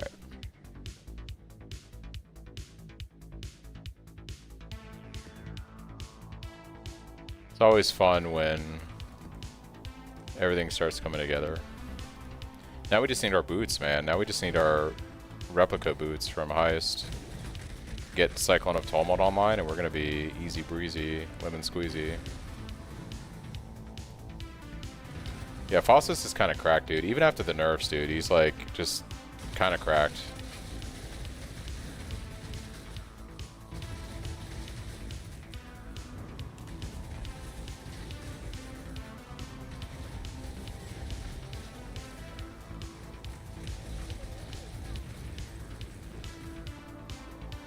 Ooh, those meteors. The burning ground, they be popping.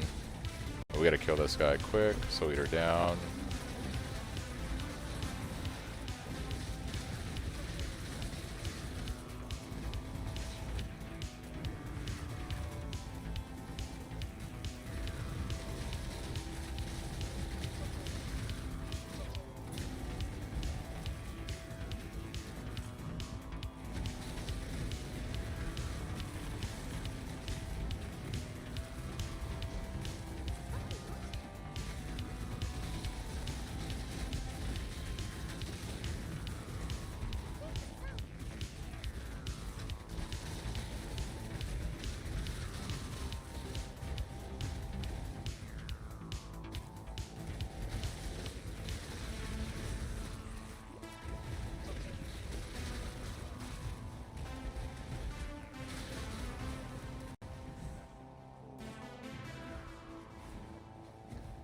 Him and that Breach Tree when it first came out. Yeah, Breach Tree was insane during Keeper's League.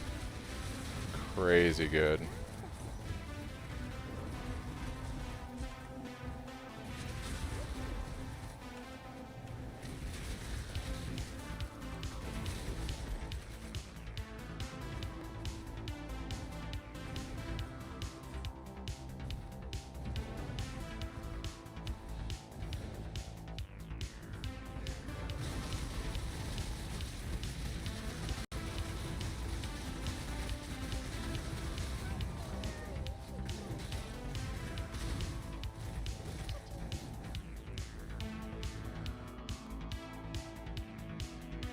With the Shrine Belts gone? Yeah, a lot of that tech that the other guys were using was based upon using the belt.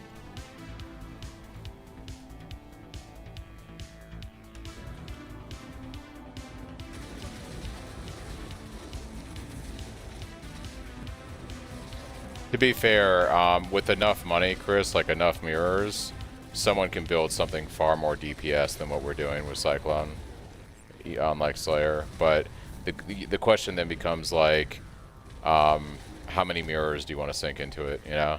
Like, but there's some crazy stuff that people do in this game. with lots of currency. The thing I like about our build is that it's a legit league starter that is totally SSF and hardcore viable, and you can scale it to like 200 million damage without, like, you know, sinking 18 mirrors into the build.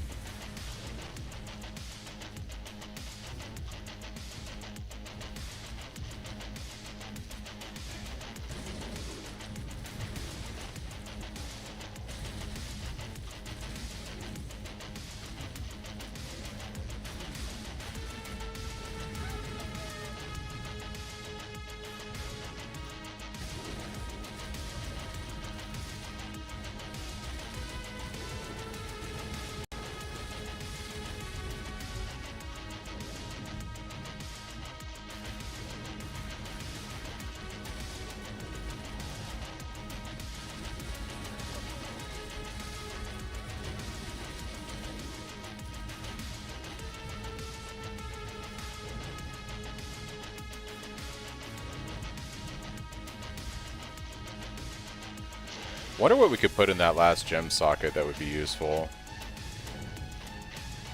Can't really run another aura. I'm not quite sure.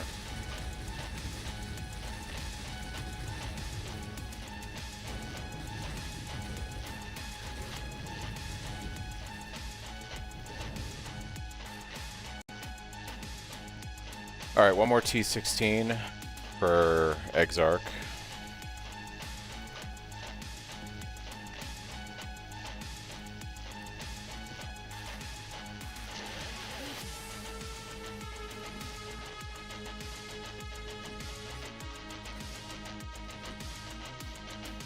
Let's just cast on crit this thing, surely won't feel any socket attribute pressure. Oh yeah, what could possibly go wrong with that?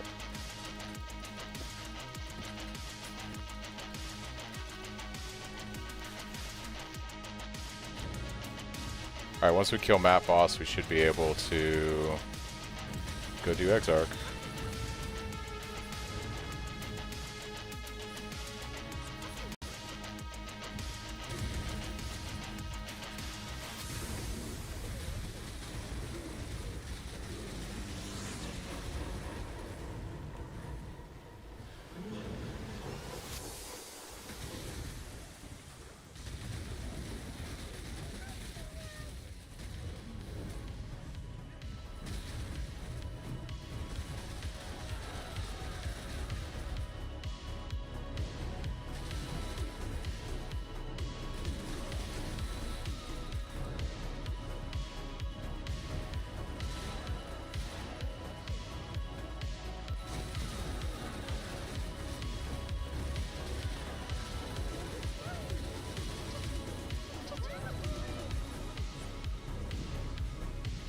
Ooh, Exalted Orb. Oh, we have a ship here. That's why. I want to go kill boss real quick, and then we'll do the looting.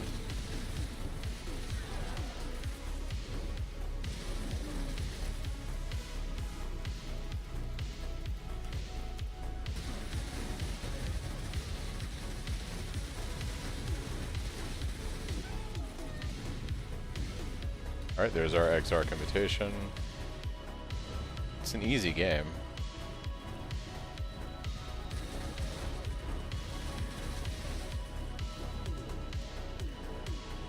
Let's go loot ship.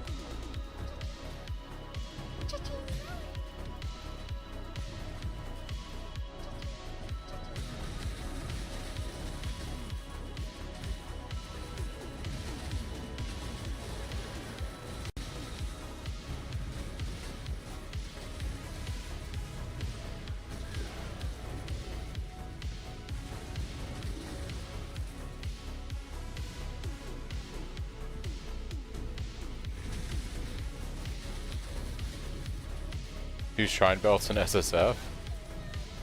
Damn. Alright, let's go do Exarch, because why not?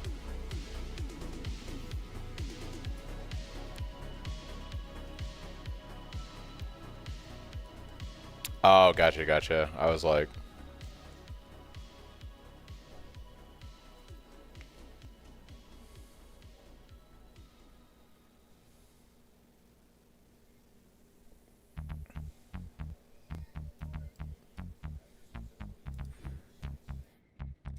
Alright. Exarch time, boys.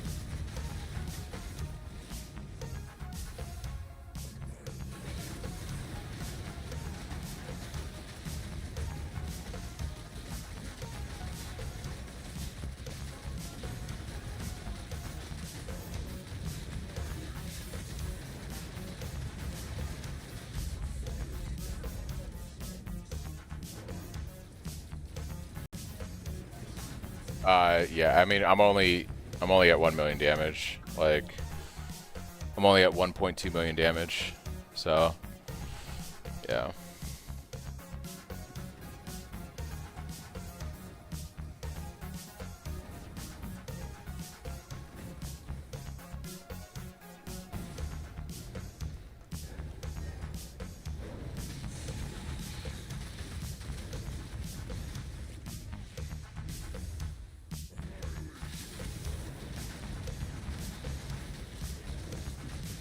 You should have seen the Eater kill yesterday. That was something else. I don't know. Damage feels, yeah, yeah. Damage feels fine, especially compared to my Eater kill yesterday. That's significantly more DPS than I had. Dawnbreaker.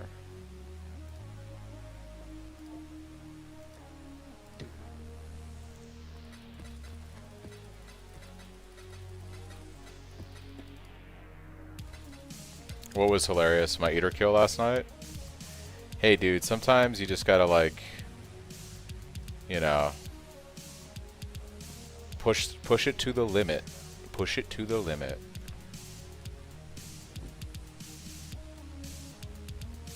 Yeah, once we get Boots and Cyclone of Tumult, it's gonna be significantly better on damage.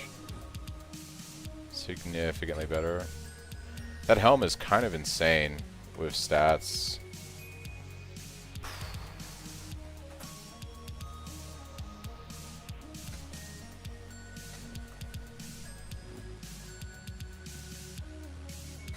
Well, the build is pretty tanky, right? And the storyline bosses don't really do a lot of damage, so, you know. Alright, I guess we go back to farming boots, guys. I kind of like, I guess the next bosses I would work on would be, I'd probably work on Shaper and Elder are probably the next two easy ones to do. I feel like before I do these two Watchstones, I'd want to have Cyclone of Tumult and Boots. Before I do Maven and before I do the new guy. But we could easily do Shaper and Elder if we wanted to. With this kind of damage, it would be fine. I'd have to respec an Atlas for it though, because we'd have to grind out the maps. So it would be something like, typically when I do an Atlas for that, it's like this. Still take this stuff because I don't have all my Watchstones yet. And then something like that.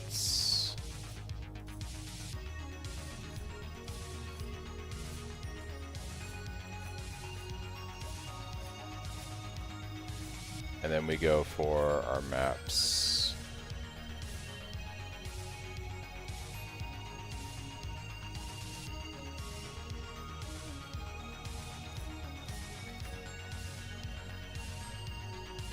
Probably also start collecting these and some Cortex maps also. Probably do destructive play with this strategy.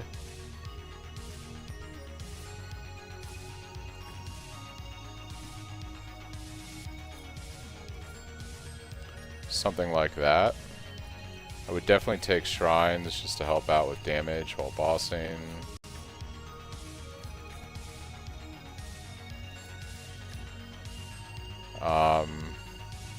Maybe take harvest because I need to start getting juice. So this could be like some harvest action also. Would be pretty good right here.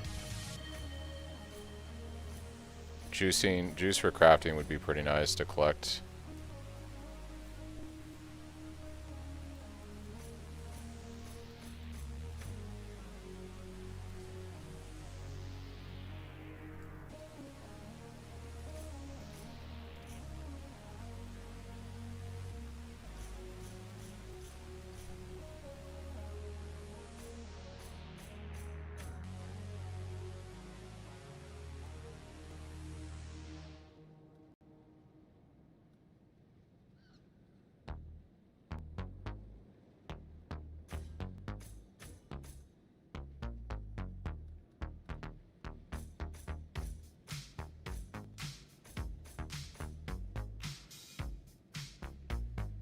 Harvest spawn rate.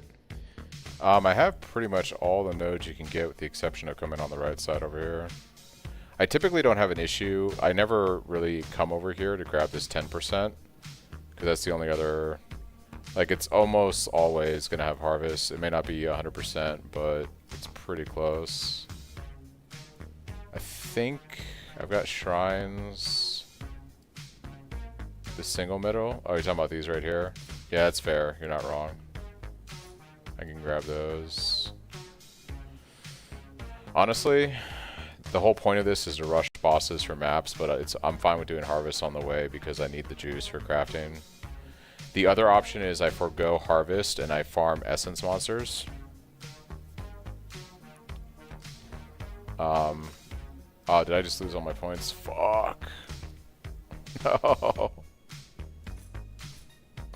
That's so annoying. Why GGG?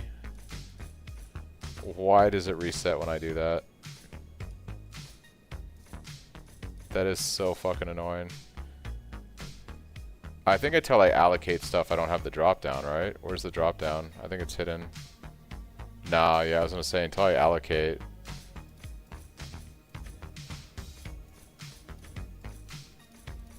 If I do it like this, yeah.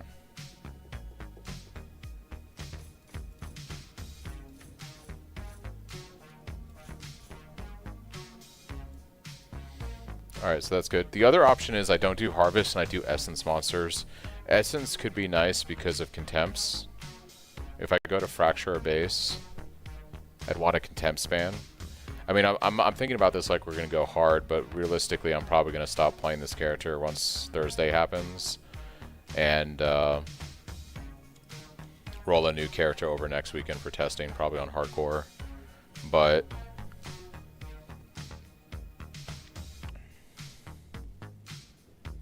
I don't think I'm going to make a better weapon than that on SSF in the time frame I have over the next 2 or 3 days with work. You know what I mean?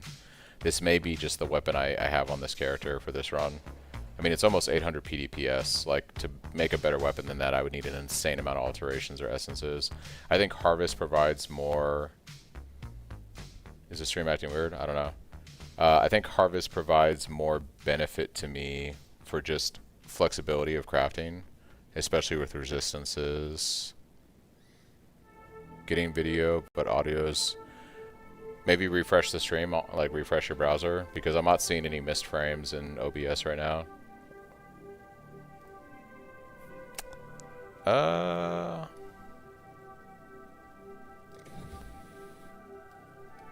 Yeah, I think I'm just going to go Harvest. I think it's going to have more benefit in the short term.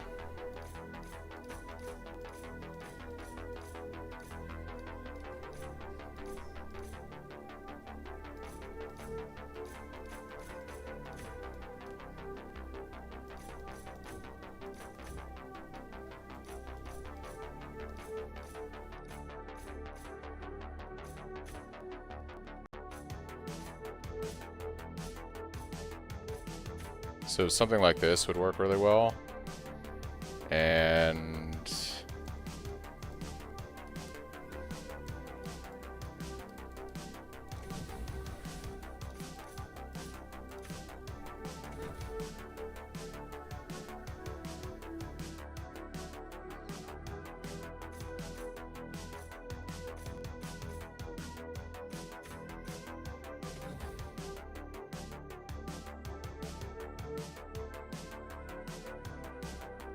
Yeah, I could also do essences. I don't know how much points I have though with farming for boss maps. Yeah. It just says my maps contain the Sacred Grove, so I assume that means 100%.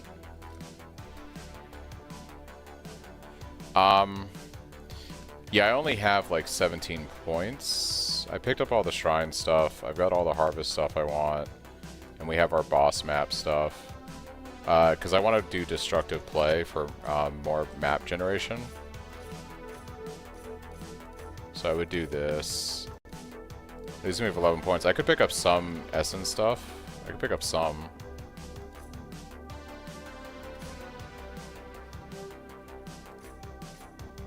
Like I pick up that right there. Pick up that. This is the nice one over here. I'm not going to be able to pick this up.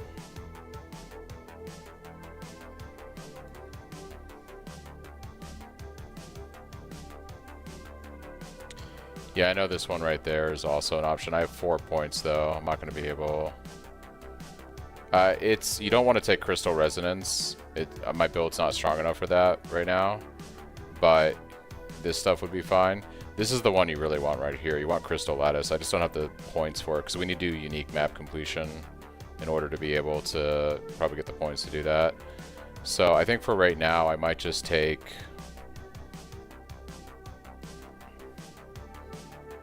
Well, there is this. I could take on Wavering Vision.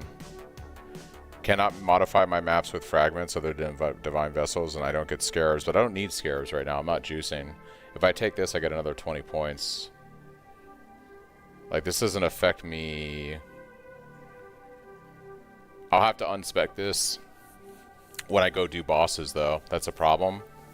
I can't put boss frags in a map, I think, when I have Unwavering Vision. It doesn't let me put frags in there. So that is a thing. So that would be annoying to have to, like, drop my Atlas tree whenever I want to go, because I'm going to want to kill the bosses from these maps I'm farming to get the frags. It's a thing. I remember this being a thing when I tried to run bosses in a prior league. It disables all frags. Like, all frags are disabled except for a Divine Vessel. That's the only thing you can stick into your map device with a map.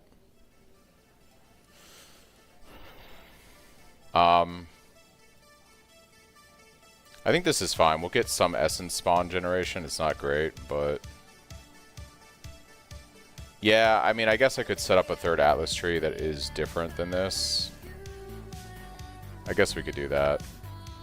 This does give me 20 points, which means I can spec over here and pick up the essence stuff.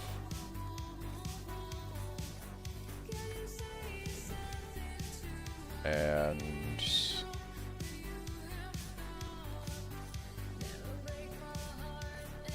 go for that. We can also now pick up some Scarab. Well, no, there's no point in doing Scarab drop chance. But we could do... What else would be good? I could just finish out with more Quant. That's always good. And I could block some stuff, actually. Like, I really don't care about Delirium right now. Or Ultimatum. I really don't want to do Ritual either because I don't have Chaos Resistance, so I could just block that content. That's cool. Alright.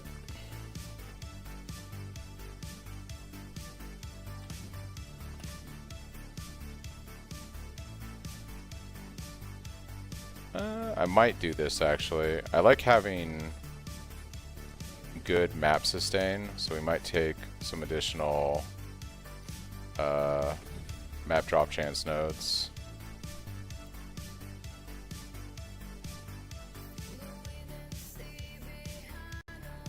Yeah, fuck it. I don't care if this stuff spawns. We're gonna...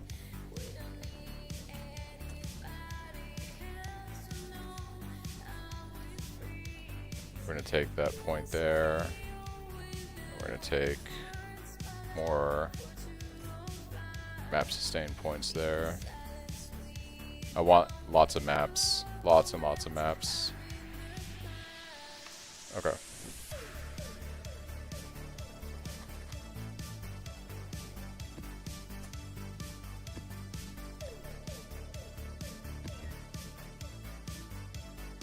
long as it's not reflect LE, we should be fine. Can't be leached is an annoying modifier. Alright, let's see.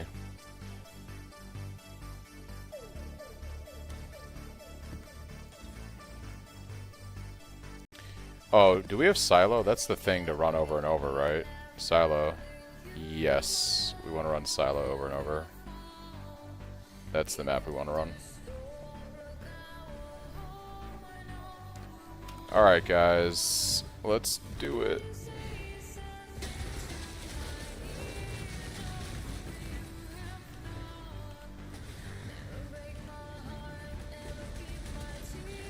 Good old Silo, baby. Good old Silo.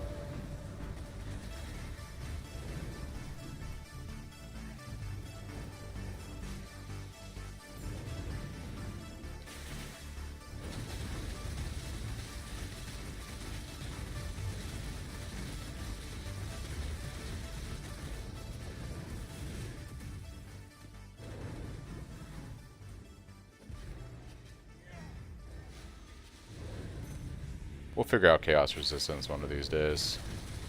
Surely.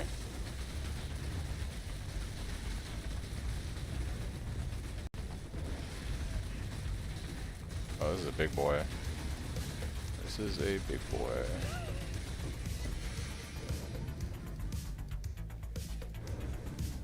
Dude, it's such a good, especially with the changes to the Atlas, I can just chain run this thing. It's so good. That's your favorite map, dude. I just don't like the boss on that map. It is a really nice linear layout, though.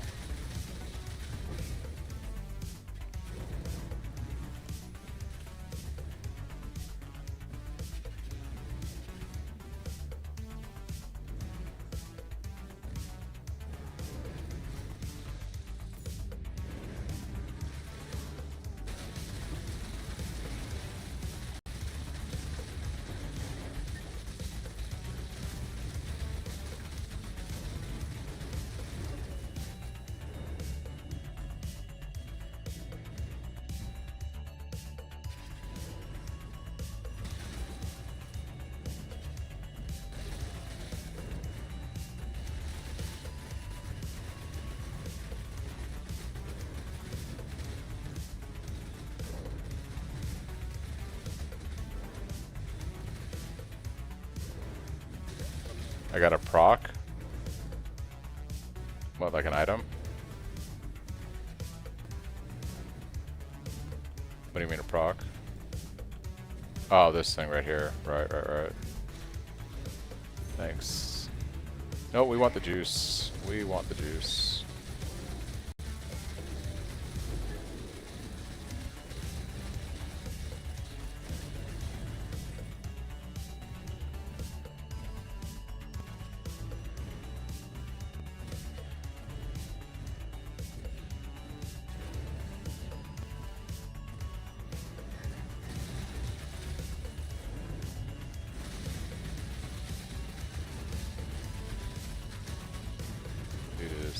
Spicy.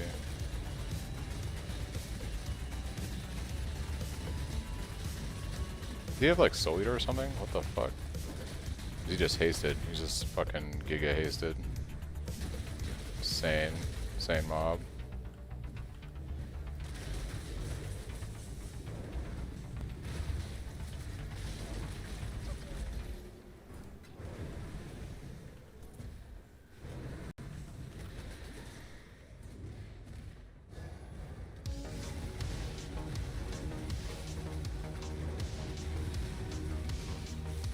Realm is shutting down in 30 minutes? What the fuck, dude?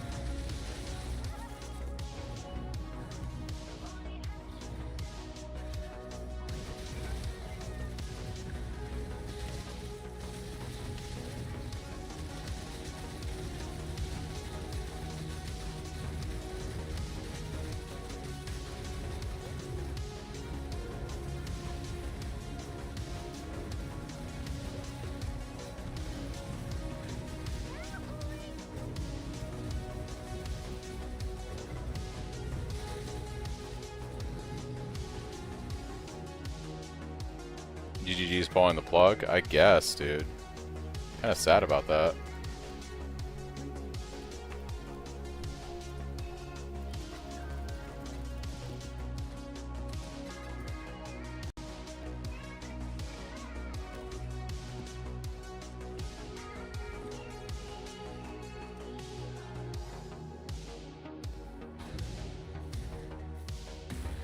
No risk reward. About to get myself killed here, oh, surely.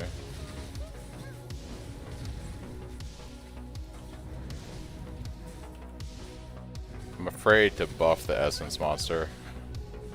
I'm afraid to buff these guys, honestly. Fuck it. What's the worst that could happen? We die, right? Oh yeah. Oh, I have like less AoE on this map.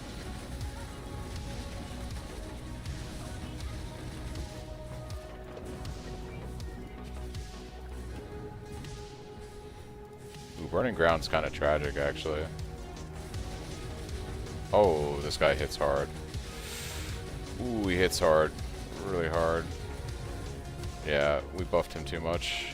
He's too much of a Giga Chad. Oh, they're doing some major maintenance, it looks like.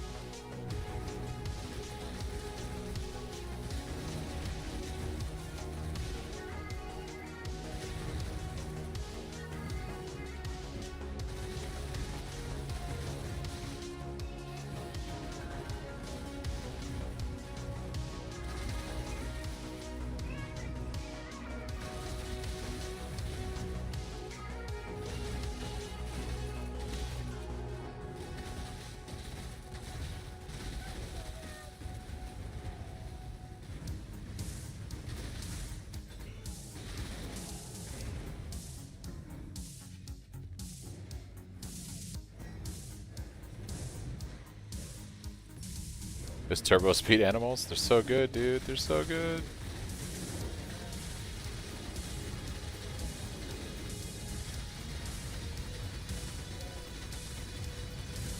Oh my god.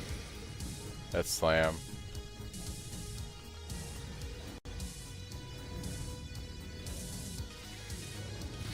I am the row now. 10 cents, stop funding, it's over. Back to Diablo. Ooh. Back to Diablo. Back to Diablo. It's gonna be back to World of Warcraft for me, I think. Before I go Diablo.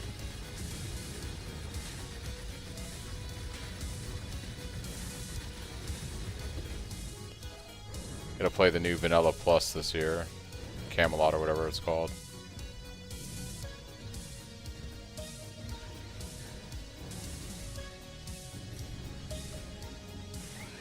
Buy your battle pass.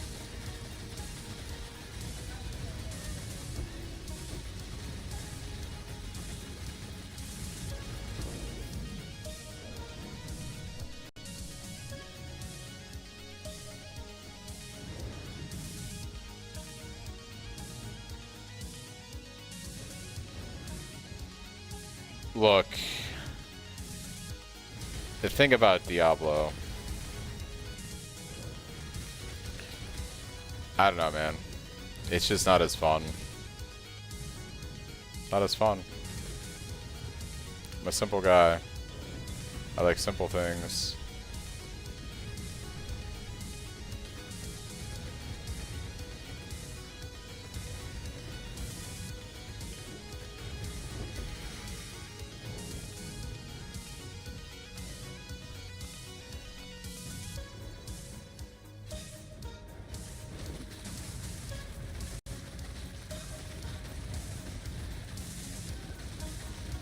Oh my god, Flame Blast, bro.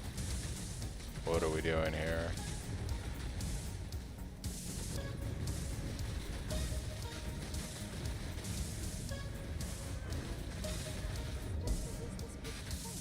No maps. There we go. I was gonna say, no maps. What is this nonsense? I like simple things, yeah.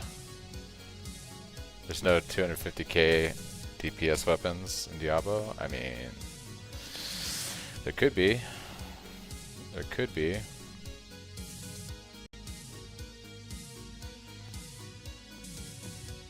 I've been playing this game a long time, and I don't think I fully understand it yet. I mean, I want to show you guys something that's crazy here, okay? I've played this game for 9,200 hours. I played this game for 9,200 hours. I didn't know that you could vendor a skill gem with a scour and lower it by a level. That's how much stuff there is in this game.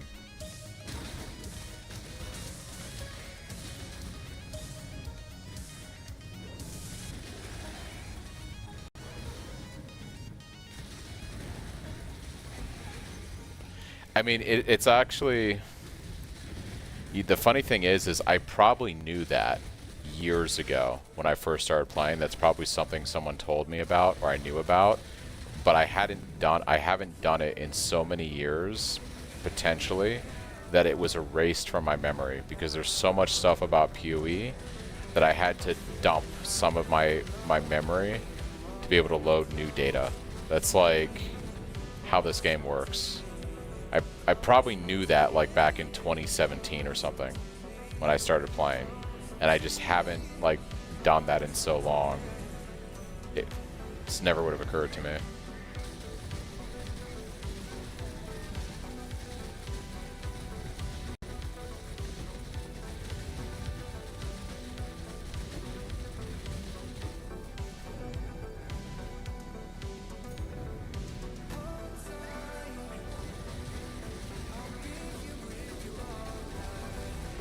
That's the magic of this game.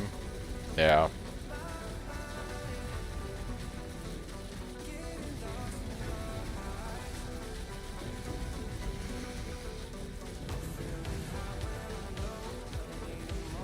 Oh, Soul Eater getting regened with fucking Consecrate. We gotta move him over here. We gotta get him out of Consecrate.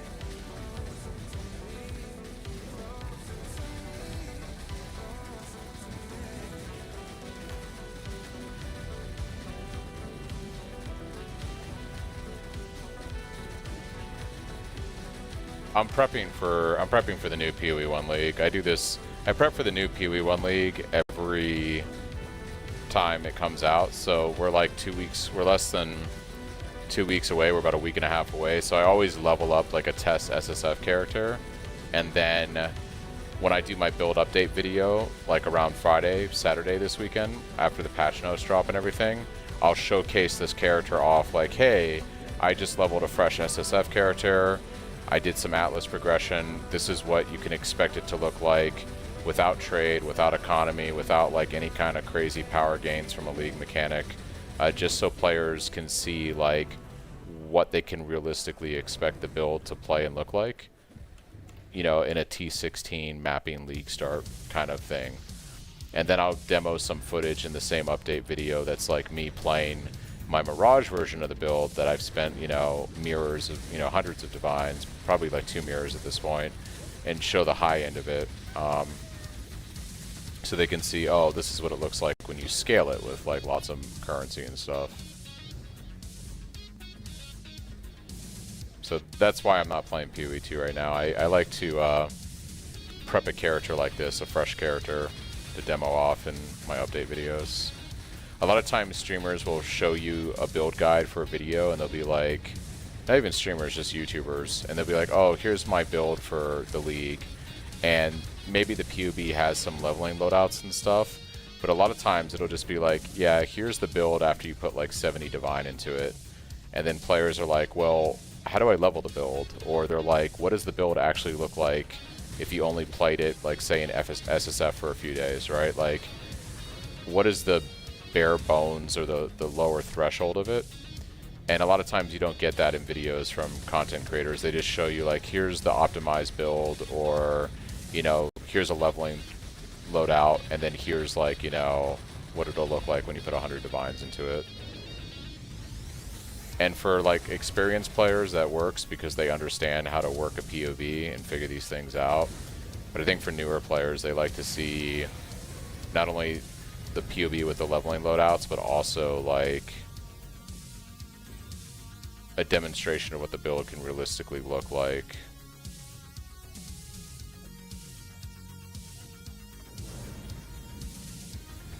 Or they show a POB of Mage Blood with custom configs, yeah.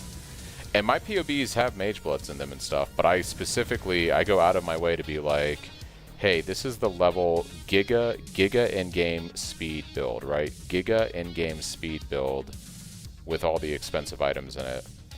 Or I have my level 90 loadout that has just rares with unique in life. It's got a 2 chaos weapon here and your stampede boots. The rest of the gear on here is just life and resistances, right? At level 90 with no jewels on the tree either. No cluster jewels, no true jewels. Exactly. And then I have a level 96 loadout that's like, hey, now you have some slightly more expensive gear, right? The stats on this gear are T3, T2. They're better rolled. You know, we have a lethal pride here that's going to cost you a couple divine. It won't be super expensive. This is a lower end one, but it'll be like, you know, probably maybe anywhere from 1 to 5 divine depending on the market. You know, we start to get, you know, other jewels on the tree with stats on them and stuff like that. So you get a slightly more expensive loadout here at 96, right? But still very doable for most players. And then you have like a level 100 build. Okay, this has probably where most players will cap the build out, right? This is like pretty optimized, you know, this is pretty optimized gear, right? This is pretty heavy investment. This is a couple hundred divines worth of gear here.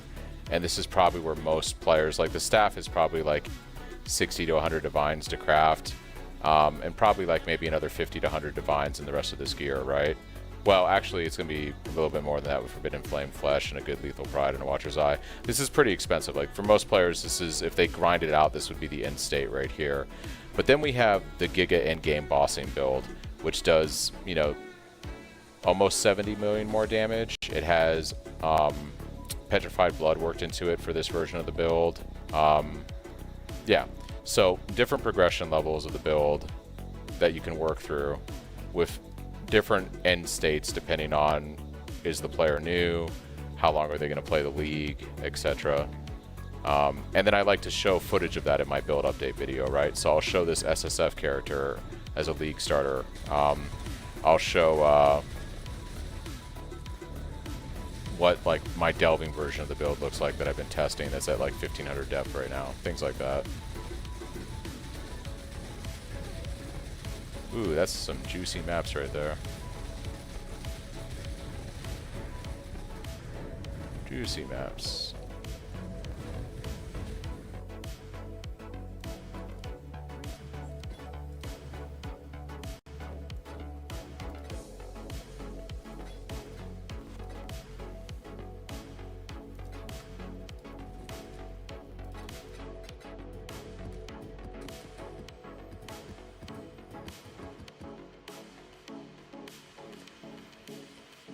I'm actually really sad they're bringing down the servers. Pretty sad about that.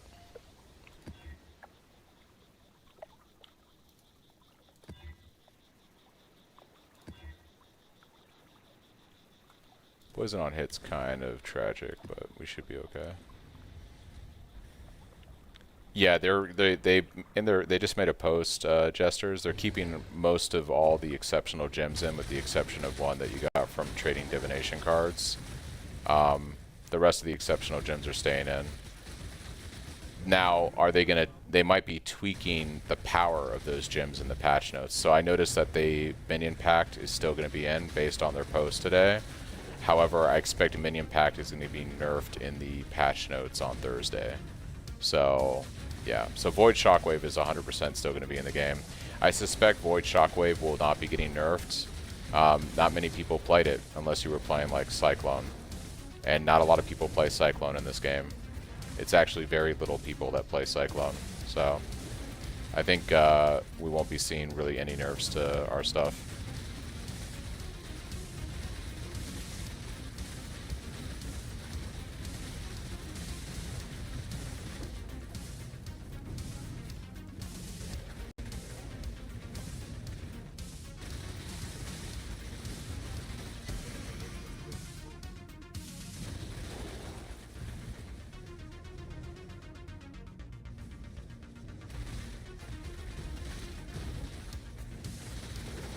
Oh, minion pact was insane, dude. The best thing, there's no question about it. The best build that you could have played in 3.28 was BV minion pact. There's not anything that came close to it. The best build in the game was BV minion pact.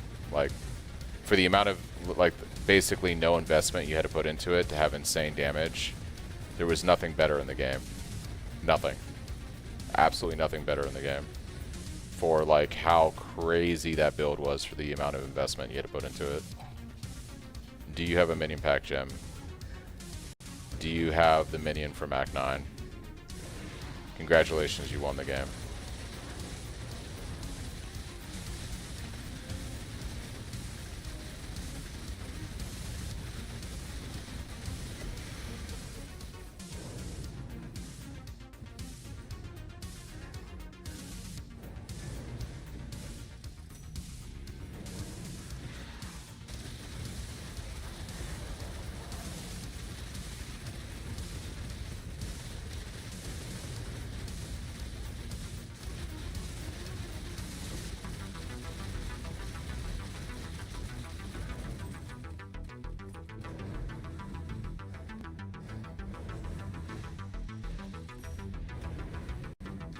Having some of that cheese? I might have to try a piece of that.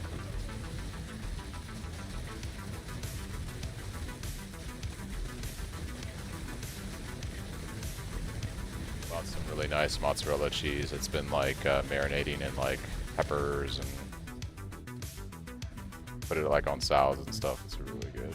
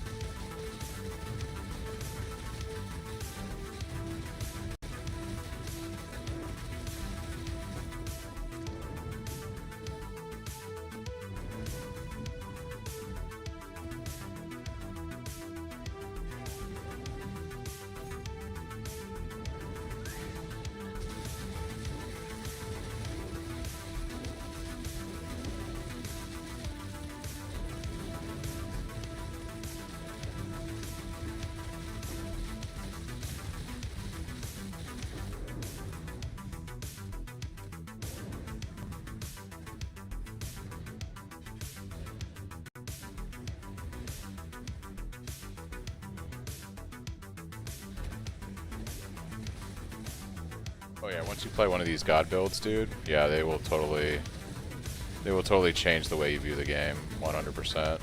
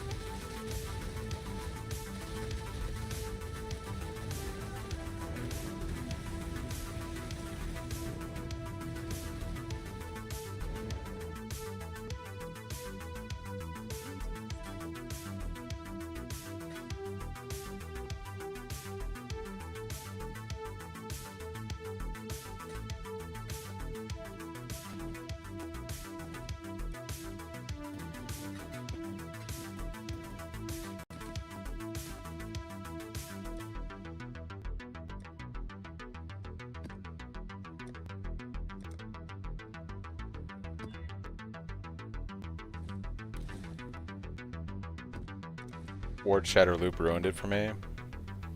Invincible with infinite damage.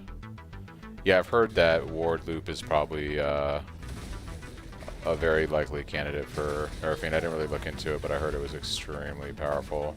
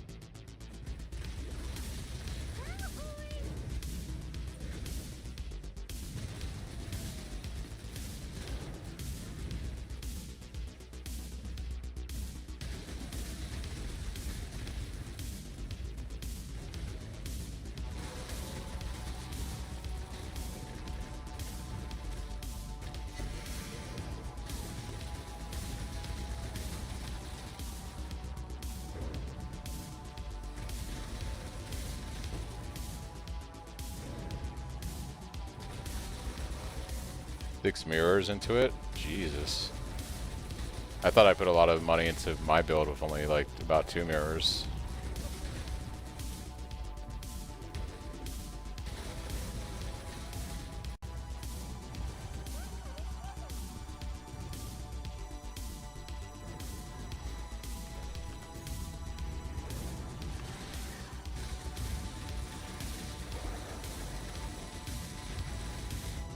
Ooh.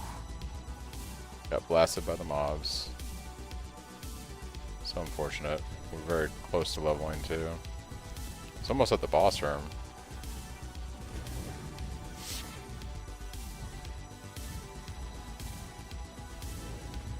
What is this latency I'm getting here?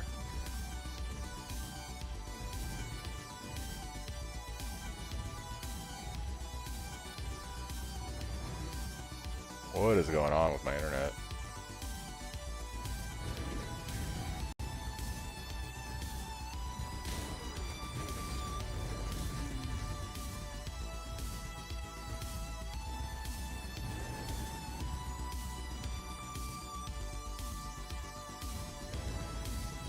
Guardian and Feared rotations for a month? Crazy. That is definitely I love the build vibes going on.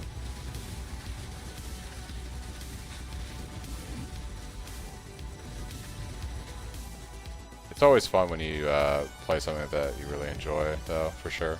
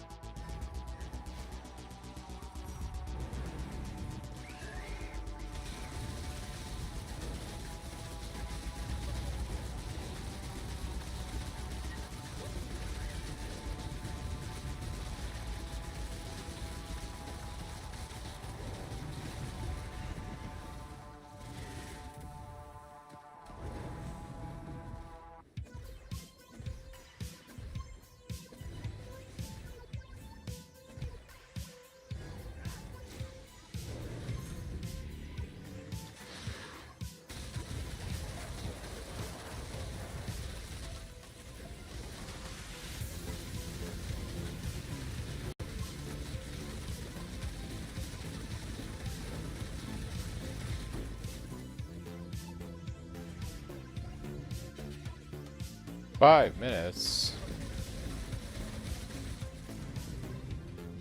But we just got started.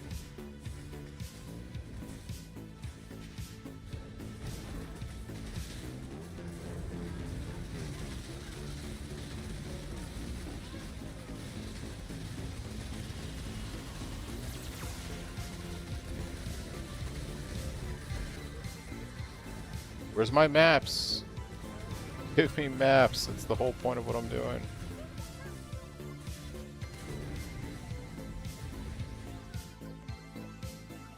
Alright guys, I think we did pretty good today. We got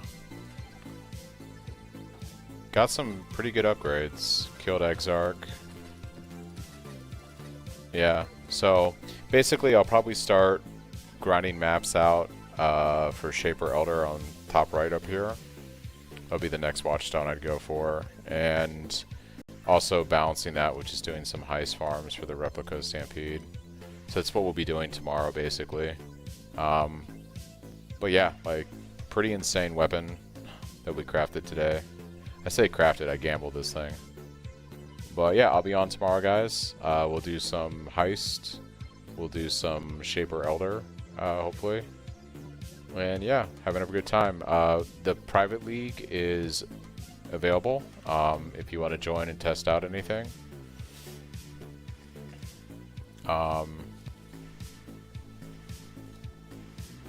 Yeah, there's still like 30 slots open, so if you want to hop in and do anything,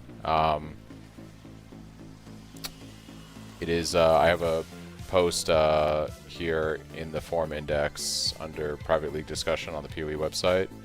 And you can see right here, there's the invite link. So yeah, if you want to test anything out, by all means, feel free to join the event. But yeah, I'll see you guys tomorrow. Have a good evening or morning, wherever you are. Bye.